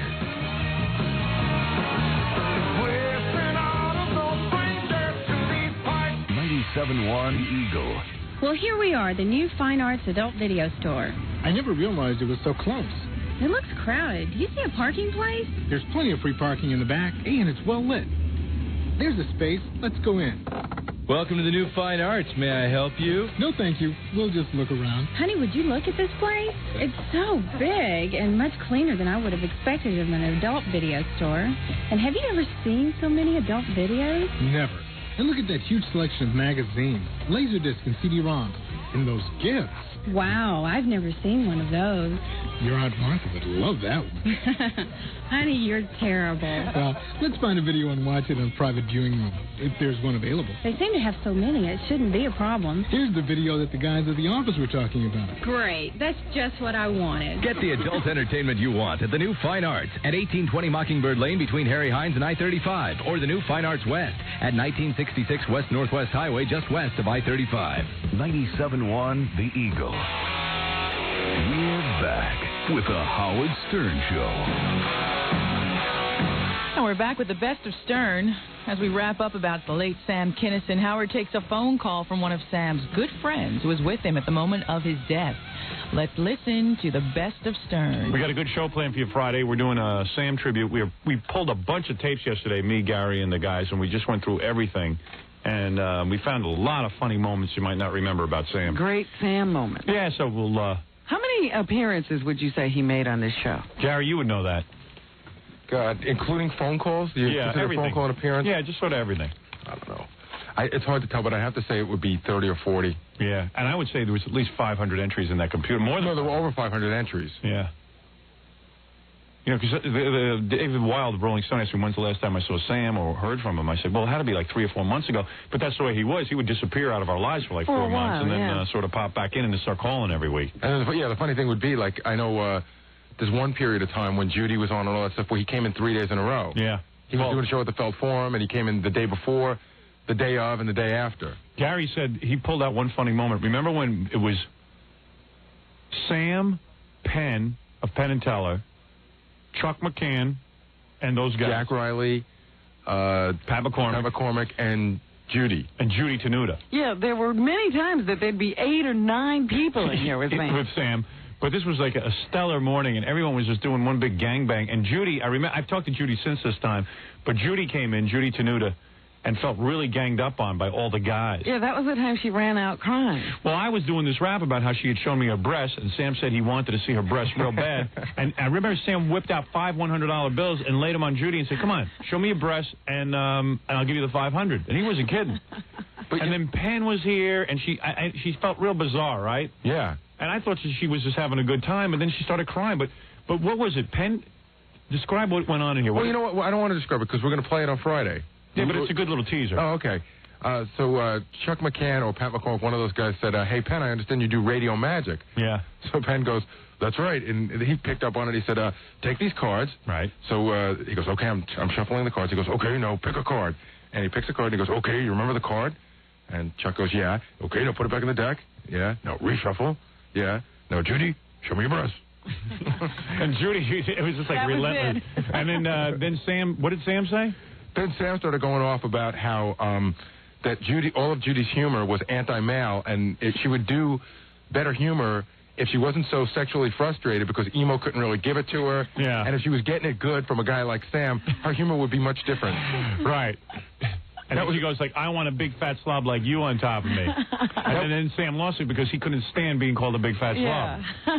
That's the one thing you didn't do. Wasn't there one reviewer who called him Yoda-like or Jabba the Hutt? Jabba the Hutt, and that was it. He went nuts. But he had the physique of Jabba the Hutt. He just didn't like to hear about it. Right, didn't want to know about it. But, you know, that day that we're talking about is an excellent example. Whenever Sam came up here, it was bedlam not only in here, but around the whole station. Right. Because Sam never came with less than 10 people. And at least 5 of them had to be comedians, professional comedians who were hanging with him. Was Carl there that day? Probably. Yes, Carl, Alan, Carl's on the phone. Carl LeBeau, who was Sam's really close friend and actually was with Sam the night that he died. Well, now we can get to the bottom of it. Who was actually holding Sam's head in their lap? Yeah, because this is turning into, it sounds like Jesse Jackson with and Martin Luther King thing. I've heard no less than 7 people claim to have held Sam's head while he died. You know, Carl was probably the closest outlaw, too, because there was a time when Sam decided to let the outlaws all go on their own. Right. Except for Carl. He always kept Carl with him. I think Carl's wife was even his business manager. At one point, yeah. Right. Sam went through a lot of business managers. Oh, man. There's a lot of business to manage. You're not kidding. Not too many people could really keep track. It's very hard to keep track of that very strange financial web. Carl.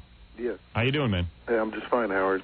Well, we've been trying to remember Sam, you know. In a lighthearted way. In a lighthearted way. Good morning, Robin. Not to get maudlin, but you were actually, I guess you were opening for Sam that night, right? Yeah, he'd asked me to do the last 2 weeks with him. And Carl always was up here with Sam, and you guys used to just play really nicely off each other, and you were very close friends. Yeah. So you were, you know, it's, you mind if we go into the story about what happened that night? No, let's go ahead and get into it. Okay. So you were following him in the car. Yes. And you're going along. We had just stopped at a McDonald's in Needles about 10 minutes before the accident, and Sam went and brought us the dog. Right. He's carrying his dog with him, and him and Malika. It was the first time I'd seen him since he got back from his honeymoon. Oh, that's right. Sam bought a dog. Right. He was really good to the dog. Yeah, and Sam had even decided since he was responsible with the dog, he might even consider having children. Right, because he didn't know whether he could take care of anything, but he was handling the dog real well. Yeah, like he was like really proud of himself. He says, hey, well, if I'm doing this and I seem to be able to handle it, well... I'm walking it, I'm feeding it. Yeah, I don't see why I shouldn't have a problem with this. Hey, it turned pretty sick with the dog. He'd lay his arm down. The dog got so friendly with Sam's arm, and Sam would just laugh and watch this dog do the hunch, you know. Yeah, and he had a little stuffed bear that I'd go over to the house to visit, and this little dog would just start going crazy on this little thing. And Sam and Malika would pay no attention to it, and I go, guys, this dog is hunching a teddy bear over the house. They go, I know, that's his moment. Let him have it. That's what Sam is. Oh, that's I funny. guess he was just doing what he saw all the time around Sam's house. You know? All right. I guess when you hang around with Sam long enough, you need a dog. Blame the dog?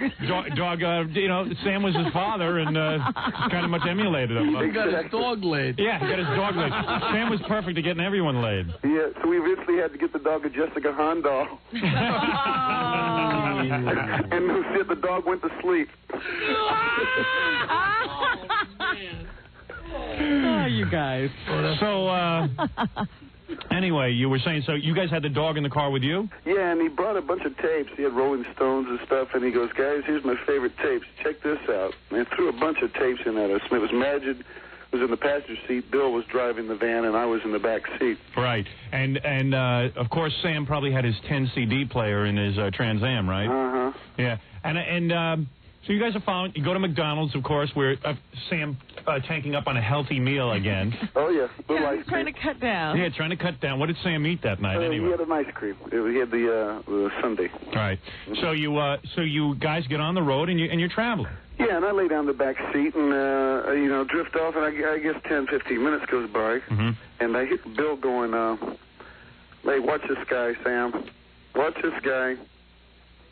The guy and he goes, hey, he's getting pretty close. He goes, well, Sam, slow down. Imagine, I could hear Sam go, he's slowing down. Right. And when you hear that kind of stuff traveling so much, you just go, okay, here comes another time where Sam's going to have to pull over and let some idiot go by. Right. And then, man, I heard, there was never any brake sounds. It was just, Sam, watch this guy. And then, bam, man, I mean, horrible. Oh. To where we stomped our brakes and skidded right up behind him. The guy, Sam had gone down to like 20 miles an hour, and this guy must have been doing 70. Right. And he put Sam's car back 20 feet behind his own scratch marks where he had stomped his brakes. So there was nowhere for Sam to pull over? There was nowhere at all, Howard. The side of the road was, the dirt and a cliff or, And when you got out of the car, Sam was conscious, right? Yeah, he was laid across his seat. Wow. And his steering wheel was crushed. There was no airbag. Right, right. And he wasn't wearing a seatbelt. Yeah, Malik was passed out in the passenger seat. Right. And sort of a miracle that she lived. I mean, that she could survive an intense impact like that. Plus, a Trans Am can't be a safe car. I mean, Well, it was a special edition Trans Am. It's one of those ones with the racing engines that can do 190. Right. It wasn't a normal Trans Am. It was actually a beefed up. 1,500 of them were made. They had gold wings on the side door, so it was something he was real proud of. And he got killed doing 20 in it. Right. And but it's not like a Volvo. They didn't make it for an impact. Exactly. Yeah, right. Yeah, those things are just made to go fast. Yeah, I think if you pass gas in it, you get a new one. Right. Yeah. So then you get to the car, but Sam is conscious.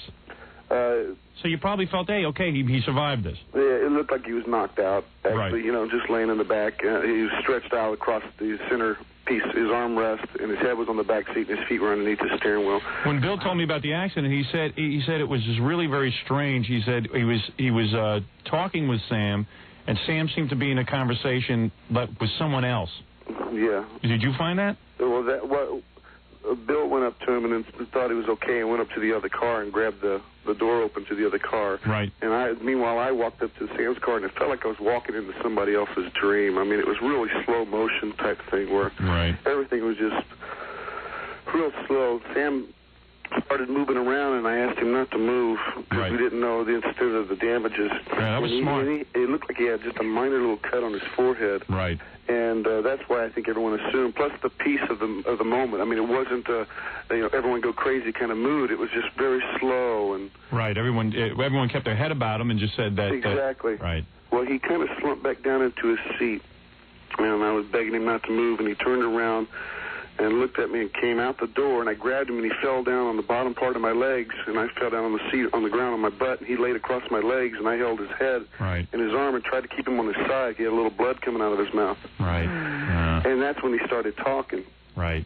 And Magid had come up around his head, was holding his hand, and I had him across my legs, and he was saying, why?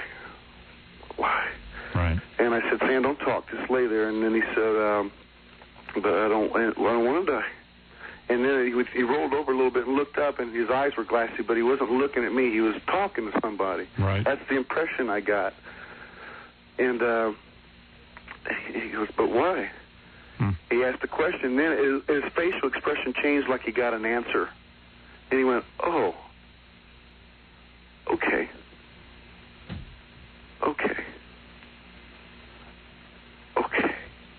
And that was it. And left. Wow. And it was such a moment. I mean, right. Yeah. That's it. So Jesse Jackson comes running up. Right, Jesse Jackson grabbed his head. Jesse Jackson grabs his head and goes, "Wait a second. I need some of that blood on you." Could you guys just let me just get a picture here with Sam?"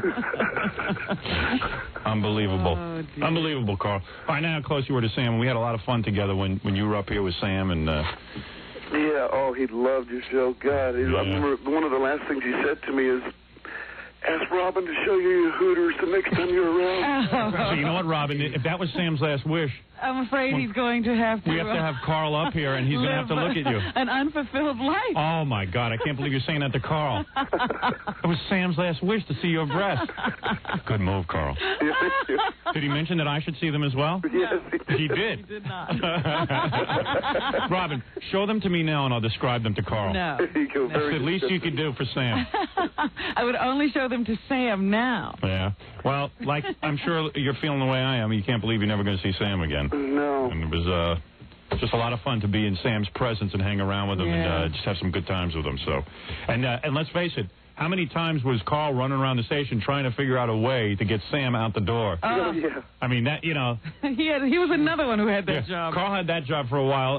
Bill, it mostly fell on Bill Kinnison's hands, but Carl every once in a while he pulled me aside and go, thank you, man. Thanks for getting Sam out of here. Sometimes Carl was good, and sometimes Carl was just as bad as Sam. Yeah, Carl, you were sort of on the fence, you know? I don't know. Of course. Yeah. Well, you know, if you can't beat them, join them half the time. Yeah, I know. What are you going to do? Uh-huh. Well, you know, it's all too weird, but thanks for recalling the story for us. You know, for you, I mean, he loved you guys so much. Yeah. He loved doing that show. I mean, every time we went to New York, I can't explain how excited he'd get about going over to the studio.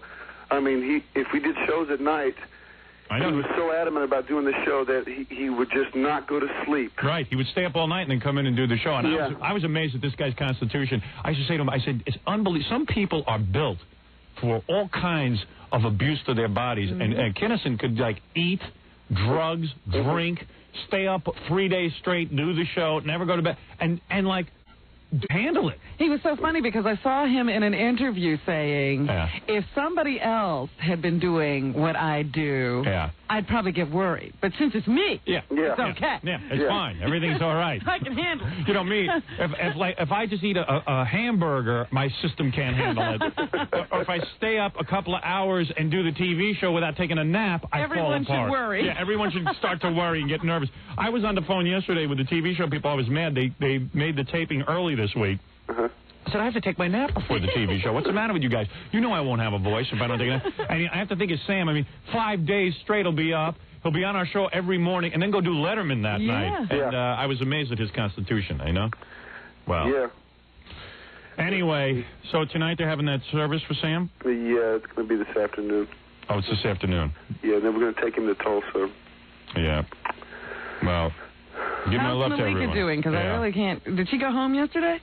Yeah, Malika's out. She has a body brace on, and she's being very strong. She really impressed me. Not that she has to impress anybody, but I mean, she was. She broke when she saw him, and then she started greeting the friends that came up, and I was really proud of her. I mean, as much as she's been through. Yeah. Well, say hi to everyone for us, and I sure will pass it along. And thank you guys for being so good to my friend. All right, man. Thanks, Carl. Bye, Carl. Bye, bye. Bye, bye. Carl LeBeau, good friend of Sam's. It's like Elvis he's red, you know. Well, yeah, Sam always used to tell me the story that they started out together, and they made this pact that whoever made it would always take care of the other one. Yeah. So they always stayed together. Yeah, and Carl's real funny on his own. I mean, you know, incredibly funny. Yeah, real good stand-up comedian. And we'll come back right after these words. You're listening to the Howard Stern Show. 97.1 The Eagle. It's the Eagle's second Harley giveaway. And you could ride this fat boy home. To win the bike, you need a key. To win a key, listen for these songs. Billy Idol, White Wedding. It's a nice day for a white wedding. The Scorpions. Rock You Like a Hurricane. Rock you like a hurricane. And Judas Priest. Living After Midnight. Anytime today you hear any of those songs, be caller 9 at 7871-971. You'll get a key that could start that 1994 Harley-Davidson Fat Boy. And keep it on the Eagle to find out where you can go to see the bike for yourself. Harley trailer courtesy of CNS Trailer World, your full-service trailer dealer. It's Harley giveaway number 2 from 97.1 The Eagle. better duck, because it's coming at you. Yeah, it's the Super Shop Super Saver deal on BF Goodrich TA tires. The Super Shop's experts will show you the entire TA line in stock, ready for your car and your ride. And with prices as low as $39.95. BF Goodrich TA, $39.95 each. But don't stop there. Super Shops offers high performance and custom equipment. More than 250 product lines. More than 10,000 items in stock every day in every store. Look at the roster. Holly, B&M, Voith Wheels, Centerline, Krager Wheels, Edelbrock, Gerson, Hayes, Moroso, Mallory, Hurst, Hooker, and more. And all at Super Shops low prices. Like those Super Shops TA prices. As low as $39.95 at Super Shop stores everywhere. In River Oaks, Richardson, Fort Worth, Irving, Hurst, Arlington, and 2 locations in Dallas. Super Shops offers the greatest in-stock selection of custom wheels you'll find anywhere. Krager, Boyd, Centerline, Ultra, Superior, McLean, Prime, and more at the Super Shop store. 97.1 Eagle. The days are warming up, and it's getting toward the season to start cooling down. So grab a friend and chill out with a frozen margarita. You know, when you say the word margarita, you got to be talking about enchiladas.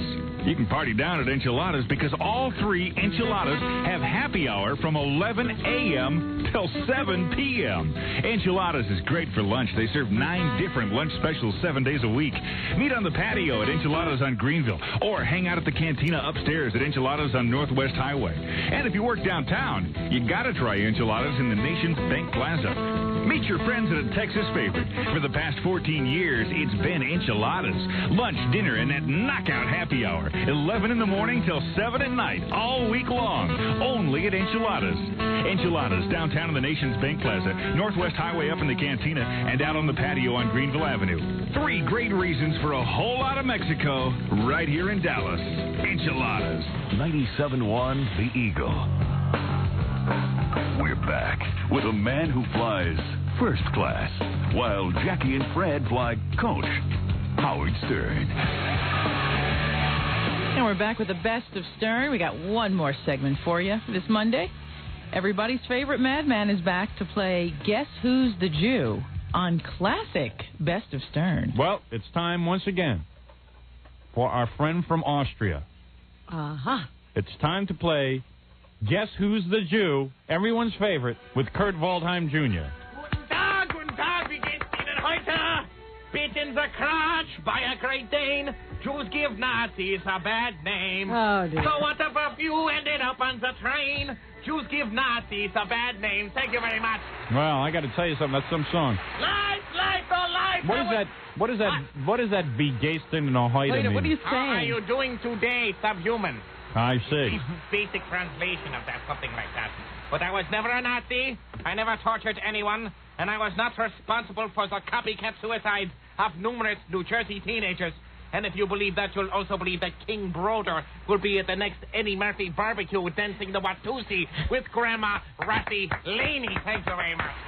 Yes. Oh, that poor amusing darky. I feel so sorry for him. Who, Eddie Murphy? Of course. Who am I talking about? Is there another amusing darky? Well... I've seen the last Richard Pryor movie. Believe me, there's nothing amusing about that. Well, wait a second here. Poor old saucer lips. Oh, dear. Here we go. Another example of the Jew manipulating him. Wait a second. What are you talking about? Signed to Paramount Pictures. Founded by the Russian Jew Barney Balaban. Currently run by the Jew Mel Harris. And he is supposed to star in movies which harbor vicious hatred for the German people and sympathy for the Jew causes. And you know this is true. Wow, wait no a idea second. Beverly Hills Cop. Look, all this is just... You're saying Beverly had Hills a Cop? political premise. Of course, all these motion pictures, the Oscars are coming up. Look what's nominated. Best Picture, Platoon, starring the Jew wetback Charlie Sheeney. Best Actor. Yes? There's Color of Money, starring the Jew Paul Newman. Right. Best Actress, Kathleen Turner for Peggy Sue, married to the Jew attorney, whose name escapes me at present. Best I'm sure you'll find it. I'm sure I'll find it, too. Best supporting Best actor? supporting actor, Michael Caine for Hannah and Her Sisters. Who wrote Hannah? The Jew Woody Allen. I see. Best director, Oliver Stone, Platoon with Charlie Sheeney, the wetback Jew. And, of course, best original screenplay, Hannah and Her Sisters. I rest my case. You're saying Charlie Sheen is a Jew? Charlie Sheeney, of course. He is not. You're out of your What mind. are you talking about? Are With you a name kidding? like Sheeney? His real name is Estevaz. Yeah. That's a lie. I don't believe it. Does anybody have a car key? I want to stop myself in a garage or something. This is terrible. I thought he was Jewish. But let me understand your premise, Kurt Waldheim, because let me just get this straight. The Jews are running Hollywood. You're They're saying that- running everything. You're saying the Jews are running in Hollywood, and they're allowing people like Woody Allen to make movies? All the time. And you're saying Eddie Murphy's being manipulated He's into being a millionaire? manipulated into being a millionaire so they can spread more of this propaganda that Hollywood is so noted for. I see. And by the way, I am a little disturbed by all those attempted teen suicides in New Jersey. All right, now we were going to ask you about that. Yes, What about now, that? why are you disturbed, first of all? Well, actually, I'd like to make a suggestion about these attempted suicides. Yes. Breathe deeper and get some gasoline with that special HPA formula and send these among because you won't be using it anyway. What are you saying You know, now? I'm a lot more mellow since I became a vegetarian. It's wonderful. Adolf was a vegetarian, too. Is that true? It is absolutely true. Would Really? I lie about a thing like that? Well, I am no not a idea. Nazi. And if you believe that, you'll also believe I managed Teddy Pendergrass, Tina Turner, and Jimmy J.J. Walker. Just call me King all time. Well, do you know that King Broder got like $1.5 million in that settlement? Unbelievable. Isn't that something? Unbelievable. I do not understand. I mean, I could manage Eddie Murphy. I would not manipulate him in I see. one instance. I see. I'm not a vicious bigot. I am not a man of the lynch mob set. I'm a sensitive, brilliant, philanthropic visionary. Well, what would you have him doing? Basically bringing me coffee. There's no sense. Well, let me ask you this. Yes. Are you ready to play Guess Who's the Jew? Absolutely. All right. Here we go. Let's go to our phone. All right, let's find a contestant. Find a contestant. Hello? Doing, Howard. All right. You ready to play Guess Who's the Jew? Up to play. Are you a Jew? I'm out of two. What are you? Catholic. You're Catholic. Well, not really, you know. Well, what are you? Make up your mind. You know, I just don't care. Well, not that You were you don't raised care. Catholic. I care. People like Kurt Waldheim care. I care. Well, sir, when you say you're a Catholic, in other words, you were born Catholic. I was born Catholic. I was forced into the deal. Okay. And how old are you now? 28. You're 28 years old. Did you go to Catholic school? No, I didn't. I see. Something tells me that this man is a Jewish sympathizer, Kurt Waldheim. I've got a feeling this. Well, I do have some Jewish friends, but You do? Then you do admit that. So you admit it? I do admit it. And you're also a homosexual, aren't you? Well, Kurt, I don't know how you know all this. I just had a feeling. Why isn't my machine working? It's working, but it's not working. Is that thing up over there? Yes, it is. Something is wrong with this machine. Take it easy, Kurt. This is K-Rock. Just calm down. I forgot for a second. It doesn't work without the sound effect now. Oh, I don't know see. where I am. But go on ahead with the show. All right, don't get distracted. You know how to play the game? Sure. All right, in other words, Kurt, you're going to give him what? A couple of names? Absolutely. 3 names. Of Gentiles and non-Gentiles. Let's Mhm. see if we have anything here now. No, I don't have... No, I still don't have anything. You'll have to do without the sound effects there, fella. Hello? Hey, give me. I'll play your music. All right. Boy, Kurt Waldheim's getting awfully upset. Yes, he likes that Made to be music. upset. Someone will pay for this. All right. If your lucky number is 666, if you have a pentagram in your parquet patio floor, if your 3-year-old son Damien has impure thoughts about a New York morning show host daughter, you're at least a week late because Dee Snider left last Thursday. Now it's time to play Guess Who with Vanna White. All right. Here are your choices. All right, here come the choices now. Schneider, Schmeider, he's still a Jew. The Addams Family was a famous show, and here are your choices. All right, the Addams Family. Which one is a Jew? Go ahead. The rest are all Gentiles. All right, try to guess who is a Jew from the Addams Family. Number 1. Go ahead. John Aston. John Aston, who played Gomez. Gomez, who was married to the subhuman pig, Patty Duke Aston. I guess you don't like her. Not too thrilled with her, but I loved her twin. Twin Number, cousin. Yes. Number 2, Jackie Coogan. Jackie Coogan, Uncle Fester. With the light bulb and... Yes. No. The light bulb who was invented by the Jew Thomas Edison. Hey, how did he... Wait a minute, Thomas Edison was Jewish? Absolutely. Wow. We had no idea. And number 3... How did they get that light bulb to light up in Uncle Fester's mouth? It's a mystery to me. I was able to drop bombs on England, but I can't figure that out for the life of me. But number 3, Yes. Carolyn Jones, mother of Pugsley. Carolyn Jones. Was she Jewish? Well, who could it be? Would it be Gomez? Aston. John Aston? Uncle Fester? Uncle Fester? Jackie Coogan? Or Carolyn Jones. Well, Carolyn Jones. Morticia. That name Jones, that's... Caramia. who knows with that name? That could be a changed name. Fake. Yeah, I'll say Carolyn Jones.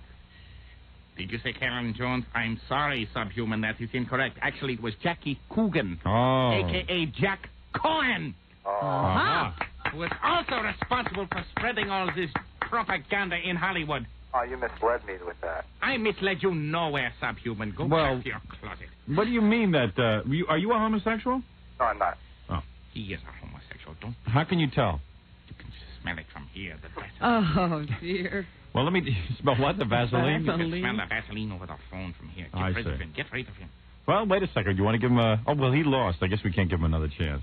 Oh, come on, give me another chance. All right, you want to try again? Let's go. Double or nothing? What Well, are you there's going to nothing- give us? I tell you what, why don't you give us something? Give you something? And maybe you can win it back with a second try. Yeah. What do you want? What do you got? Got any good records? Not really. Nothing new. Any CDs? No. Got a car? Yeah. But I need that. Hmm. All right, I just got a new issue of Live Cream. Live what? A new record, Live Cream. Live Queen? Yeah. That's the Queen? record? Huh? Or cream? Cream. Cream. Yeah. Oh, Live Cream. That's an old record. Well, yeah. I had that when I was 9 years old. Yeah, but I got a new copy. I got that already. Oh. I need that for. I got a million records. What about contraceptives? You got any of those? Sure, I got those. We got condoms? Yeah. Got any mentors? No mentors. What do you got? Got nudists. Nudists? Yeah. Nudists? Nuda. You understand this guy? I don't understand what he's talking about. Nuda. Nuda? Nuda. Spell it. That's the name of him. N-U-D-A. Don't know. You got that ribbed No, none of those. reservoir tip? No. What's that? Lubed? No. Oh, forget it. Who needs that? Guess you don't need that, huh? Well, if you don't have anything for us to win, then I guess we're not going to play. You got any money? Yeah, I got money. Well, how about putting up like $100? Well, I got $13 in my pocket. Hey, Howie, when you used to give away money, sometimes you had less than that. Hey, forget it, man. There's nothing we want from you. Come on, give me another chance. All right. What do you say, Kurt? I don't know. I was going to see if he had a girlfriend, we'd play for that, but I know he doesn't have one. Mm-hmm. And I hope someday that we can find a cure for what he has. But All right. anyways, here are your choices in category number 2, Cagney and Lacey. All right. Now pay attention. Okay. Number 1, Tyne Daly, fat pig and wife of Schwarzer director George Sanford Brown. Yes. Number 2, Sharon Glass, another fat pig. Sharon Glass? And number 3, the biggest pig of all, Loretta Swit. She's on that show? The original pig who played Cagney and Lacey. She Ah. was the original Cagney. That's true. Well, you don't like any of those three women, do you? I'm not too fond of any of them. But that's not my matter here. His choice is to find the Jewess. Okay. So which one is it? Is it Loretta Swit?